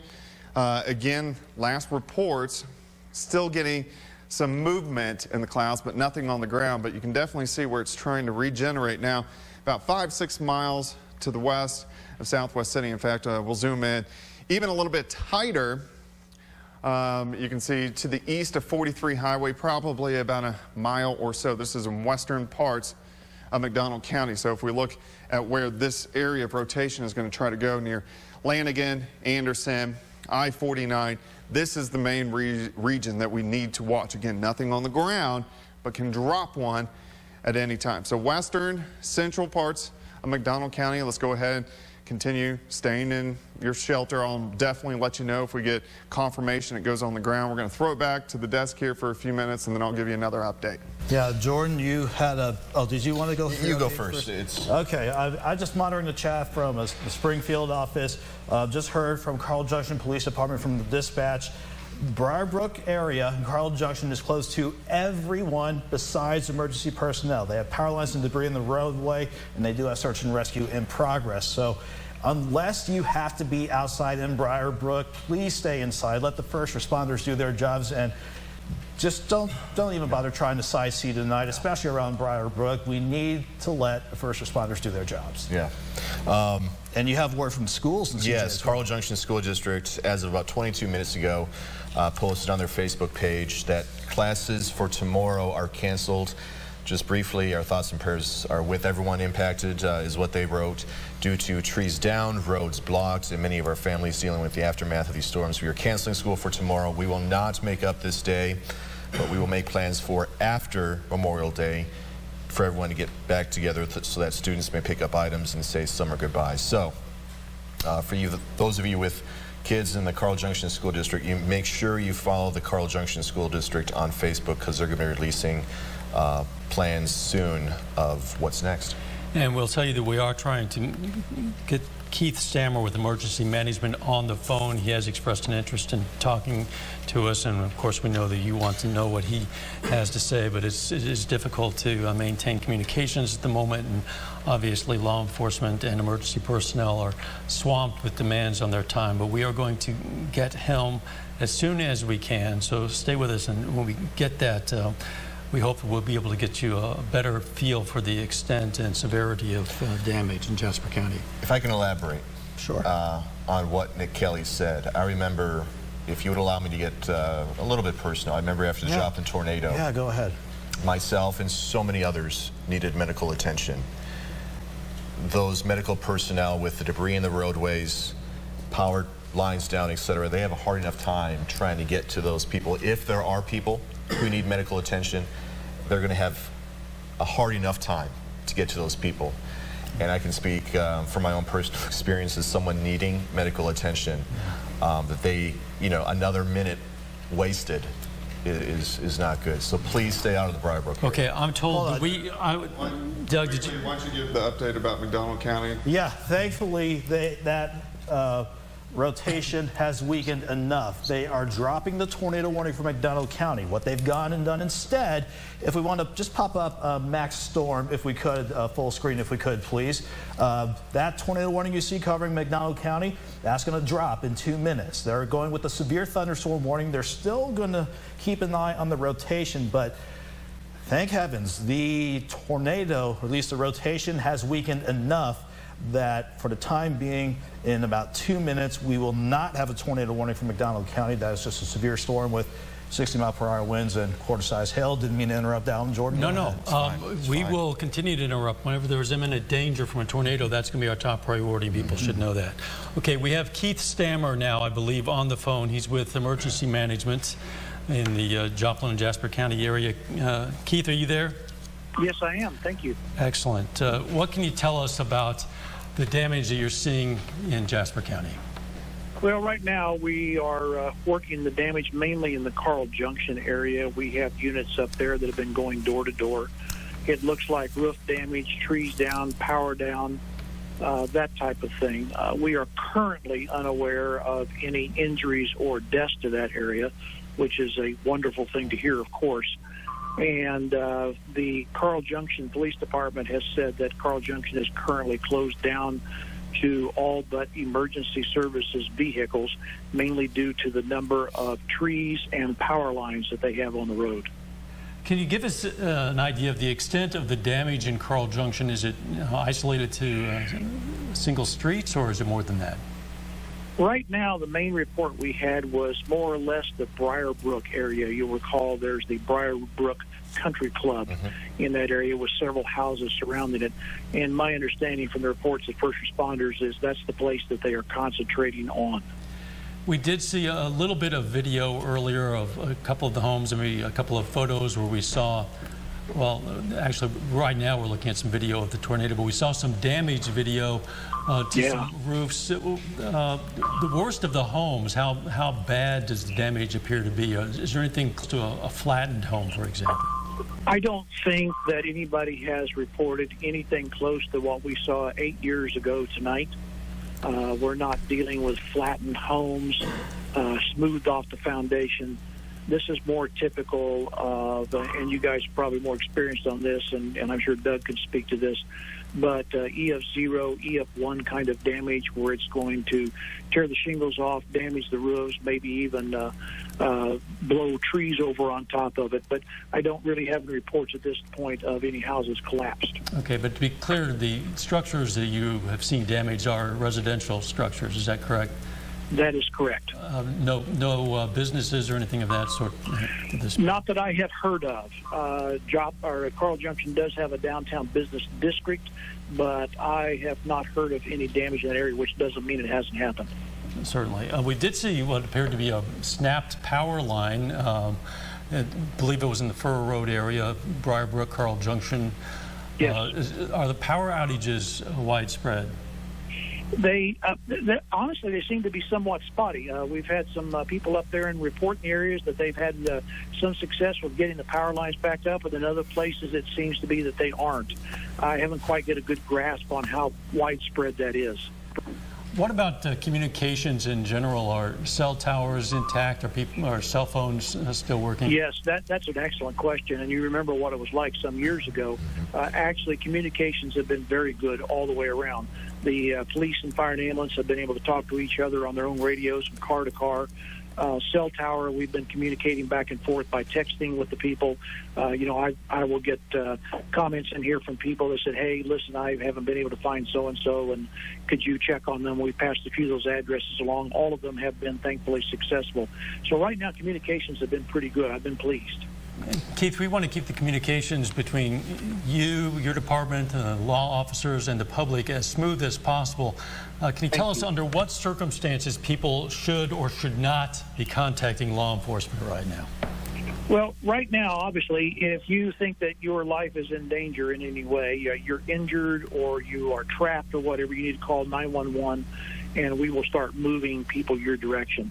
If it's a matter of the electricity's out and you need to move to family or friends' houses, we prefer that you wait until after the sun comes up and we can come out and do an assessment of the situation.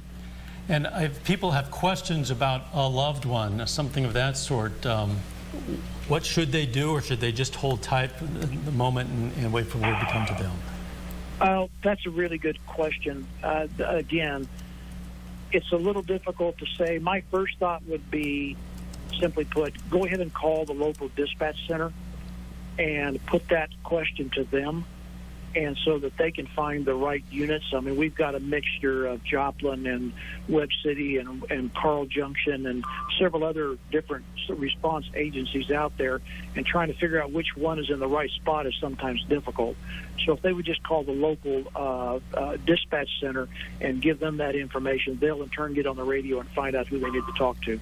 Keith, this is Jordan. I know we've been talking about... Hey, good to talk to you again. I know we've been talking about Briarbrook primarily. Are there any damages elsewhere?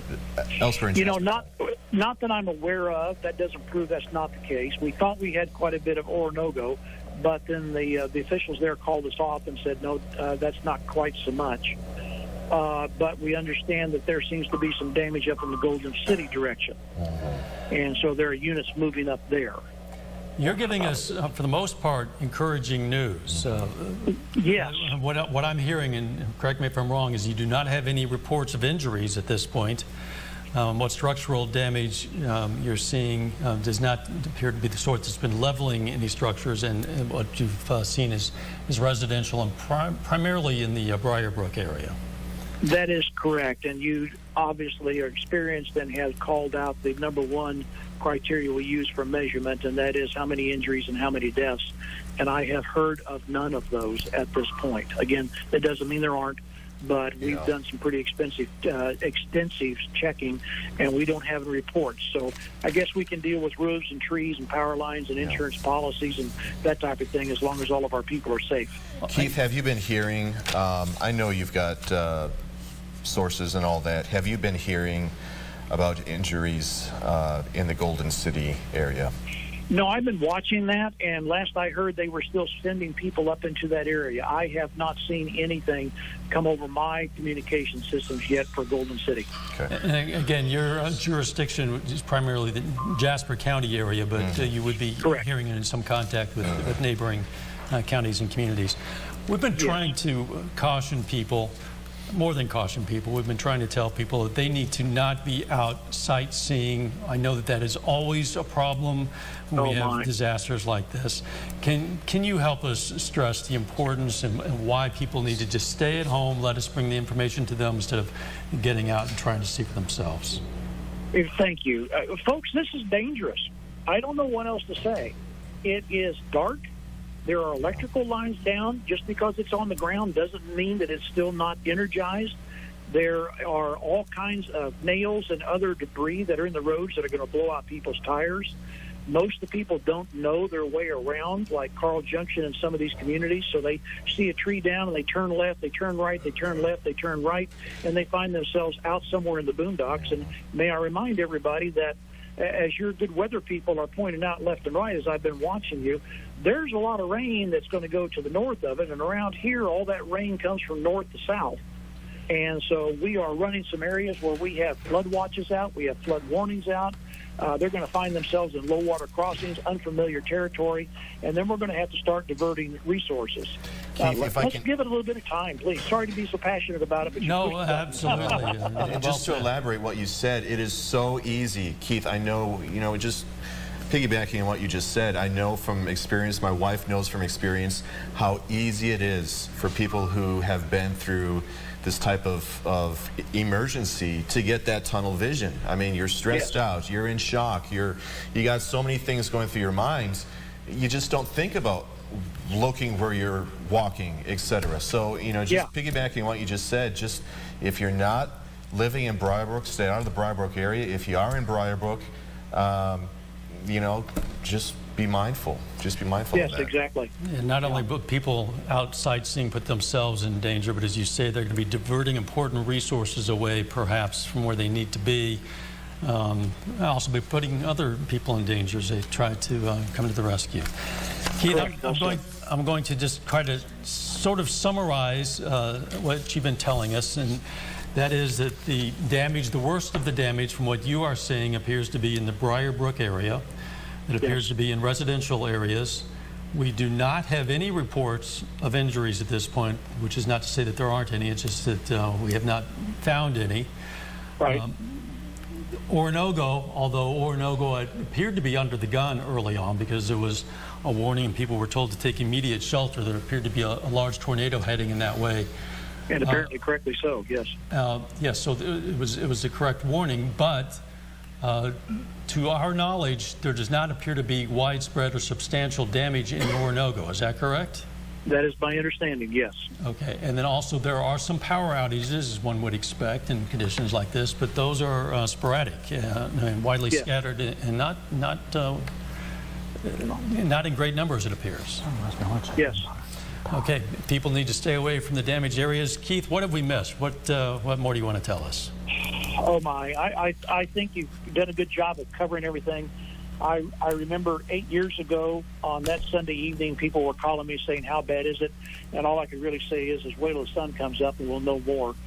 And I think that's pretty much the same mantra for this evening on this Wednesday night is let's just wait till the sun comes up tomorrow and the storms will clear and we'll know a little bit better about what's going on. I know it's going to be a long night before the sun comes up for you and other emergency workers. We appreciate your taking a bit of your precious time to talk with us and communicate with the public out there. I'm sure we'll be talking with you in the days ahead.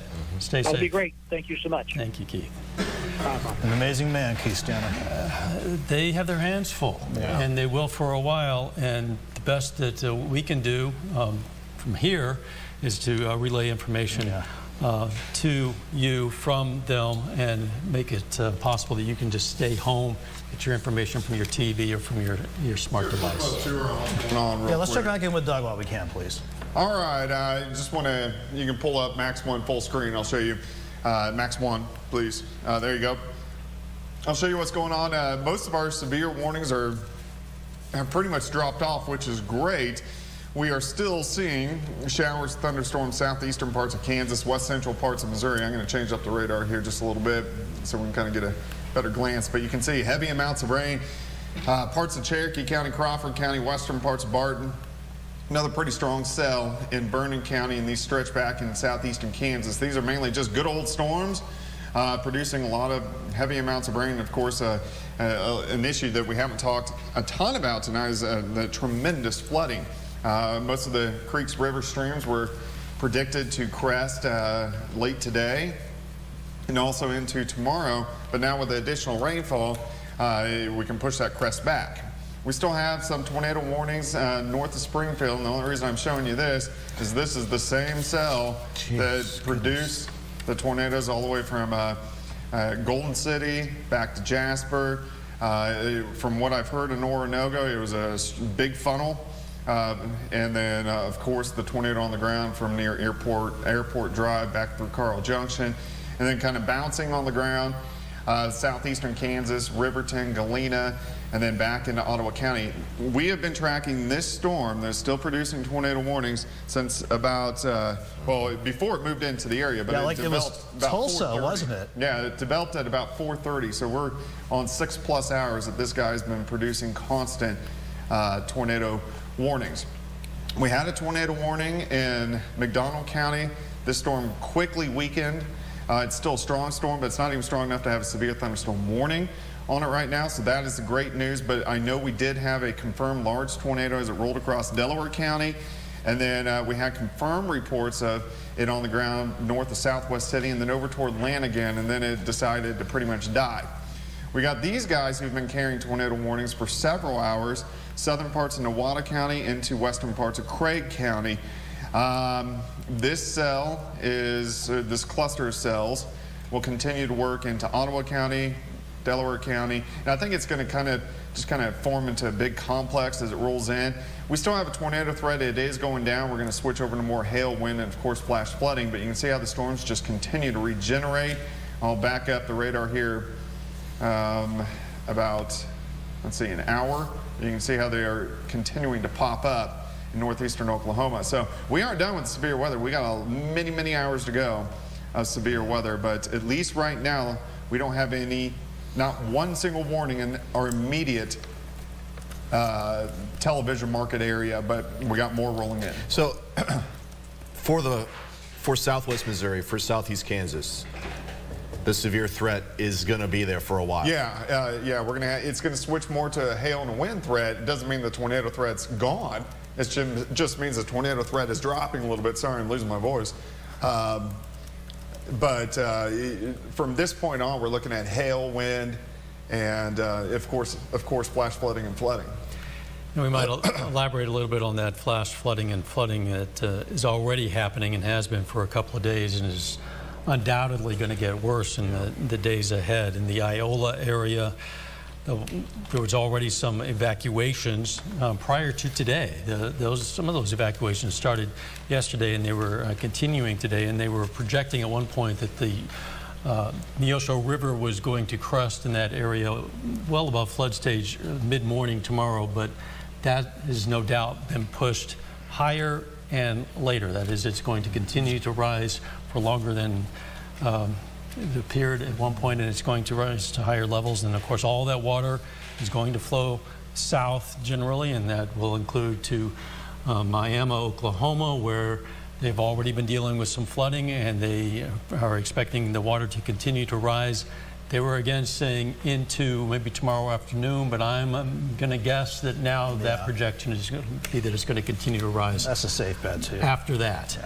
They've set up storm shelters in a couple of communities to deal with that, shelters for people who not necessarily have to escape the storm, but they need a dry place to go because their homes might be flooding. People need to stay away from the flooded areas. They need to not drive into standing water. We've had water rescues, numerous water rescues already this week. People driving around barricades and in some cases just being more confident or just not being maybe cognizant of the dangers and just driving when they shouldn't. And if I remember, that was done by my partner in crime from the weekend, Lisa Oligus, the other day. She said, I think she said it in those packages, and I'm paraphrasing here, those barricades are there for a reason. Absolutely. And I know that in the time that we've been checking with Doug and talking with Jasper County Emergency Manager Keith Stammer, I know we've had additional information coming in here. I didn't know if you had any information fresh to pass along. No, however, we've gotten lots of video and lots of photographs that have been sent to us by viewers through social media, and if maybe we could revisit some of that. I know some people have been joining us periodically through the evening. This is some of the damage out of Carl Junction, Briarbrook, and this is the area. Briarbrook is the area where we have gotten reports that there may be the most damage. No reports of injuries to our knowledge, but structural damage, and some of that is obvious there. Maybe no structural damage any worse than this, although obviously this is bad enough. And of course, like, I didn't mean that to go ahead. Well, and trees are down. This is, again, Briarbrook. Trees are going to be down in a lot of areas, partly because the ground is so saturated. As you said, even a relatively mild wind would knock over trees, and something like this, which is apparently the tornado. I know, like you said earlier, even if the tornado was far away from any trees with such saturated roots, even if you had just winds coming out from the storm, again, with the way those roots are just soaked, again, it doesn't take much wind to knock them down. That video showed a power outage as it occurred, basically, and in the Carl Junction, Briarbrook area, Keith Stammer told us that there were some scattered power outages, but not widespread. And this is perhaps the most impressive, frightening video that we've received tonight. This is from a cell phone, and this is looking. Well, this is the Carl Junction area. And I'll tell you, in real time, we cannot rate how strong that tornado is based on appearances alone. And I'm not quite familiar with how survey crews from the National Weather Service survey the damage and rate how strong a tornado was. But I will imagine in the days to come, with like roof damage alone, and based on how wide that is, I bet, again, it was a pretty violent tornado. And you also touched on the power outages too, Dell. I was taking a look at Liberty Utilities Empire District that covers a good portion of the area. Last check, I had over 3,500 customers. It's not necessarily like the number of people per se, but number of, it could be homes, businesses, and like, you know what I mean there. Across a good portion of Jasper County and working over into areas like Golden City, Cedar County, Dade County. So at the very least, Liberty Utilities, thank you very much, control room. Those are the power outages that we have so far, and that's just from Liberty Utilities or Empire District. Again, at least 3,500 customers alone, and easy to see. It's primarily central, northern Jasper County, and working over to areas south of Stockton Lake. This might be a good time to point out that we have links to information, more specific information that might be more pertinent to your community. If you just go to our website, KOAMnewsnow.com, and you'll find links there to all sorts of information, not only how you can find out about the power outages for your particular company or your community, but also shelters that are near you, closings, including road closings, and the highway patrols, and the ODOT, that is the KDOT. And there's they're posted right there at KOAMnewsnow.com. Plenty of links to check in on road closings, power outages. There's the city of Jasper, Missouri. They posted on Facebook that they were requested to go to Golden City. Nick, I want to pick your brain a little bit. Yeah, go ahead, Jordan. The day was eerie for me, and I know for a lot of other tornado survivors. It was a beautiful day, and I remember May 22nd, 2011 was a beautiful day. Not an expert, so correct me if I'm wrong, but the sunshine, all that good stuff earlier in the day. It was just priming. It was priming, yeah, it was priming things up. I know, Ed. Again, I mean, I wasn't down here when the Joplin tornado hit. I came about like 5-6 months after, but I was already sensitive enough that this day in particular is still pretty raw on people. So at least on my face, but I imagine Doug was too, we're just cautious and just saying that it's okay if you're a little bit scared of these storms, but we've just been emphasizing as long as you keep paying attention, have a safe plan, safe place ready to go, have multiple ways of getting the warnings, we'll get through this. Yeah, May 22nd had an odd, I mean, it was an odd day. Yeah. It was warm. It was beautiful. It was almost 90, it was windy, and you could just feel it. Today you could feel it. You know, it was muggy, it was a little hazy, but it wasn't quite at May 20, well, I guess today is May 22nd, but 2011, May 22nd standards. But when I was looking at stuff this morning and looking at what could happen, I was like, you've got to be kidding me on May 22nd. It's like, it has to be on today of all days, and it's... But, you know, one of the things I remember after that disaster, Doug Hetty emphasized to me, because I had some problems, like a lot of people, don't get scared, have a plan. Have a plan. Yeah, and you're not alone. I mean, exactly. We'll mention that Jordan was injured in that tornado 8 years ago today. Yeah, and if I remember, did you have Steve Slivka help you out of your apartment? Former sports director. Yeah. And also, although the conditions changed suddenly, I want to point out that you weren't caught by surprise exactly. You were telling us days in advance of that May 22nd, 2011 tornado, and days in advance, both of you, before this tornado, that the conditions were setting up in such a way that this was certainly possible. Now, exactly when and where a tornado is going to touch down is still beyond the reach of science at this point. But yeah, like on the month-long forecast I did for May, on the last 2 weeks of May, I had, I think, 4 days highlighted as a moderate chance for severe weather. One was Monday, one's today. We have 2 more. There next week. Doesn't mean it's going to happen, but so we can tell when these events are coming. We can tell when they're probably going to be severe. We just don't have the technology to say, hey, you know, tomorrow at 9:42 p.m. you're going to have a tornado at such and such spot. Right. And like I was saying earlier, hopefully on down the line with more research done by meteorologists, not just across the country but around the world, hopefully we continue to get closer to that point. Okay, we're getting some information from our producers. Not good news. Going back over here. Okay. And in the meantime, I'll just reconfirm again, or just go over again. Keeping an eye on the power outages. At least I'm checking in with Liberty Utilities Empire District, and link to that on our site as well.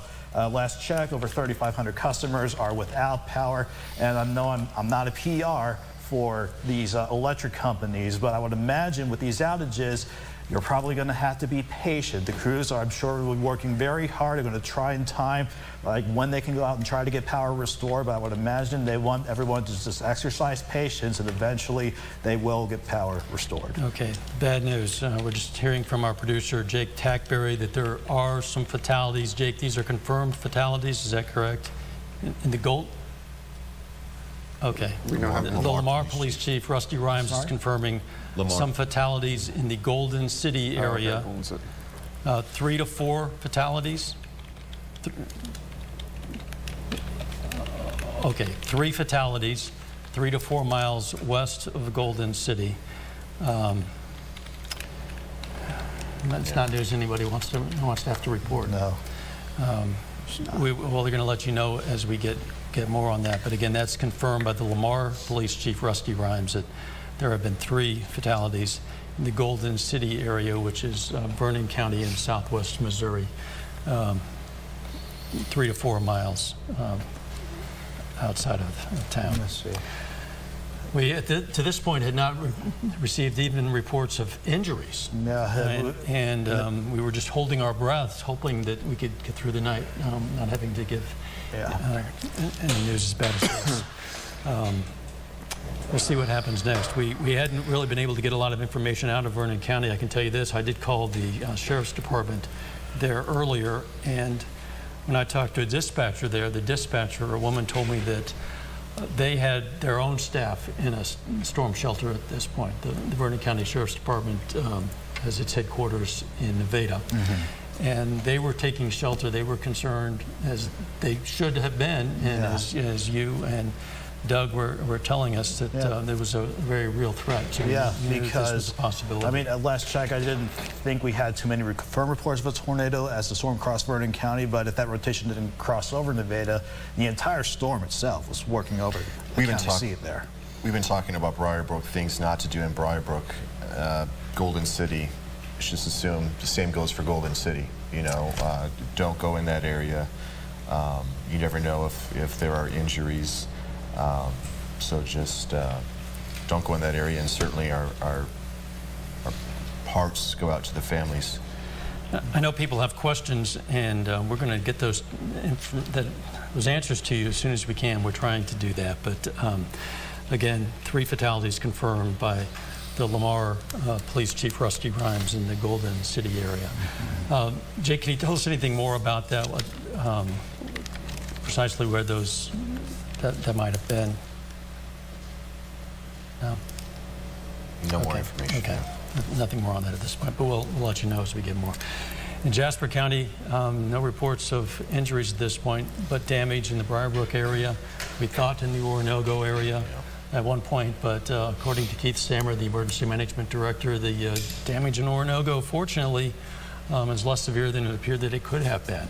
And that, again, that was a darn good thing considering how impressive that debris signature was as it was crossing across central Jasper County. Okay. We had heard at one point that a tornado was passing over the school in Orinoco, which technically if it wasn't. Doug was emphasizing that. Yeah, over, if not close to Harry, I think it was Harry Truman Elementary. Is that the Truman, it went right above the school, but I guess there's some minor damage. Was there on the ground, like earlier you were saying it wasn't sure? Yeah, we had a tornado emergency on it, and it was on the ground just west of Orinoco. Yeah. You know, just north of the airport.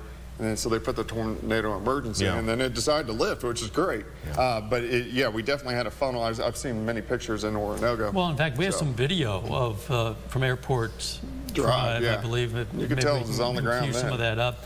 Yeah. That's what we saw in the Orinoco area. I guess that would be, is it the airport? Yeah, that would be kind of north of Airport Drive as it, near IB and 43 as it's working into Orinoco. This is probably 3 or 4 miles west of Orinoco at this time, and it does, so this is right when they put the tornado emergency out, which validated because it's a large tornado, and then it kind of lifted, and it was mainly funnel clouds as it went through Orinoco. But again, the same storm, same tornado reproduced in Golden City. And as you look at that, look at the size of that, you can get some sense of the scale just by looking at the foreground. And obviously it's massive, and you would think destructive, but maybe not so much, at least in Orinoco. I mean, it looks like they might have dodged the bullet from what we're able to determine from and at least from that distance, I didn't mean to interrupt you, gentlemen, but based on how wide that looks, that's not the whole tornado we're seeing here, but from that distance, it's just range. True testament. And the lowering as well. It's just true testament to how impressive, for lack of a better word, the structure of this storm was. So that, I believe that was definitely the lowering of the wall cloud, and if you go far enough north, closer to 96, you probably would have seen that tornado. And, you know, we have some other video of the tornado or tornadoes from around the area and control room. If you want to just play some of those. Okay, this is Carl Junction. Again, and it appears to me, Nick, and I might be wrong, that maybe it's formed and then breaks up a little bit and then reforms. Yeah, I mean, with tornadoes in general, there are times where it continuously stays on the ground. Other times, the tornado just kind of changes in shape and structure, or kind of appears as though, I mean, what we call it's like a condensation funnel of sorts, where you see the tornado making contact with the ground. That's why you're seeing that. But whenever you see it try to change its shape, hopefully I'm making sense here. But at times, when it looks like it's just weakening, it's just constantly like re-evolving itself, or trying to recycle, just reorganize itself. So even though you might have seen this tornado change in shape and structure, this was either skipping it numerous times or fairly on the ground. This is new. Yeah, this was from This is from the Four Corners area. This is looking toward Harps. That very intersection, that is Harps. That is 171 and Fountain Road, just as 171 starts to curve northwest towards CJ over Center Creek. And even from there, you could very easily at least see lowering as it works across central Jasper County. I want to make a correction. I stated earlier, I believe, that the 3 deaths in the Golden City area would have been Vernon County. In fact, that's Barton County. Yes, southeastern Barton. Southeastern Barton County, right. 3 deaths that were confirmed there in the Golden City area. And this video now, again, that we're seeing, this is from Carl Junction again. And if you weren't just joining us, it didn't catch us earlier, I was asking Jordan, it looks very familiar. These look like the neighborhoods north of CJ High School, north of, keep forgetting, is it Pinell? I don't think it's that street. That's Pinell. one of the main streets. Let's go ahead and do it. We'll do a quick storm update. Let's go ahead to Doug, please. I'm still set up at the wall just so we know what is coming and what is going on. Thankfully, right now we don't have any severe thunderstorm warnings or tornado warnings in the immediate area, which is great news, but we still have the showers and thunderstorms rolling through. They're kind of lining up now instead of individual supercells are going into a line. And in northeastern Oklahoma, where we have had these tornado warnings, the mid-level cap, which is kind of keeps storms from continuing to blow, is increasing. So these are going to go more toward hail makers and rain makers, and our tornado threat will continue to trickle down as we work through the next several hours. But we have still many hours of showers, thunderstorms, mainly hail and wind. You can see them continuing to pop up. These are going to last all night. These are going to go into the morning hours, so it's going to be a very loud, active night. But the good news here, I guess the 2 big things of good news is, 1, we don't have any warnings right now. We do need to watch this cluster as it works into Delaware County, still a good 30 minutes out. And 2, our tornado threat is going down, but we're still going to have a severe threat as we work through the overnight hours. So that's the latest on what is going on across the region. Also, of course, flooding. Flooding's issue is definitely increasing because we couldn't get any more rain after all the rain we had Monday. Now we've had a lot of areas with 1, 2, 3, 4 inches of rain through the evening. And unlike the tornado threat, the flooding threat is going to be with us for foreseeable future, days at least, that it could continue to rise. Yeah, and it's not due to us neglecting the flooding threat. It's just for the past several hours. These severe storms and the tornado warnings set a higher precedent, but again, like the bigger problem as we go throughout the night is, Doug, and you've mentioned, Dow, just the flooding and just still so much rain that can't be taken into the ground anymore. It's got to go somewhere, so we need to be very mindful of that, not just for tonight, but for days to come until all the creeks, all the rivers, the tributaries can just get everything out of here. And this graphic that they're showing now, this is helpful. This is from the U.S. Geological Survey? Yeah, a link from the National Weather Service. They have river gauges all across the area, and they keep a close eye on not just with some gauges showing observed river levels, but those are actually forecast points too. And I would imagine if we look behind the scenes and click on one of those, we are going to see many points just saying that we are going to continue to see them crest. For example, there, one of those gauges there, what is that, the Neosho River near Oswego? Yes. It's already in flood stage, not forecast to go down anytime soon, and we've got plenty of these charts just showing the exact same thing, just pretty much across the entire area. And I've been on this site a number of times. It's really helpful, and you can see the gauge there. They measure what would be a normal level, then they have levels of flood stage, you know, moderate and severe, and then beyond. And so you can get some sort of a sense of not only what is happening now, but as you say, what is likely to come and when. They make these predictions based on what's happening upstream. Yeah, exactly. So they know which direction the water is coming, and they know eventually it's coming south, and the water levels are going to be rising. And to expand on your point furthermore about the flooding, I know we keep going back to prior events with tornadoes and severe storms, but the flooding too. In fact, I remember quite a few times, Jordan, I remember Christmas a few years back, we had so much flooding that caused quite widespread problems, especially in southwestern Missouri. April a few years back, the same flooding. I mean, I don't want to go on the record as saying I expect this to happen, but I wouldn't be surprised if all the rivers in the area could reach those levels again. Well, people can gauge it perhaps if they've been around long enough by previous flooding. And in Miami, we had bad flooding in 2007. The earlier projection was that this was going to crest lower than that, but still as a bad flooding. And now I think it's probably going to surpass that. You can check with this website, and you'll find links to this, by the way, through our website, KOAMnewsnow.com. But you can stay up to date on that.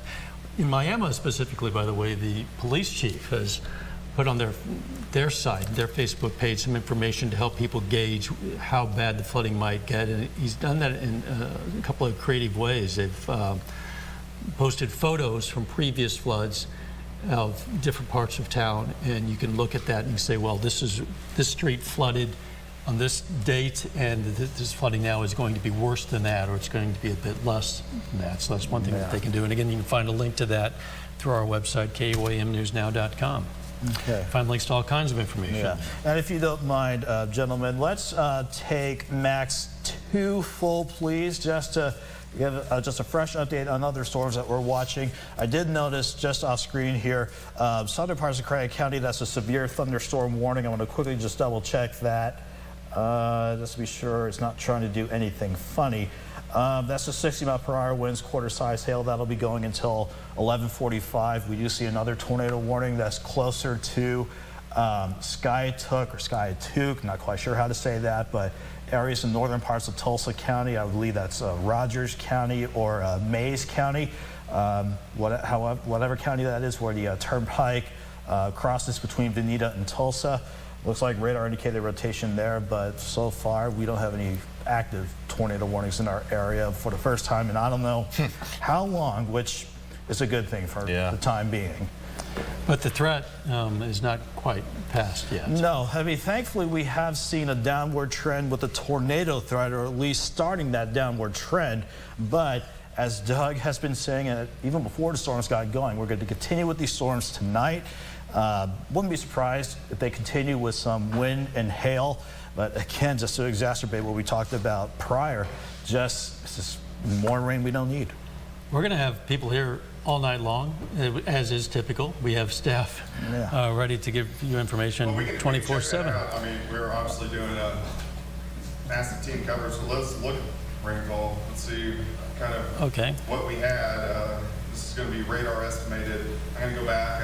We'll go back 12. Your mic is off. Your mic. We're having trouble with your mic. Oh, what Doug's saying is. I turned it off. If you missed what Doug was saying, he's trying to pull up radar observations of how much rain we've gotten, at least so far. Okay, it should be up now. Okay. I ran out, so I made sure to turn it off.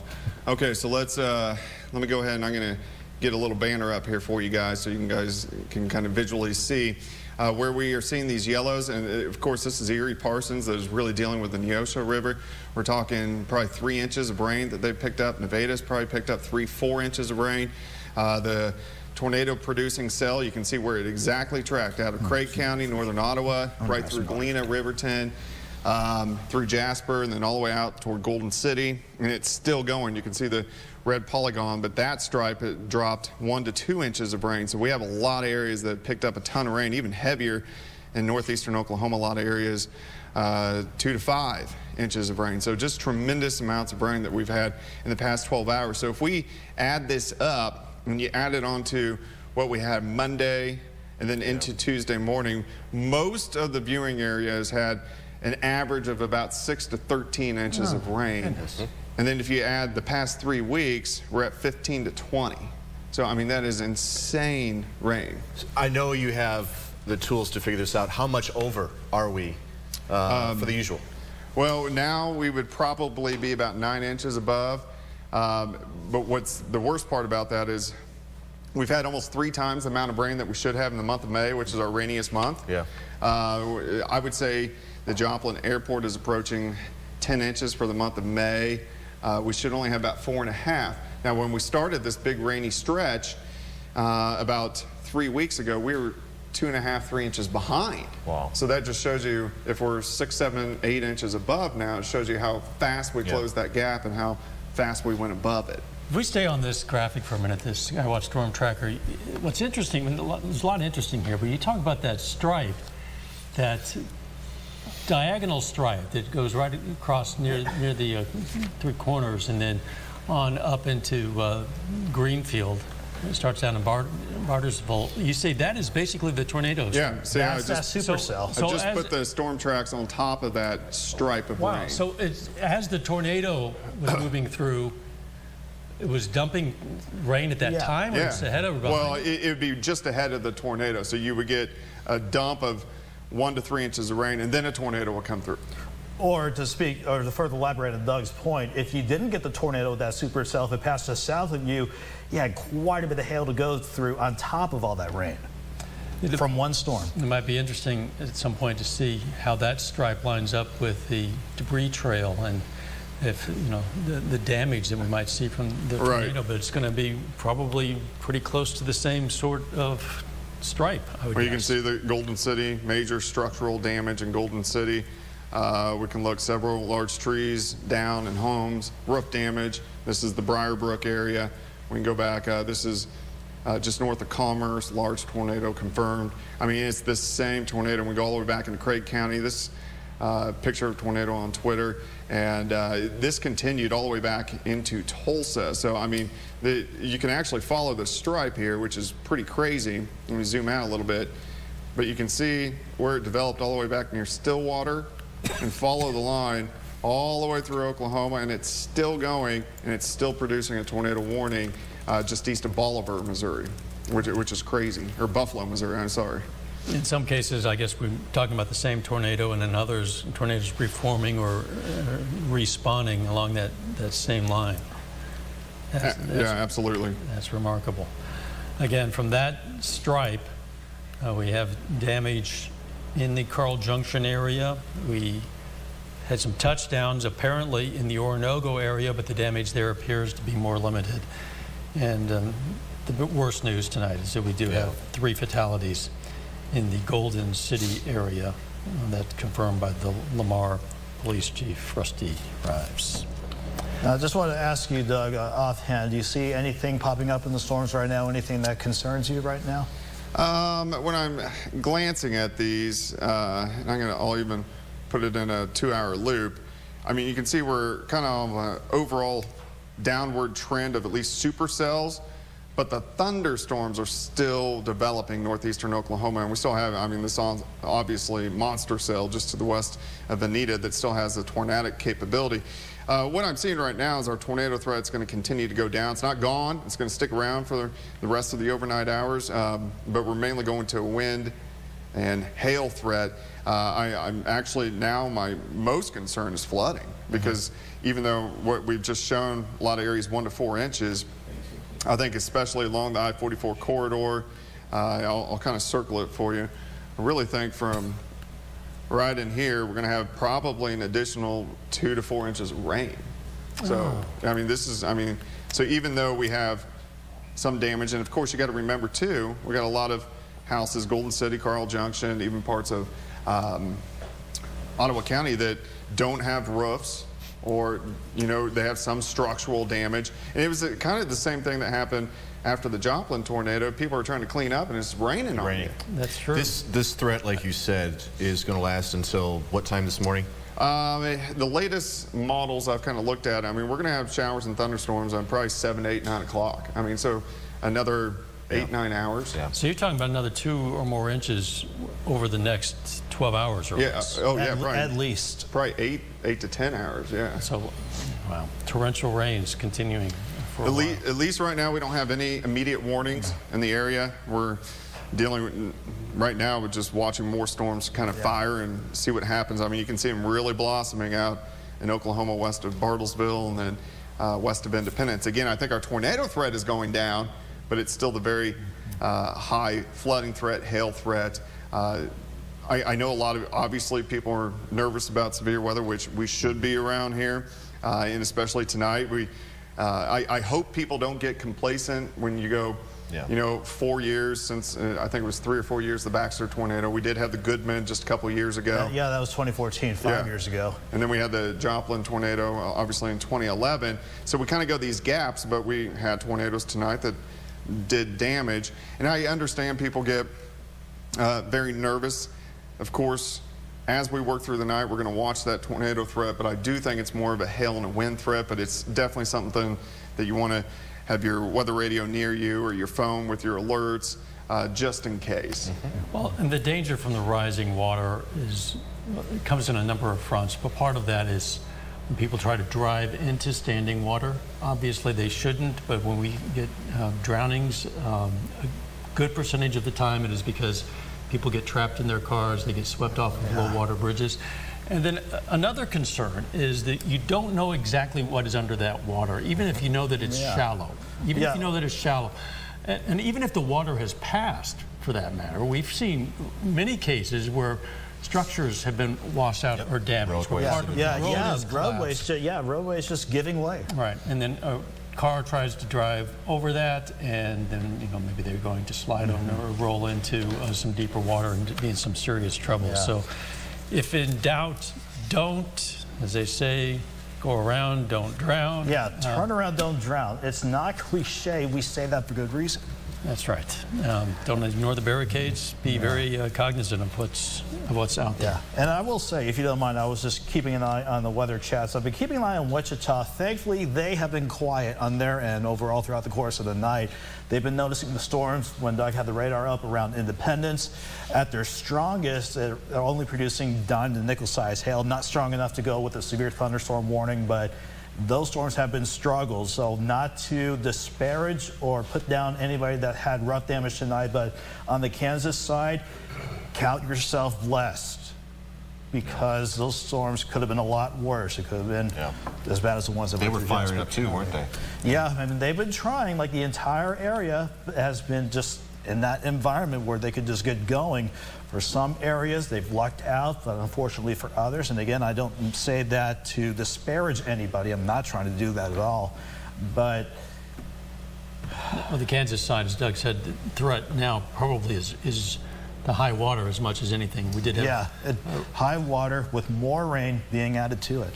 And I know you had talked to the Cherokee County Sheriff earlier. He said that the tornadic damage in Cherokee County appeared to be very limited, maybe to a little bit of roof damage. And in Ottawa County, Oklahoma, again, there appeared to be some structural damage in the northern part of the county. There were some power lines down, but for the most part, limited. This is some video from the Sheriff's Office in Cherokee County. And you know what? We're going to see lots of scenes like this, I think, tomorrow. Probably in many of the counties, maybe all of the counties in our area, there are going to be downed trees, and they present their own hazard, of course, more than just an inconvenience. It can be dangerous. Yeah, and especially with that supercell in particular that dropped so many tornadoes. It kept doing that well after the sun set, so we don't even know how that damage looks, and I guarantee you with the light of day tomorrow, and if it's safe enough for survey crews for the Springfield area to come on out, I bet we're going to unfortunately find more damage, just like what we're seeing there around Fur Road. With again, it's just amazing seeing any power pole like that just snapped in half. When you talk about surveying, it's a whole nother problem, because we had the Monday tornadoes, of course, just south of Pittsburgh. I'm making some tea. My voice is getting gone. They haven't even surveyed the tornado south of Pittsburgh from Monday because all the Springfield National Weather Service had big storms yesterday, severe weather, and then these again. So they may not even survey the one from Pittsburgh. They may just say, hey, it was an EF0, EF1, and they prioritize, don't they? Yeah, they prioritize where they go out. Because this tornado tonight's going to take precedence. So we've had and yesterday there were tons of tornadoes central and eastern Missouri. There's so many. They may just pick the top 10 and say, we're going to survey that. Yeah, and to further elaborate on what Doug said, too, Springfield doesn't just cover Bourbon, Crawford, Cherokee counties at our corner of southwest Missouri. They cover the southern Ozarks and almost up to the Lake of the Ozarks, and they all had storms the past 2 days, too, and it's not just us, so they have a lot on their plate. Yeah. So when they come in and they assess that, they determine that it was a tornado or not, I suppose that has some insurance repercussions, maybe some other things, but what does that add to their body of knowledge as far as the science of tornadoes? What is it? Is there a goal that they have here that it helps them to learn something about future forecasting? I always talk to Doug Kramer here. He's one of the lead forecasters at Springfield National Weather Service. We went to college together, and he says that the main thing that they try to do with the survey is they take the damage and then they go back to the radar and they can kind of say, okay, so this radar looked at this, this radar looked at this. So they are learning from them, but when they get into stretches like we've had the past 2 or 3 days, you know, I think it's just kind of whipping them out. But, I mean, they're looking for how the damage is, especially like when we talk about like Pittsburgh, because I haven't even gotten a chance. So many people have already cleaned that up that they can't accurately tell how bad it was. They have pictures, but like you said, it's different, isn't it? Yeah, it's and the way they measure the tornado is based largely on the damage. Right. They look at the patterns of the damage and I guess the types of damage and maybe even the way a tree is damaged or the patterns of the debris and the way it's moved. And I mean, so on Monday we had, I guess it was just south of Pittsburgh, really from Weir to Chicopee, and then toward Menda Mines. And because they haven't even surveyed that, and I guarantee people have been cleaning their yards up for the past 2 days. So, you know, they may not be able to accurately say, hey, that was an EF2 because it's been too long. Right. The damage along Langdon Lane, where a lot of houses were damaged, some of the structures, I should say, and a lot of trees were damaged, but no serious injuries. And also, it just came to me to elaborate on what Doug said too, if there are areas that still haven't cleaned up from the prior storms over the past 2 days, if they go and survey that, they may have a tough time trying to separate the damage that occurred from the past few days to the storms from tonight. Interesting point. Yeah, absolutely. Okay. And we're going back over to video, and again, this is, you haven't seen this at all tonight. If you're somehow just joining us, this is video of very likely either high wind damage or tornado damage. I believe, again, correct me if I'm wrong, from the Briarbrook. Yes, Briarbrook. And again, I mean, like, that's just definitely going to be one key aspect that these survey crews will look And again, as we look through these videos, I do want to reiterate, we don't have any warnings right now. We have showers, we have thunderstorms. They're all under severe limits, but Nick and I, and already Michael Hayslip's in, who never went to bed tonight. So we're all on top of it. And if we have warnings, we're going to let you know. You cannot fault him for being committed, Michael Hayslip. Keith Sammer was a great help to us earlier in clarifying some of the extent of the damage and the locations of the damage. And just to go over some of what he was telling us, Briarbrook, which is what you're seeing now, that had most of the structural damage that we were able to find this evening. That was limited primarily to residential areas and primarily specifically to the Briarbrook area of Carl Junction, and then along Fur Road there was quite a lot of trees down and maybe some power lines. That's a new picture from Carl Junction. Wow, look at that sizable tree. I can't tell if it was broken or uprooted. It looks like maybe it was broken.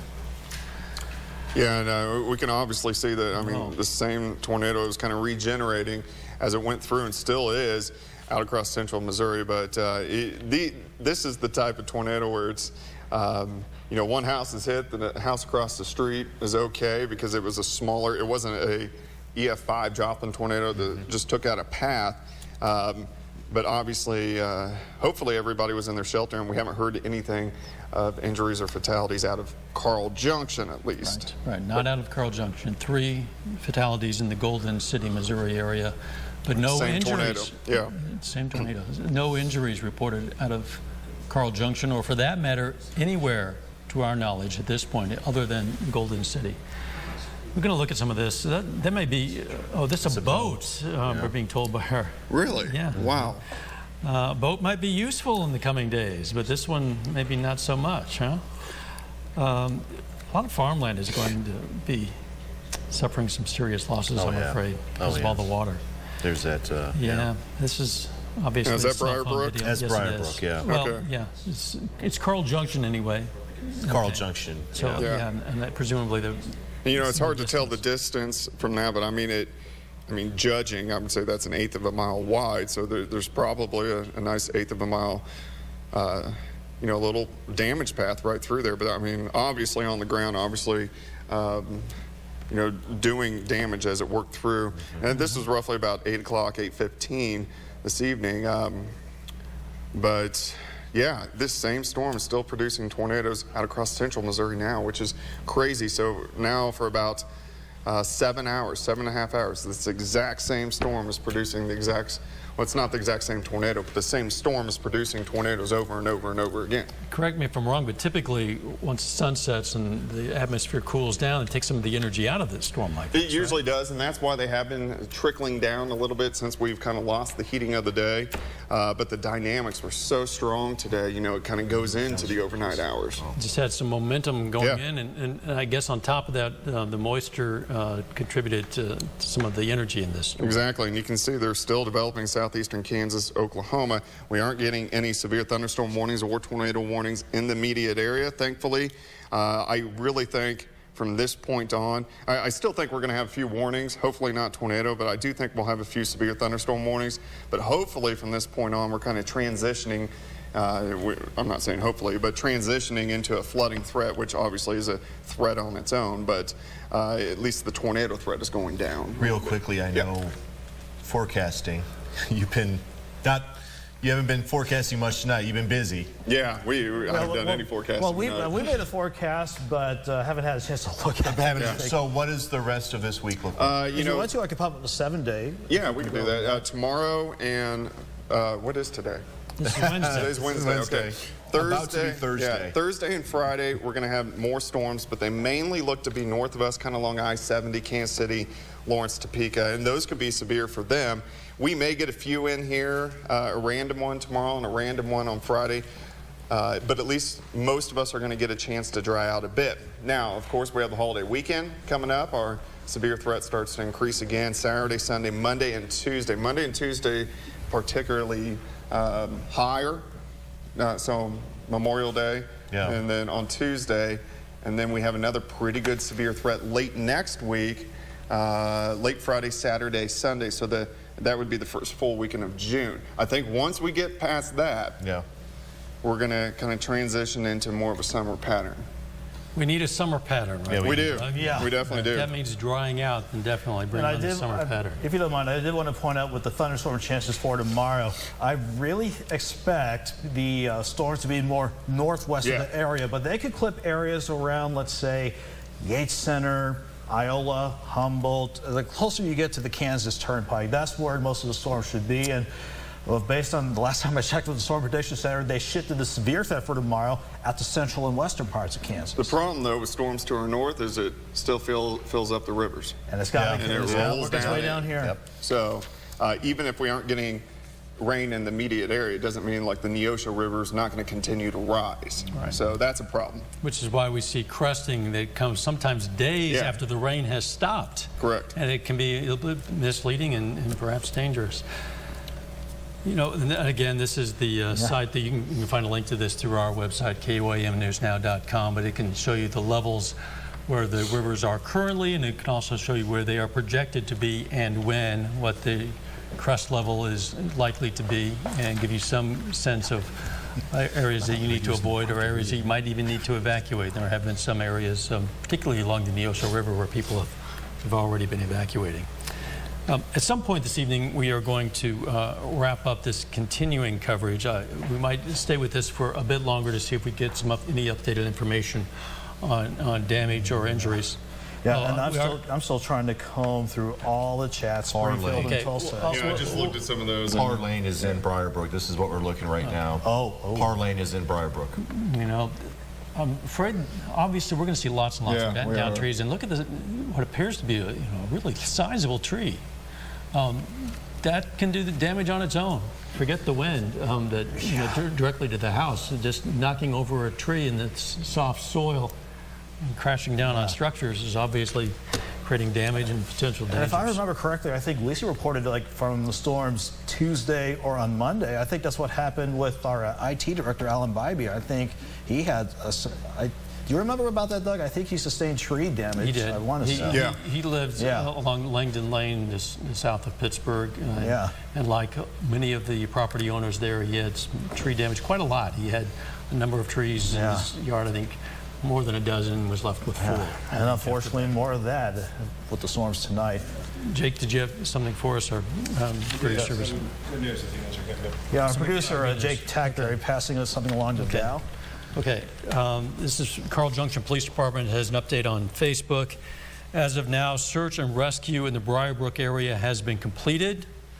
No fatalities reported at this time. This is in the Carl Junction area. Good. Only superficial injuries like scrapes, cuts reported at this time. Roadways are now open, but to residents of Briarbrook only, we want to stress that, don't go there. If you don't have to be there, do not go there. Emergency crews need those roadways. If you do not live in Briarbrook, please avoid the area so utility workers can continue to clean up debris and power lines. And they ended saying, thank you all for your cooperation in this. We highly appreciate it. Stay safe, everyone. I'll repeat that as we go over this Carl Junction video. Carl Junction Police Department updating on Facebook. As of now, search and rescue in the Briarbrook area has been completed. No fatalities reported at this time. Only superficial injuries like scrapes, cuts reported at this time. Again, we're talking about the Briarbrook area of Carl Junction. Roadways are now open to residents of Briarbrook only. If you do not live in Briarbrook, please avoid the area so utility workers can continue to clean up debris and power lines. And it's still amazing that as you read that, Dal, would be going back over the video and the pictures from Briarbrook. Still amazing, no fatalities considering the damage at the subdivision. Not only no fatalities, but if they are correct, injuries, no serious injuries, nothing more than superficial injuries in Briarbrook. Somewhat good news. We'll take that. Yeah, somewhat good news for Briarbrook. Again, bad news for Golden City. And I just looked over, I ran off screen and glanced at some of our weather models. If you pop up our Max 1 real quick, I kind of made a circle, and this is kind of a target area for about 2 to 4 inches more rain over about the next 6 to 7 hours.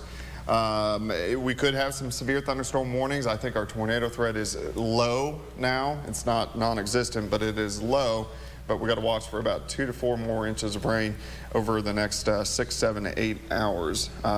No immediate warnings in the area. Still kind of watching this cluster, northeastern Oklahoma, and kind of developing back through southeastern Kansas. But I guess the good news here is tornado threat is going down rapidly. Still kind of have a hail and wind threat. The flooding threat, unfortunately, is going up as we continue to get storms through the overnight. Guys, I think we can try to maybe do kind of a summary of what we know tonight as necessary, so people can keep it here, and they can also go to our Facebook page and to our website to get updated information 24/7. But just a brief summary or an overview of what's gone on tonight. The storm system started in Oklahoma, moved up through southeastern Kansas into Cherokee County, and then into Jasper County and into Barton County of southwest Missouri, and along the way maybe caused a bit of scattered damage in first Ottawa County, where there was possibly some structural damage and some power lines down in the northern part of the county. As it moved into Cherokee County, we had a report of maybe some roof damage, but nothing widespread and no injuries. Moving into Jasper County, first substantial damage was in the Briarbrook area of Carl Junction, where some homes, maybe a number of homes, were damaged, but we've just heard that the search and rescue is completed there, and there are no substantial injuries in Carl Junction. But you should stay away from Carl Junction. Do not be going sightseeing there, because they do have power lines down. They do have some emergency workers, lots of them there, as you would imagine, who are going through Carl Junction, so you need to stay away from there. We will be bringing you video throughout the coming days. Then the storm also moved into Barton County, Missouri, and that's tragically where we have loss of life. We've heard from the police chief in Lamar that 3 people were killed in the Golden City area. Other than those 3 fatalities, we don't really know of even any injuries. True. So I think we're going to learn a lot more about northern Jasper County, because I know it was on the ground just south of Jasper as it moved into Golden City. I'm sure we're going to find out more damage in that area, obviously. And from what I've read on Golden City, there's massive damage. So yeah, we'll sadly have to see how bad it is once we get the light of day tomorrow. That's right. But at least right now we don't have any warnings in the immediate area. And I know as we wrap up, just so you know, we'll continue letting you know if we do have warnings. We'll break in, and we'll probably do some more Facebook Lives here for a little bit, kind of wrapping up everything that is happening and what is going to happen for the rest of the night. Nick and Doug, we appreciate all you've done. And we want to thank everybody out there for just bearing with us throughout the course of the afternoon and evening. Okay, please stay safe out there, everybody, and stay tuned. We interrupt regular programming to bring you a severe weather alert. All right, good Thursday morning. We're still rolling with the severe weather, which we have been since mid-afternoon on Wednesday. Still have the tornado watch, and in fact, all the counties highlighted in purple. This goes until 4 or 5 this morning. 4 or 5? 4 o'clock this morning. Most of these storms are just producing heavy amounts of rain, some large hail, gusty winds. We do still have a couple severe thunderstorm warnings, southern Nowata County, Craig, and then Ottawa County, and we do still have a tornado warning now that is moving in to our viewing area, and we've been watching these clusters of storms over the past several hours. So we're going to focus in on this storm that is now pushing into southern parts of Ottawa County. We've had the spotters, chasers are on it. It's nighttime, it's hard to see. You can only see when the lightning is kind of lighting up, but enough to warrant definitely a tornado warning and possibly one on the ground. So this is, you can see this little tight little curl here. So here's Grand Lake, here's Grove. It's right on the county line of Delaware and also Ottawa County. It's pushing into southern parts of Ottawa County, and this is mainly near Afton at this time. I'm going to go ahead and zoom in a little bit tighter for you so we can actually see exactly where this rotation is. So we're going to go in pretty tight here. So here's I-44, here's Afton. So our tornado would be just south of Afton, but still you need to be in shelter if you live in Afton. Here's Bernice, you're kind of in the inflow notch. Most likely the tornado is in between Afton and Bernice, right in here, northern parts of Delaware County, then moving into southern parts of Ottawa County. Let's go ahead and track a little bit farther north and east, and I can show you where this is going to go. So we know Afton is kind of right under the squall side here. Here's Fairland, here's Copeland. So if you live in Fairland or Copeland, you want to go ahead and take shelter as this storm is right on your back doorstep and it's racing off toward the northeast at about 35 upwards to 40 miles per hour. I'll zoom out a little bit more and we can get our bearings on who's next behind Fairland and Copeland if this holds together. So now here is kind of northeastern Craig County. Here's southeastern parts of Ottawa County. So this is just south of Afton, just north of Bernice, which Bernice is the northern part of Grand Lake. This is going to continue to track into southeastern parts of Ottawa County. I'm going to check in with Nick here and see if he has anything. Again, the reports of spotters and chasers greatly drop after dark just because you can't see it, but we're going to toss it to Nick and see if he has any updates on this latest tornado. No, not seeing anything concrete right now, Doug, but behind the scenes, I'm seeing gate-to-gate shear, the rotation net picking up 114 miles per hour. Relay that to the National Weather Service office in Tulsa. And I want to go ahead and just switch over to the CC. Doesn't look like anything on the ground. Yeah, but then again, it's strong rotation, and I would not be surprised if it puts one down pretty soon. Yeah, when we get gate-to-gate shear, which is how fast the wind is moving, and when you get over 100 miles per hour, we know this guy is really, really rotating. And again, it is right in here. So now just south and east of Afton, north of Bernice. Here's the town of Copeland, which is right on the county line.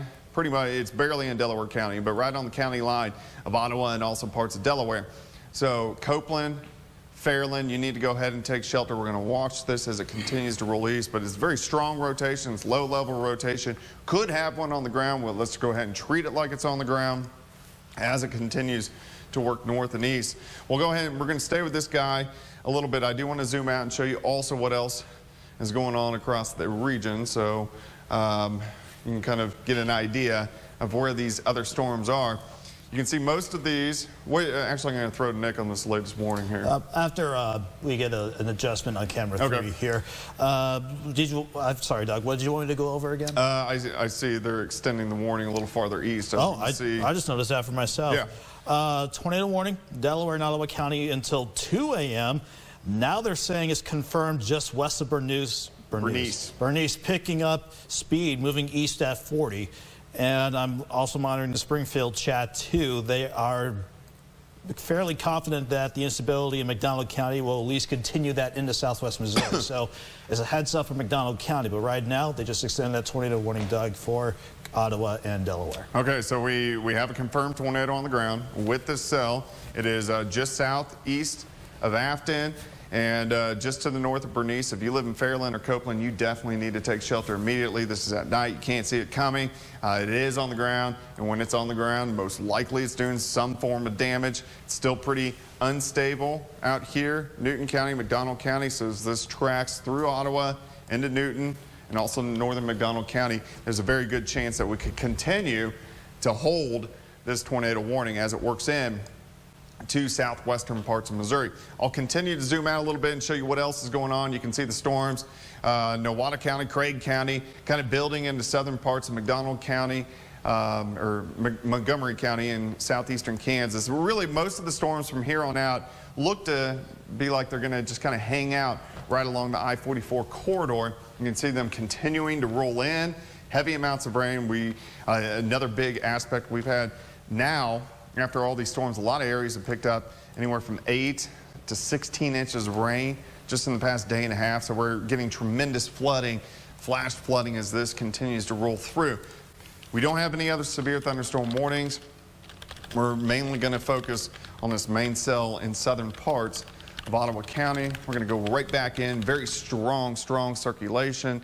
Here, I'm going to go in a little bit tighter. We'll get an idea exactly where this is.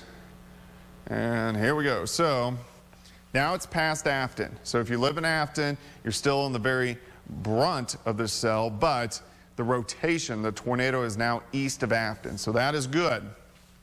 We are looking, let me go in a little bit tighter here. So here's Copeland. So you're kind of in the inflow notch. So it's just north of Copeland. Let me pan a little bit farther north. And this is going to be Fairland right here. So it's right here that we are seeing the rotation. I'm going to zoom out just a bit. And this has been a confirmed tornado. So here's Fairland. So the tornado should track right in between the two towns of Copeland and Fairland in southern parts of Ottawa County. But again, this is very unstable air as we continue out into southern parts of Ottawa County, and then eventually by the time we get into Newton and also McDonald County. So obviously this is what we are going to be watching as we work through the next 30 to 45 minutes. Again, I think our tornado threat in general overall is fairly low, but it's still decently unstable, especially in our southern counties south of I-44. So we are going to continue to get some severe thunderstorm warnings, even a few tornado warnings, obviously. If just by chance, if you lose power, we are Facebook Living this. You can also live stream on KOAMnews.com. So we're trying to keep you updated in multiple platforms digitally, and then also on TV. Structural looks to have weakened just a hair. I'm going to zoom back in with the latest scan that went through. Still, I'm going to assume there's a tornado on the ground, but I'm going to bet that it's trying to recharge, regenerate just a bit. Nick's kind of nodding his head, yes. Yeah, velocities are trying to tighten back up. They still have it observed, and it's going to be running right along that Delaware-Ottawa County line. So far, haven't heard from Springfield if they're going to pull the trigger on the tornado warning yet, but we're just keeping a very close eye on this, Doug. Yeah, so still we're getting at least rotation, funnel clouds possibly on the ground. Still, again, it's very hard to tell at night. This is probably a mile or two north of the immediate town of Copeland, right over the county line of Delaware and also Ottawa, southern parts, Ottawa County. This is probably 4 or 5 miles south, maybe 7 or 8 miles south of Fairland. If you live in Fairland, you're going to stay mainly in the hail core, the rain core. I would still take shelter, but it's going to track just north. Copeland, obviously, you still need to take shelter. If you live anywhere southeastern parts of Ottawa County, you need to go ahead and take shelter, as this is a tornado. It's still observed somewhat on the ground and will continue to push into southeastern parts of Ottawa County. And then, of course, here in about, let's see how far away we are, about a half a county, so we're talking probably 15 miles from the state line of Oklahoma and also Missouri. So if this would continue its track, it would go into northern parts of McDonald County and then eventually into southern parts of Newton County. So that's where we got to start to watch out from Goodman would be kind of right in line with this track, which is right along I-49 in northern parts of McDonald County. But still, pretty tight signature. It looks like it's trying to regenerate a little bit, but something we want to watch as it continues to push through southern parts of Ottawa County. Obviously, we've had a big day. We've had a lot of tornado warnings throughout the day. We've had a lot of damage as we've worked through the day. Northern parts of Ottawa County, we've had damage, at least brief touchdowns near Galena. We had a touchdown in Carl Junction, near Oronogo, Alba, and then eventually went through Golden City. Unfortunately, we have a few fatalities outside of Golden City, and this is in southeastern parts of Barton County. And then we've had cells track through central parts of Missouri. We've had confirmed tornado in Jeff City, which has done some damage. I haven't done a lot of digging on exactly what Jeff City has. I know Jay, Oklahoma, from storms earlier, most of the town is out of power. A lot of areas without power. And then on top of that, you got the whole flooding situation, which is going on, especially with the Neosho River, really from Chanute all the way down through Erie, Parsons, and then it digs down into Ottawa County. So that is another big concern as we continue through the rest of the overnight hours. Let's go ahead and dig back in. Ottawa County, here we are, still have our very defined rotation right on the county line of Delaware and also Ottawa County as it continues to push pretty quickly east, maybe a jaunt northeast at about 40 to 45 miles per hour. So it has picked up a little bit of steam as it's continuing to work through. If you live in Miami, if you live in Commerce, Quapaw, near Pitcher, Wyandotte, this is all staying well to your south. May still have some sirens blowing in northern parts of Ottawa County, but this is staying well south of your region. So that is the good news. Here's Indigo Sky Casino. This is just outside of Seneca. It's right along the state line of Oklahoma and also Missouri. I do think this will stay just south of Indigo Sky. The last radar return, it's wrapping up, so it's intensifying once again right along the county line of Ottawa and also Delaware. I'll go in a little bit tighter for you. You can see exactly where it is now. So it is just passing just due north of Copeland. Here's Fairland. Fairland again, you are kind of in the hail core, the heavy rain core. The tornado will pass south of Fairland. It is immediately in between Copeland and Fairland right now, and it is tracking east. It will be bypassing Copeland here in about the next 2 to 3 minutes. Fairland, again, you're kind of in the hail core. You're not in the tornadic part of the storm. This is going to stay in southern parts of Ottawa County as it continues to work through. I'll pull out a few other products here and see what we can get going. Let's go to velocity. And this is going to be our storm winds. See how the green and the red are meeting up here? That's where our tornado is. We'll pull out our CC and see if we see that right there. That is a very good indication that it is on the ground just north of Copeland. So that's really what we got to watch as it continues to work through. So this is a tornado on the ground. I can definitely tell that. Our CC, it's a fancy name for, I'm not even going to get into it, but it shows us if there's a tornado on the ground. So very tight here. So this is now 4 or 5 miles southeast of Fairland, has now passed north of Copeland. If you are in Copeland, the worst is now passing by. You still want to stay in your shelter for another 5 minutes. Southeastern, all the southern parts of Ottawa County, you want to go ahead and take shelter as this is a tornado on the ground. I'm going to zoom out just a little bit more, see what else is going on as these continue to work through. Very heavy amounts of rain. No warnings on the Missouri side yet. We'll see how this goes as it continues to track in. Nick, do you got anything new on chat, Springfield or Tulsa on this? Mum's the word from Springfield yet, but based on how close the storm is to the Missouri state line, I bet they're thinking really hard on whether or not to pull a tornado warning for McDonald County, maybe southern Newton, northern McDonald County. But what you've been saying earlier, that circulation's been wrapping up. I've been seeing that on the velocities too, but and I think you touched base on this too. It's just trying to just cycle and just trying to go again. Yeah, a lot of times with tornado warnings, what we will see is it will drop a tornado. and then it'll kind of cycle through its process, and then it'll redrop another tornado. And that's what we saw with the tornadoes this afternoon, the ones that went through Ottawa County, Cherokee County, Jasper County, all the way up through Barton County. It's the same storm that's producing tornadoes, but it's cycling through its process, so it's producing numerous tornadoes, and that's kind of what we're seeing now. We do have a new warning that is now popping up, so I'm going to assume Nick's got an update for me. Yeah, it's just an update to that tornado warning, Doug. They're still going with observed.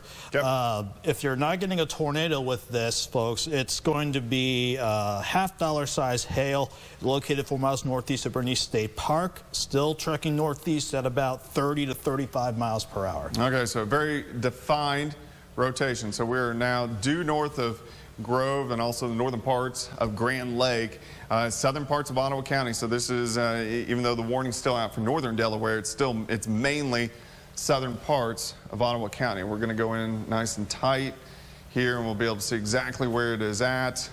And I will kind of pan around for you. So this is now northeast of Copeland. You can see, I can't even read, is that Highway 10? So that is Highway 10. Yeah, Highway 10, so it's about ready.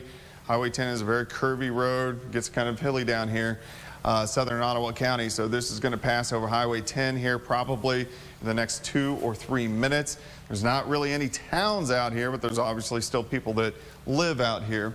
Let's go ahead and zoom out a little bit farther. And while you do, Doug, didn't mean to interrupt, but I just saw across the Tulsa chat, I think they are sounding the sirens in Seneca, even though the rotation may not make it to Seneca, the storm working in. I think they're just playing it safe and sounding the sirens as the storm works in. Okay, so if we are getting sirens sounding in Seneca, Indigo Sky area, I do think this is going to stay south of that region, but definitely that's a precaution as it works in the northwestern parts of McDonald, southwestern parts of Newton County. But again, here's our rotation. We're now in southern parts of Ottawa. If you live in Miami, Commerce, Quapaw, Wyandotte, unincorporated Pitcher, all those areas, this is well north of where this tornado is. This is right on the county line of Ottawa and also Delaware County, continuing to push east. And it has a little jaunt to the northeast. Signature looks to be tightening up just a hair now. Still observed tornado on the ground. And usually when I see this kind of structure, sometimes it tries to recycle here and then tries to kick back here. So we're going to watch that as it continues to generate in southern parts of Ottawa County. Let's go ahead and we're going to zoom out. We're going to go a little bit farther toward the west, see what else is right behind it. You can see all the showers, all the thunderstorms. We do have a severe thunderstorm warning just to the west of Bonita, which is also kind of an interesting looking cell. I wouldn't be surprised if there's a tour possible in that severe thunderstorm warning, meaning it probably has some mid-level rotation. This jaunts back. Nowata County, all this stuff is moving in right along Interstate 44, so we're getting showers, we're getting thunderstorms through Joplin. These are just strong storms. These extend all the way down to Seneca, all the way down into northern parts, northwestern parts of McDonald County. But obviously, you can see right here, this little notch, that is where our tornado warning is. And we are talking now probably 7 or 8 miles west of the state line of Oklahoma and Missouri. So we're going to see if that warning goes out. What do you got, Nick? Just to verify what you said, if I can say the word correctly, that storm you were showing west of Bonita, it is trying to rotate. So that's another one we need to watch. Okay, so yeah, we're still getting these movements and these storms, especially these ones in the southern counties, because there haven't been a lot of action throughout the day. So the atmosphere isn't overly overworked, even though we've had storms that have worked through. Again, I think our overall tornado threat for the viewing area is low, but it is a little bit higher right through here. We're going to say Ottawa County, Delaware, McDonald, and also southern parts of Newton County. Our tornado threat is just a little bit higher. Still, you can see the circulation. I'll zoom back in. We'll get exactly where it is right now. And you'll be able to see, so here's Highway 10, so it's really crossing over Highway 10. Here's Grove, so it's north of Grove. Here's Fairland, it's southeast of Fairland. Here's Wyandotte. This is going to pass, I'm going to say 5 or 6 miles south of Wyandotte. You still want to be in your shelter in Wyandotte, but this is going to pass 5 or 6 miles south of Wyandotte. So that is good news, the actual tornado itself. Let's go east. We'll see exactly where it is going, because it is tracking kind of the way my arm is tracking. So we're going to go it's going to clip into northwestern parts of McDonald County. So down the road, Goodman, you'll need to watch this. This is going to stay just south of Seneca. It's going to go very close to the county line of Newton and also McDonald County. But again, this should stay just south of Seneca, even though some of the sirens are blowing. You can see why the tornado polygon goes right over Indigo Sky. But again, I think it's going to stay just south of there. We're going to continue to watch this. It's mainly over rural areas at this time, southeastern parts of Ottawa County. We're going to take a quick break on the TV side here as this works into Missouri. We're going to jump back on.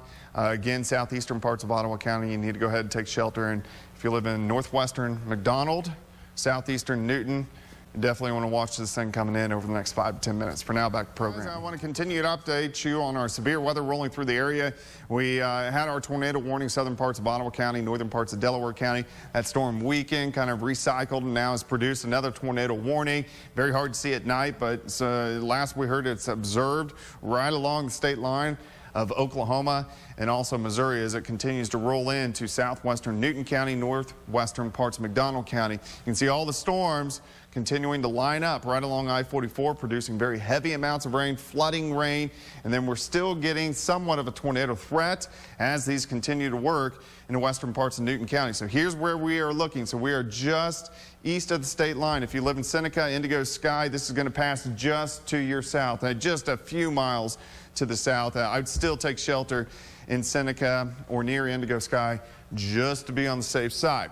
Okay, so we are looking right along kind of the triple point of the state line of Oklahoma and Missouri, and then the triple point of the county lines which connect Ottawa, Newton, and McDonald County. So this is tracking east-northeast at about 35 to 40 miles per hour. It did kind of slow up just a little bit because it kind of recycled just a bit. I want to go ahead and I'm going to pull out just a hair so we can see where this is going. Again, it's in extreme southwestern parts of Newton County, right on the state or the county line of Newton and also McDonald County as it continues to push off toward the north and to the east. So let's look down the road just a little bit. We are mainly going to be looking central parts of Newton County, south central parts of Newton County.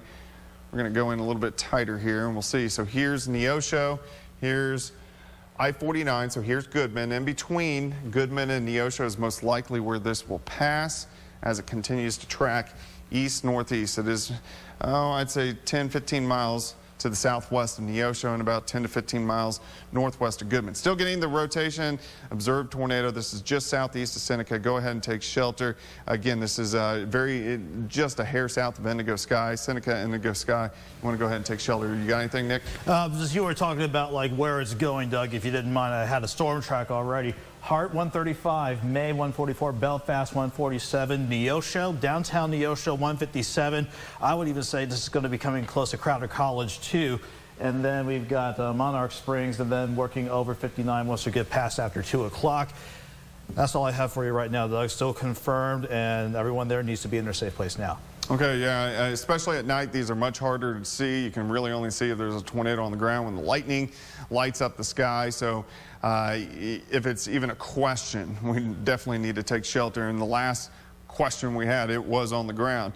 Again, this may be trying to recycle a little bit. Again, the signature is not quite as strong, but we're going to go ahead and continue to look at it. So here's Seneca.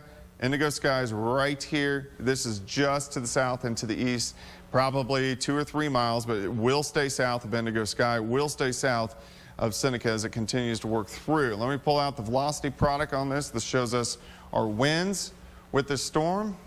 And we're going to move these around, and you can kind of see that kind of brighter green right on the backside of this storm, and the red, and that is right where we are seeing this tornado, right on the back, right in this little notch here. So this is probably 4 or 5 miles south, well, probably more than that, probably 7 or 8 miles south of Seneca, continuing to track southwestern parts of Newton County. Down the road, we'll be looking for Neosho, Crowder College, in between Goodman and mainly Neosho, but again, this is kind of tracking at this kind of a line, so definitely could affect at least the south side of Neosho as we work through the next 15 to 20 minutes. So we're continuing to watch it as it continues to track. We'll go ahead and take a tour of what else is going on, because we do. A lot of people are asking about this around Joplin, why the sirens aren't sounding there. That's Okay. because they're not under a warning. It's just pouring, and it is loud with so much lightning on top of the city right now, Doug. Yeah, we definitely have very heavy amounts of rain. In fact, I'll back up a couple graphics, and you can see, I mean, the very heavy amounts of rain right along I-44, but the only tornadic cell is in southern parts of Newton, northern parts of McDonald. So everybody else is not seeing severe weather. Here's just good old thunderstorms. Very electric, a lot of thunder, a lot of lightning. So that's why we aren't seeing or hearing any sirens or any warnings going out. But this is going to be a long, active night. Look how the storms are popping in southeastern Kansas. So we are going to get a lot of flooding rain. This goes right along the I-44 corridor. But the only immediate danger we have right now is southwestern Newton. Really southwestern Newton County. I would say 7-8 miles south and east of Seneca, and also Indigo Sky as it continues to push north and east. See how these storms continue to line up right along and north of Interstate 44. These are going to continue to come through the overnight hours. We're going to hang with at least a low tornado threat for the next several hours. Severe weather threat a little bit higher now. Severe weather, we're talking mainly hail and also gusty winds, and then obviously the tornado threat, you have the tornado on the ground or a tornado warning. Going right in here, here's Seneca, here's Indigo Sky, so we're now 7-8 miles due southeast, and we are looking, I-49's way over here, so a good 10 miles west of I-49. This is going to track on I-49 between Goodman and Neosho, and it's most likely going to go on the south side of Neosho, so very close to Crowder College. If it can hold its signature, it looks like it's actually strengthening just a little bit. I'm going to pull out the velocity once again on this guy, see what we get. And we can still see our storm winds. So we are looking right back in here is where our tornado is. So right in southwestern parts of Newton County, and it could very well be on the ground right on the leading edge here. So that's what we're watching. That's what we're going with, is still on the ground. Now kind of just southwestern parts of Newton County. This is staying north of McDonald County. Even if your sirens are going in Goodman, this is staying north of you. But National Weather Service likes to make these polygons pretty wide just to cover everybody. But this is due in southwestern parts of Newton County, continuing to track northeast at about 40 miles per hour. So pretty good clip. We're going to continue to watch this. Of course, we're going to be dealing with heavy amounts of rain as we work through the overnight hours. A lot of flooding, a lot of areas have picked up anywhere from 2 to 6 inches of rain already tonight on top of 4 to 10 that we saw just a day and a half ago. Of course, we've had a very busy night. We've had several tornadoes. We've had a lot of areas with damage. We've even had a few fatalities. Golden City last reported was 3 fatalities, and that was with the earlier tornado.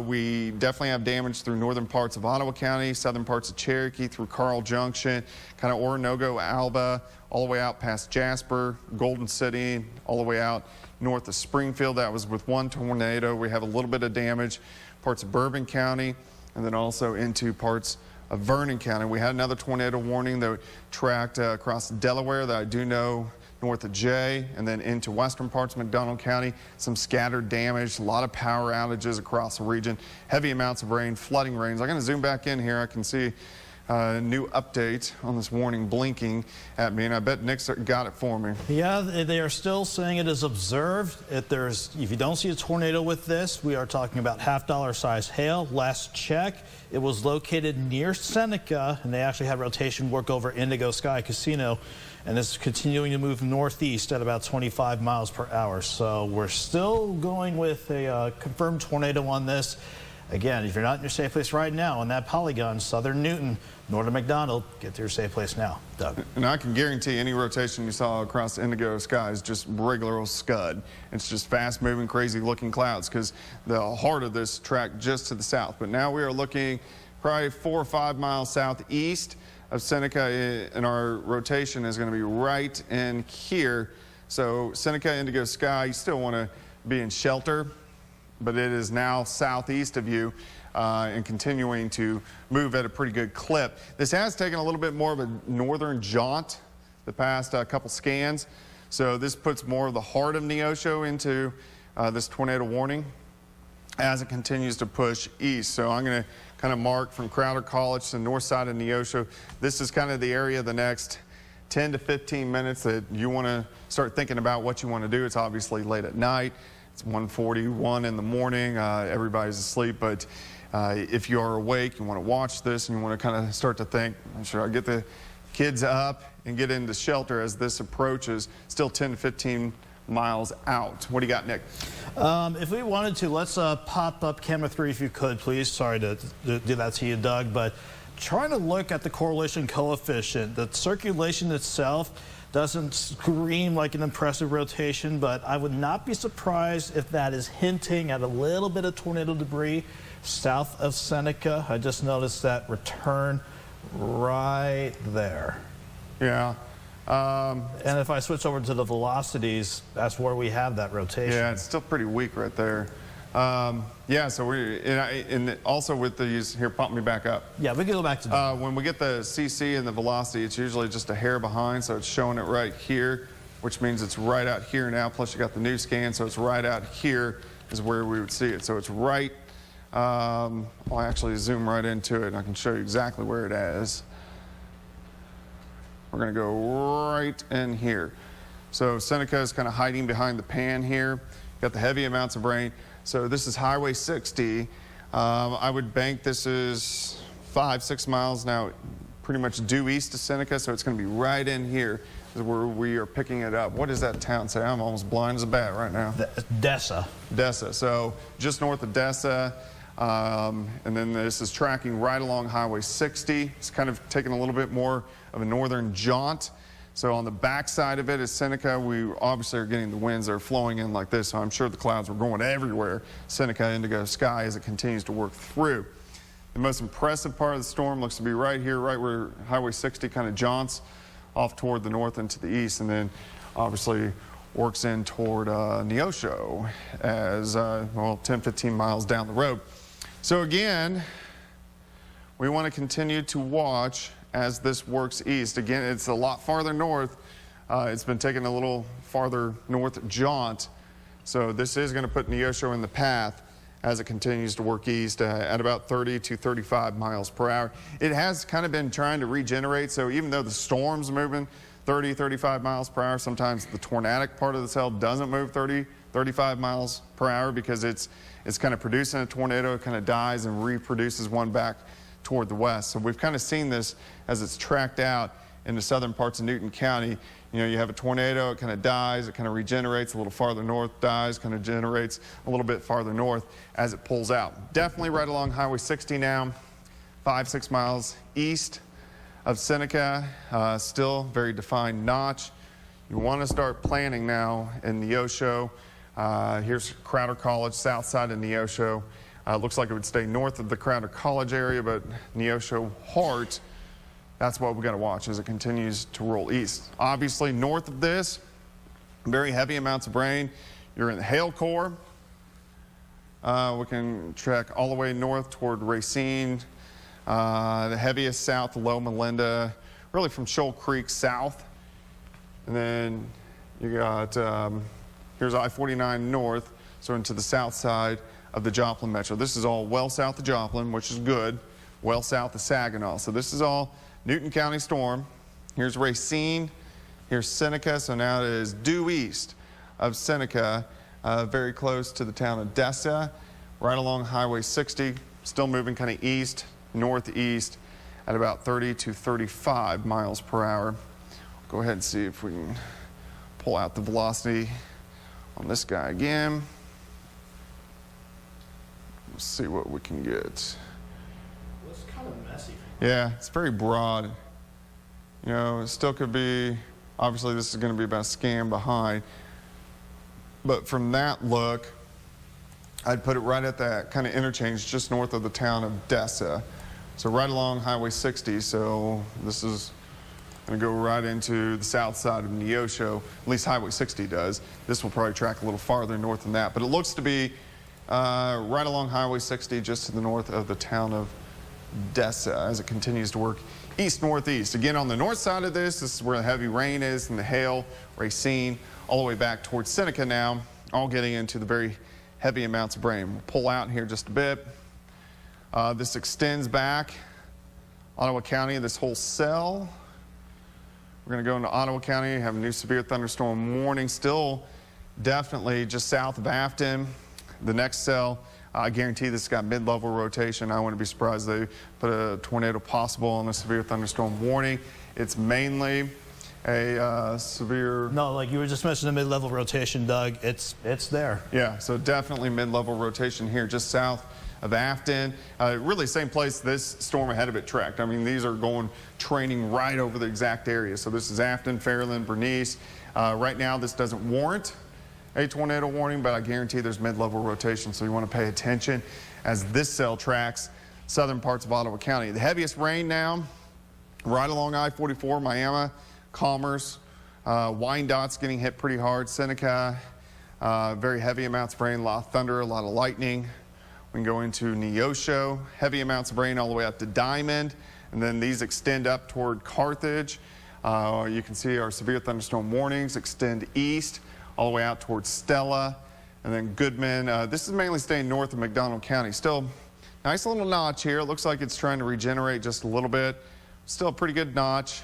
We're going to go ahead and just say it's still producing a tornado, even though we aren't seeing the great effects on. It's messy looking. You seeing pretty good lightning there, Slip? Yeah. Tower cam showing all kinds of lightning. So this is just west of Neosho now. It looks a lot messier than what it did earlier. What happened there? No, I was just trying to get your batteries running low. Oh, yeah. Very messy signature here. This is southeast of Racine. This is now moving into Neosho. If you live in Neosho, go ahead and take shelter. This is a messier signature. I wouldn't be surprised if it tries to regenerate. This is what the cell has been doing all night long. But again, it's enough to warrant a tornado warning. So this is now getting pretty close to Neosho. It looks like the brunt of it is probably right in here. We'd track Neosho downtown, just north of downtown Neosho.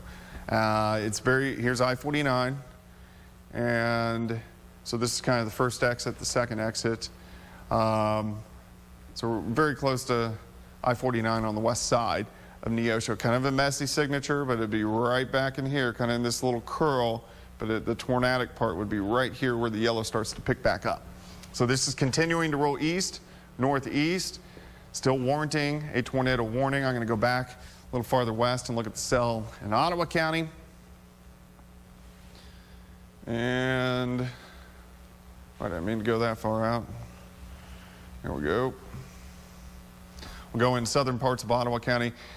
Still definitely mid-level rotation here. So this is between Fairland and also Copeland again. So the same areas that we had with this cell about 35 minutes ago. Still warranting a severe thunderstorm warning. Not enough rotation to warrant a tornado warning, but still something we want to watch as it tracks across southern Ottawa County. Very heavy amounts of rain. Let's go back east into Newton County. So let me drag this east. Latest scan here, very messy, but still rotation just on the west side of Neosho. It's not near as convincing looking. The one thing I am seeing is the radar echoes picking up east of Seneca, so this may try to wrap in and regenerate. We'll wait until the next scan comes through, but right now it's pretty messy looking. I'd still take shelter if you live in Neosho. We'll see if this can tighten up here in the next scan or two, but right now it's pretty messy looking. Again, still enough to warrant a tornado warning. So go ahead, take shelter if you live in Neosho. These are all severe thunderstorm warnings, staying mainly south of Joplin. A lot of thunder, a lot of lightning, still getting some heavy amounts of rain, of course, as you head north toward Joplin. Let's go ahead. Ottawa County, very intense cell from Miami to Wyandotte, all the way back toward Afton, and still have some mid-level rotation right here along the county line of Ottawa and also Delaware County. We can go a little bit farther west. These storms continue out across Craig County and then stretching all the way back into Nowata County as well. So a lot of action, a lot of storms continuing to roll through. Again, I think our overall tornado threat is low or lower, but we are still going to pick up a random tornado warning or two, which we have been seeing. And we're going back into this Newton County storm. We'll pull a little bit farther east. Still has that rotation. It's not quite as intense, but we'll see if it regenerates. So now we are looking between Neosho and Racine. So right in here is where it would be located. So this is the west side of Neosho now. Most likely this will track just north of Neosho proper, but if you live in Neosho, still go ahead and take shelter. Crowder College, go ahead and take shelter. But it is right in here. I'm just wondering if it's going to try to regenerate back toward the southwest, which would shift all this south. So I'm kind of waiting to see how this really kind of forms up, because it looks like the energy is kind of wrapping back around into it just a little bit. What do you got, Nicholas? I was just looking at that on my end on Max 2 and just trying to go back and forth with that. And I think I'm seeing the same thing that you are, that rotation's being pulled north, and it looks like it's just trying to surge forward, that backside. Well, even, this latest scan, you can see it kind of dives from north to south. So I'm going to say it's trying to wrap up a little bit more.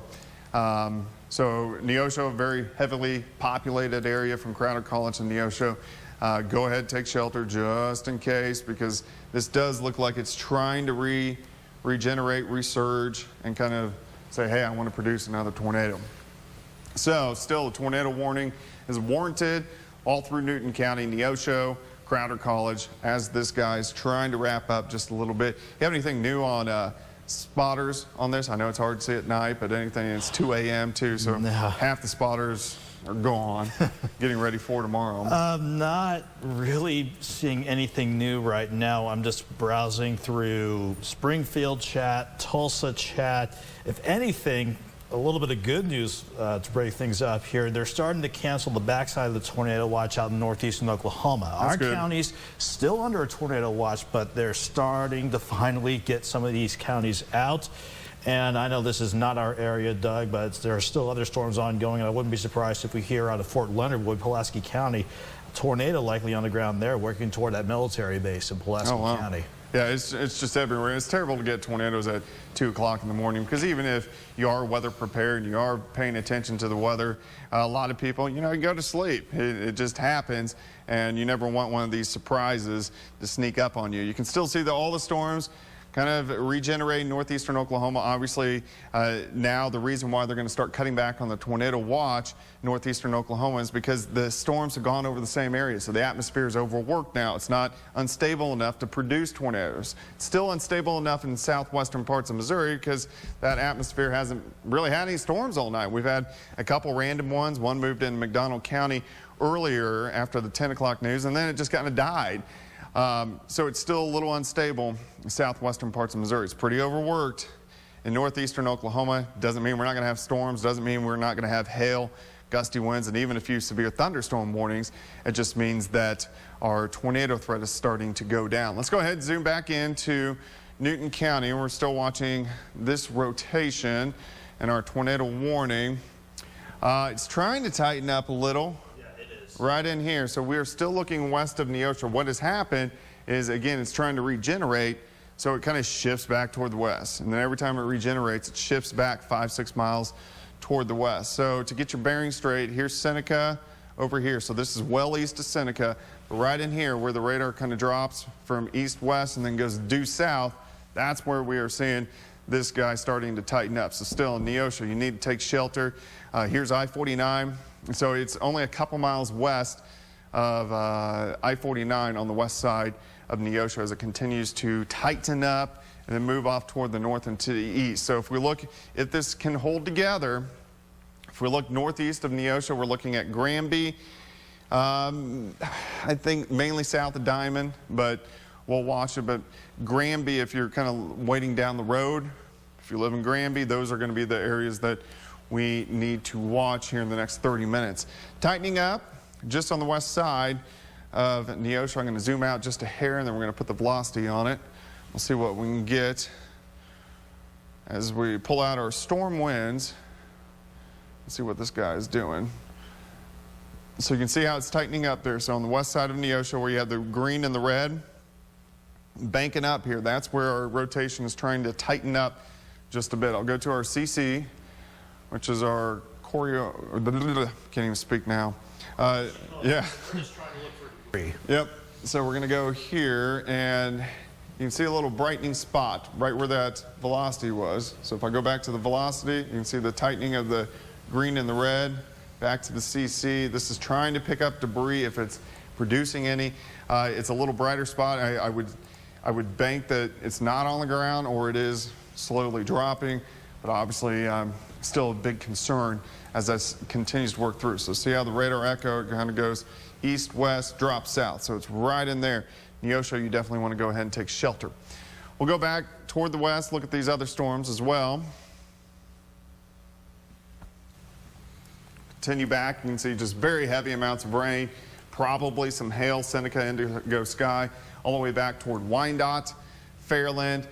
This was the guy that had some mid-level rotation, still probably a little mid-level rotation right along the county line of Ottawa and also Delaware. It's not a huge concern right now. Miami, heavy amounts of rain. We got this storm. This is way back toward Veneta again. Also kind of that same structure, maybe a little mid-level rotation. But again, the atmosphere is getting highly overworked because these storms are working over the exact same area, still producing flooding rains.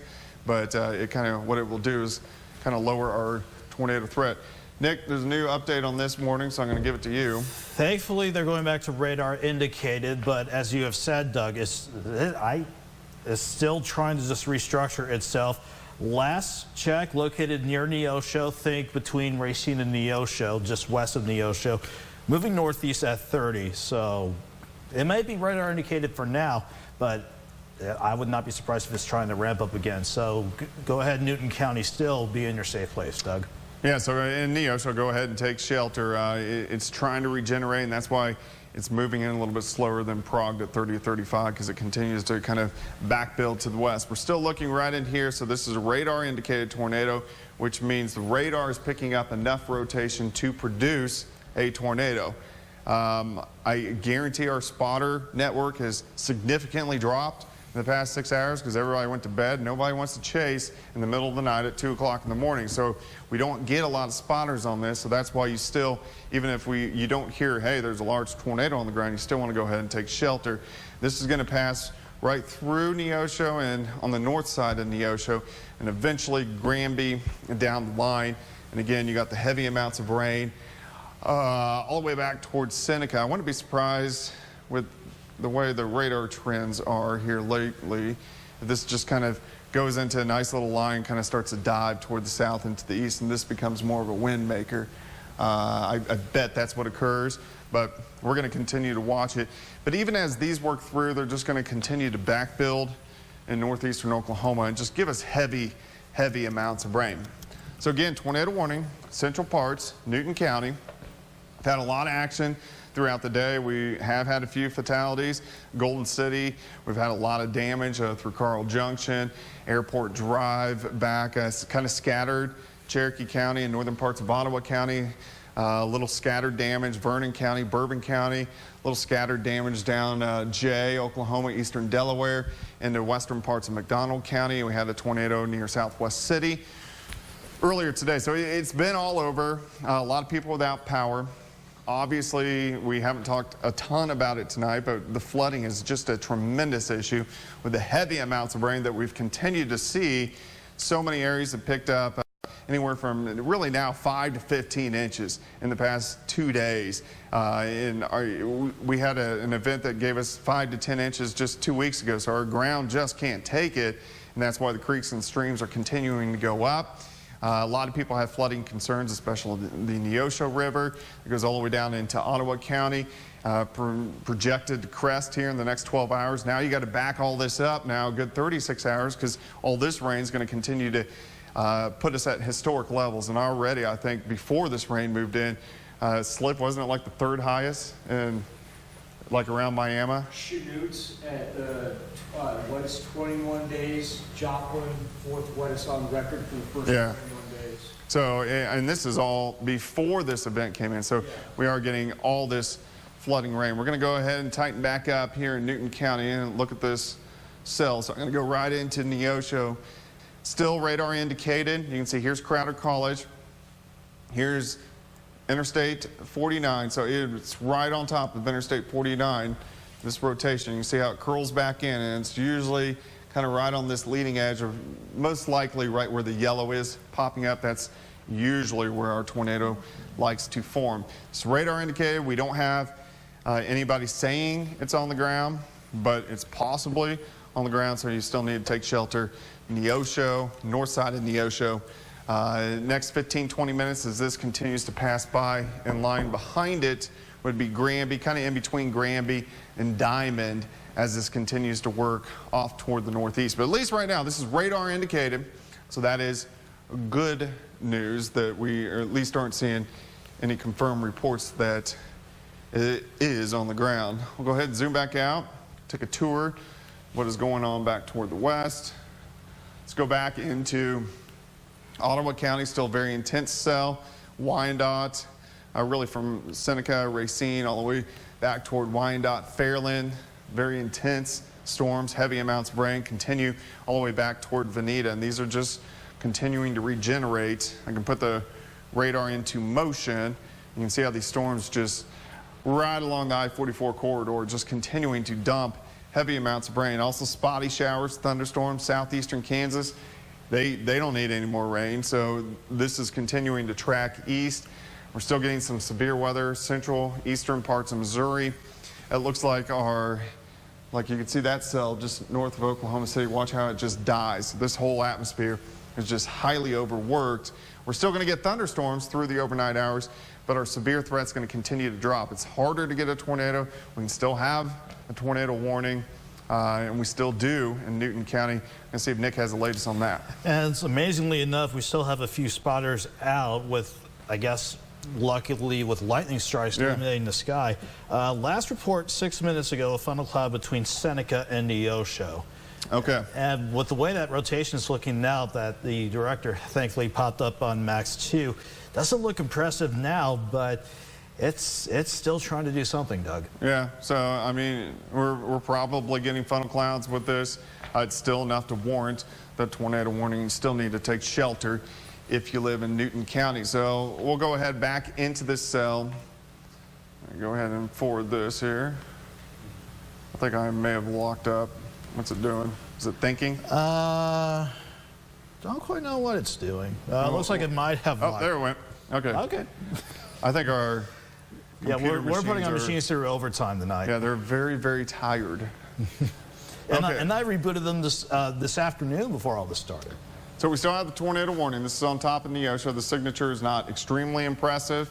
We've had funnel clouds. We haven't seen anything on the ground recently, but funnel clouds, and it's going to be right in this little curve here, right along the yellow edge is usually where we're going to get it. So this is on the west side of Neosho. This is already east of I-49 now, just outside of Neosho. So right in here, and then of course the rain really picks up as this band rolls in. Radar indicated, maybe a funnel cloud. Go ahead and take shelter in Neosho, as this is kind of right on top of you at this time and continues to work east-northeast at a pretty good clip. I'll even zoom in a little bit tighter here. I'm going to go back here for you. We're going to go right in here. So here's Neosho proper. Here's I-49. So we're kind of looking just east of I-49, well east of Racine now, as this continues to track east, northeast at a pretty good clip. What is that highway right there? Is that?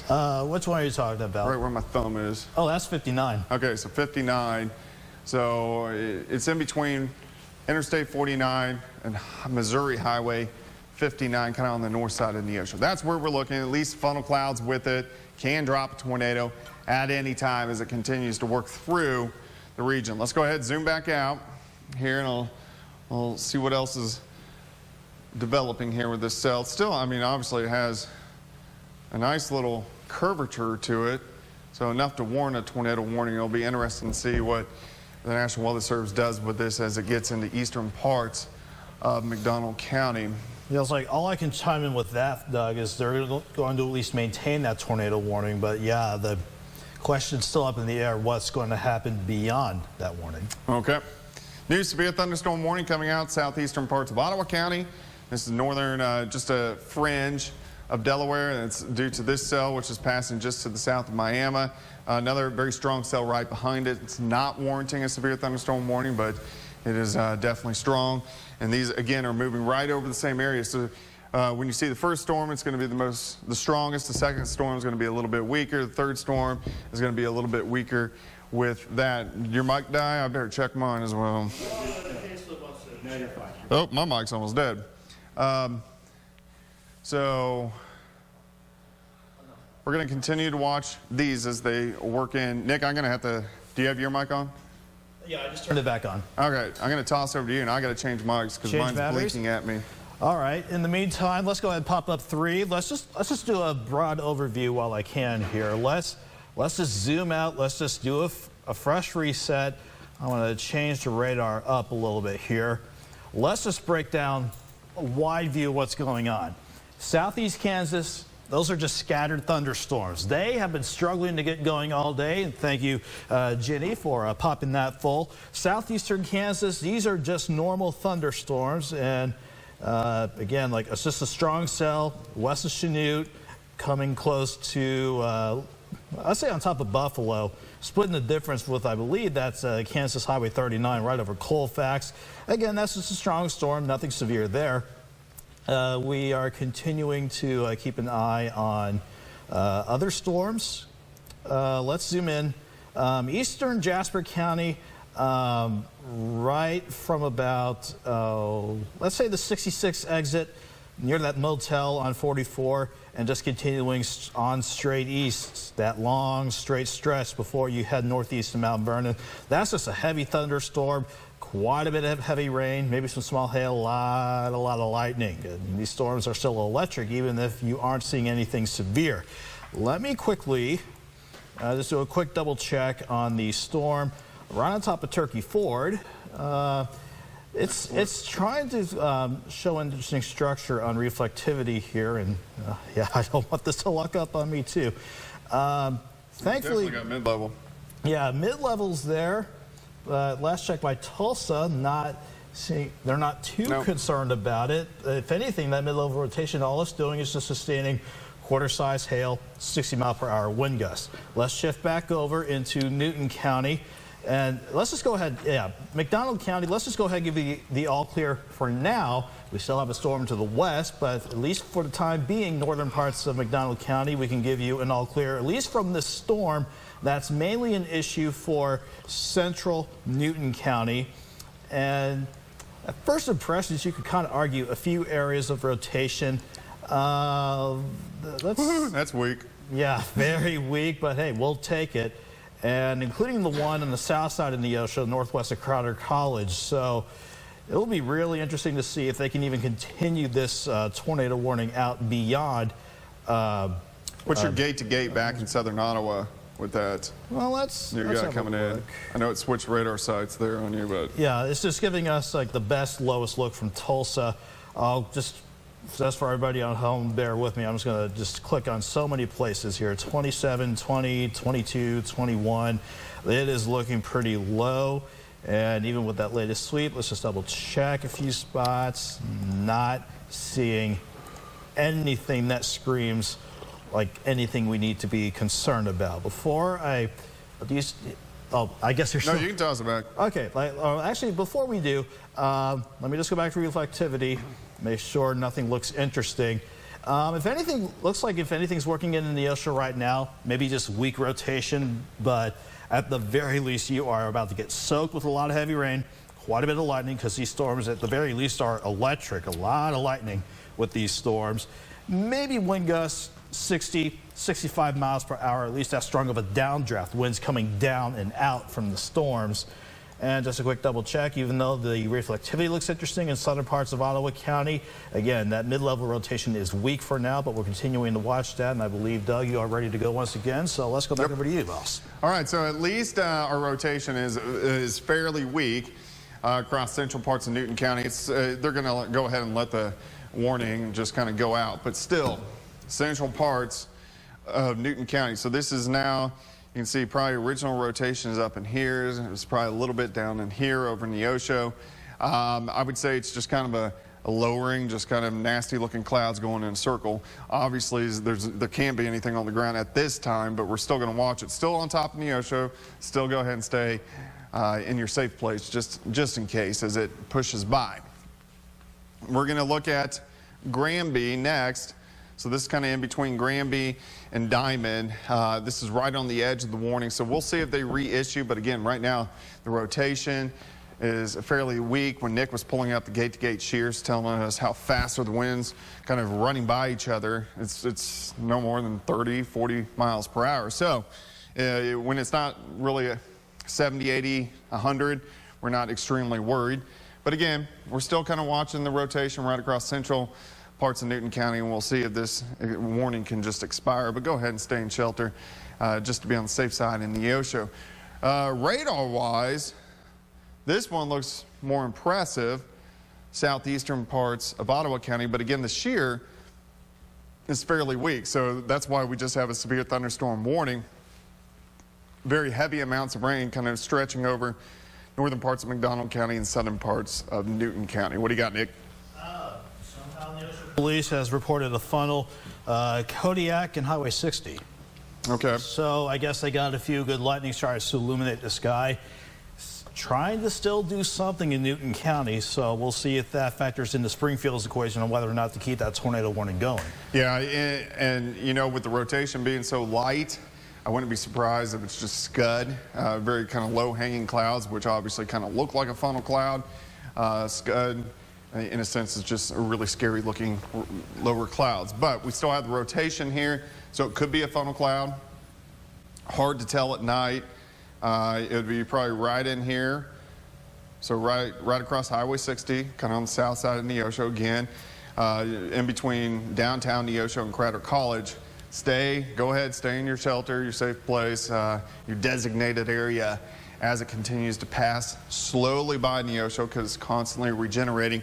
The rotation's so weak, again, it's enough to at least produce lowering and rotating clouds, but we're going to see what it does once it gets out toward Granby and also Diamond to see if they continue a warning or not. Again, we still have these very strong storms, severe storms continuing back to southwest. What do you got, Nick? If you don't mind, Doug, we'll just stick with your shot there. We'll go to, I'm just going to actually, did this lock up on me again? No. All right, never mind that. Let's just go ahead and take Max 3 full. Not Max 3, wow. Camera Take Max 2. No, let's just stick with this. This is fine. Goodness, this has been a long day. Oh, yeah. With that strong storm in southeastern Ottawa County, they just put out another severe thunderstorm warning for northern McDonald and southern Newton County. So this is another severe thunderstorm warning on top of what's already going right now. What are they going to do with I will say, though, with that new severe thunderstorm warning for McDonald and Newton, 60-mile-per-hour winds, let's say ping-pong ball size hail, and they're at least keeping an eye on that rotation. They think it may be trying to strengthen up again. So the one over Neosho? They are letting that expire. Oh, so you're talking about the one in southeastern Ottawa?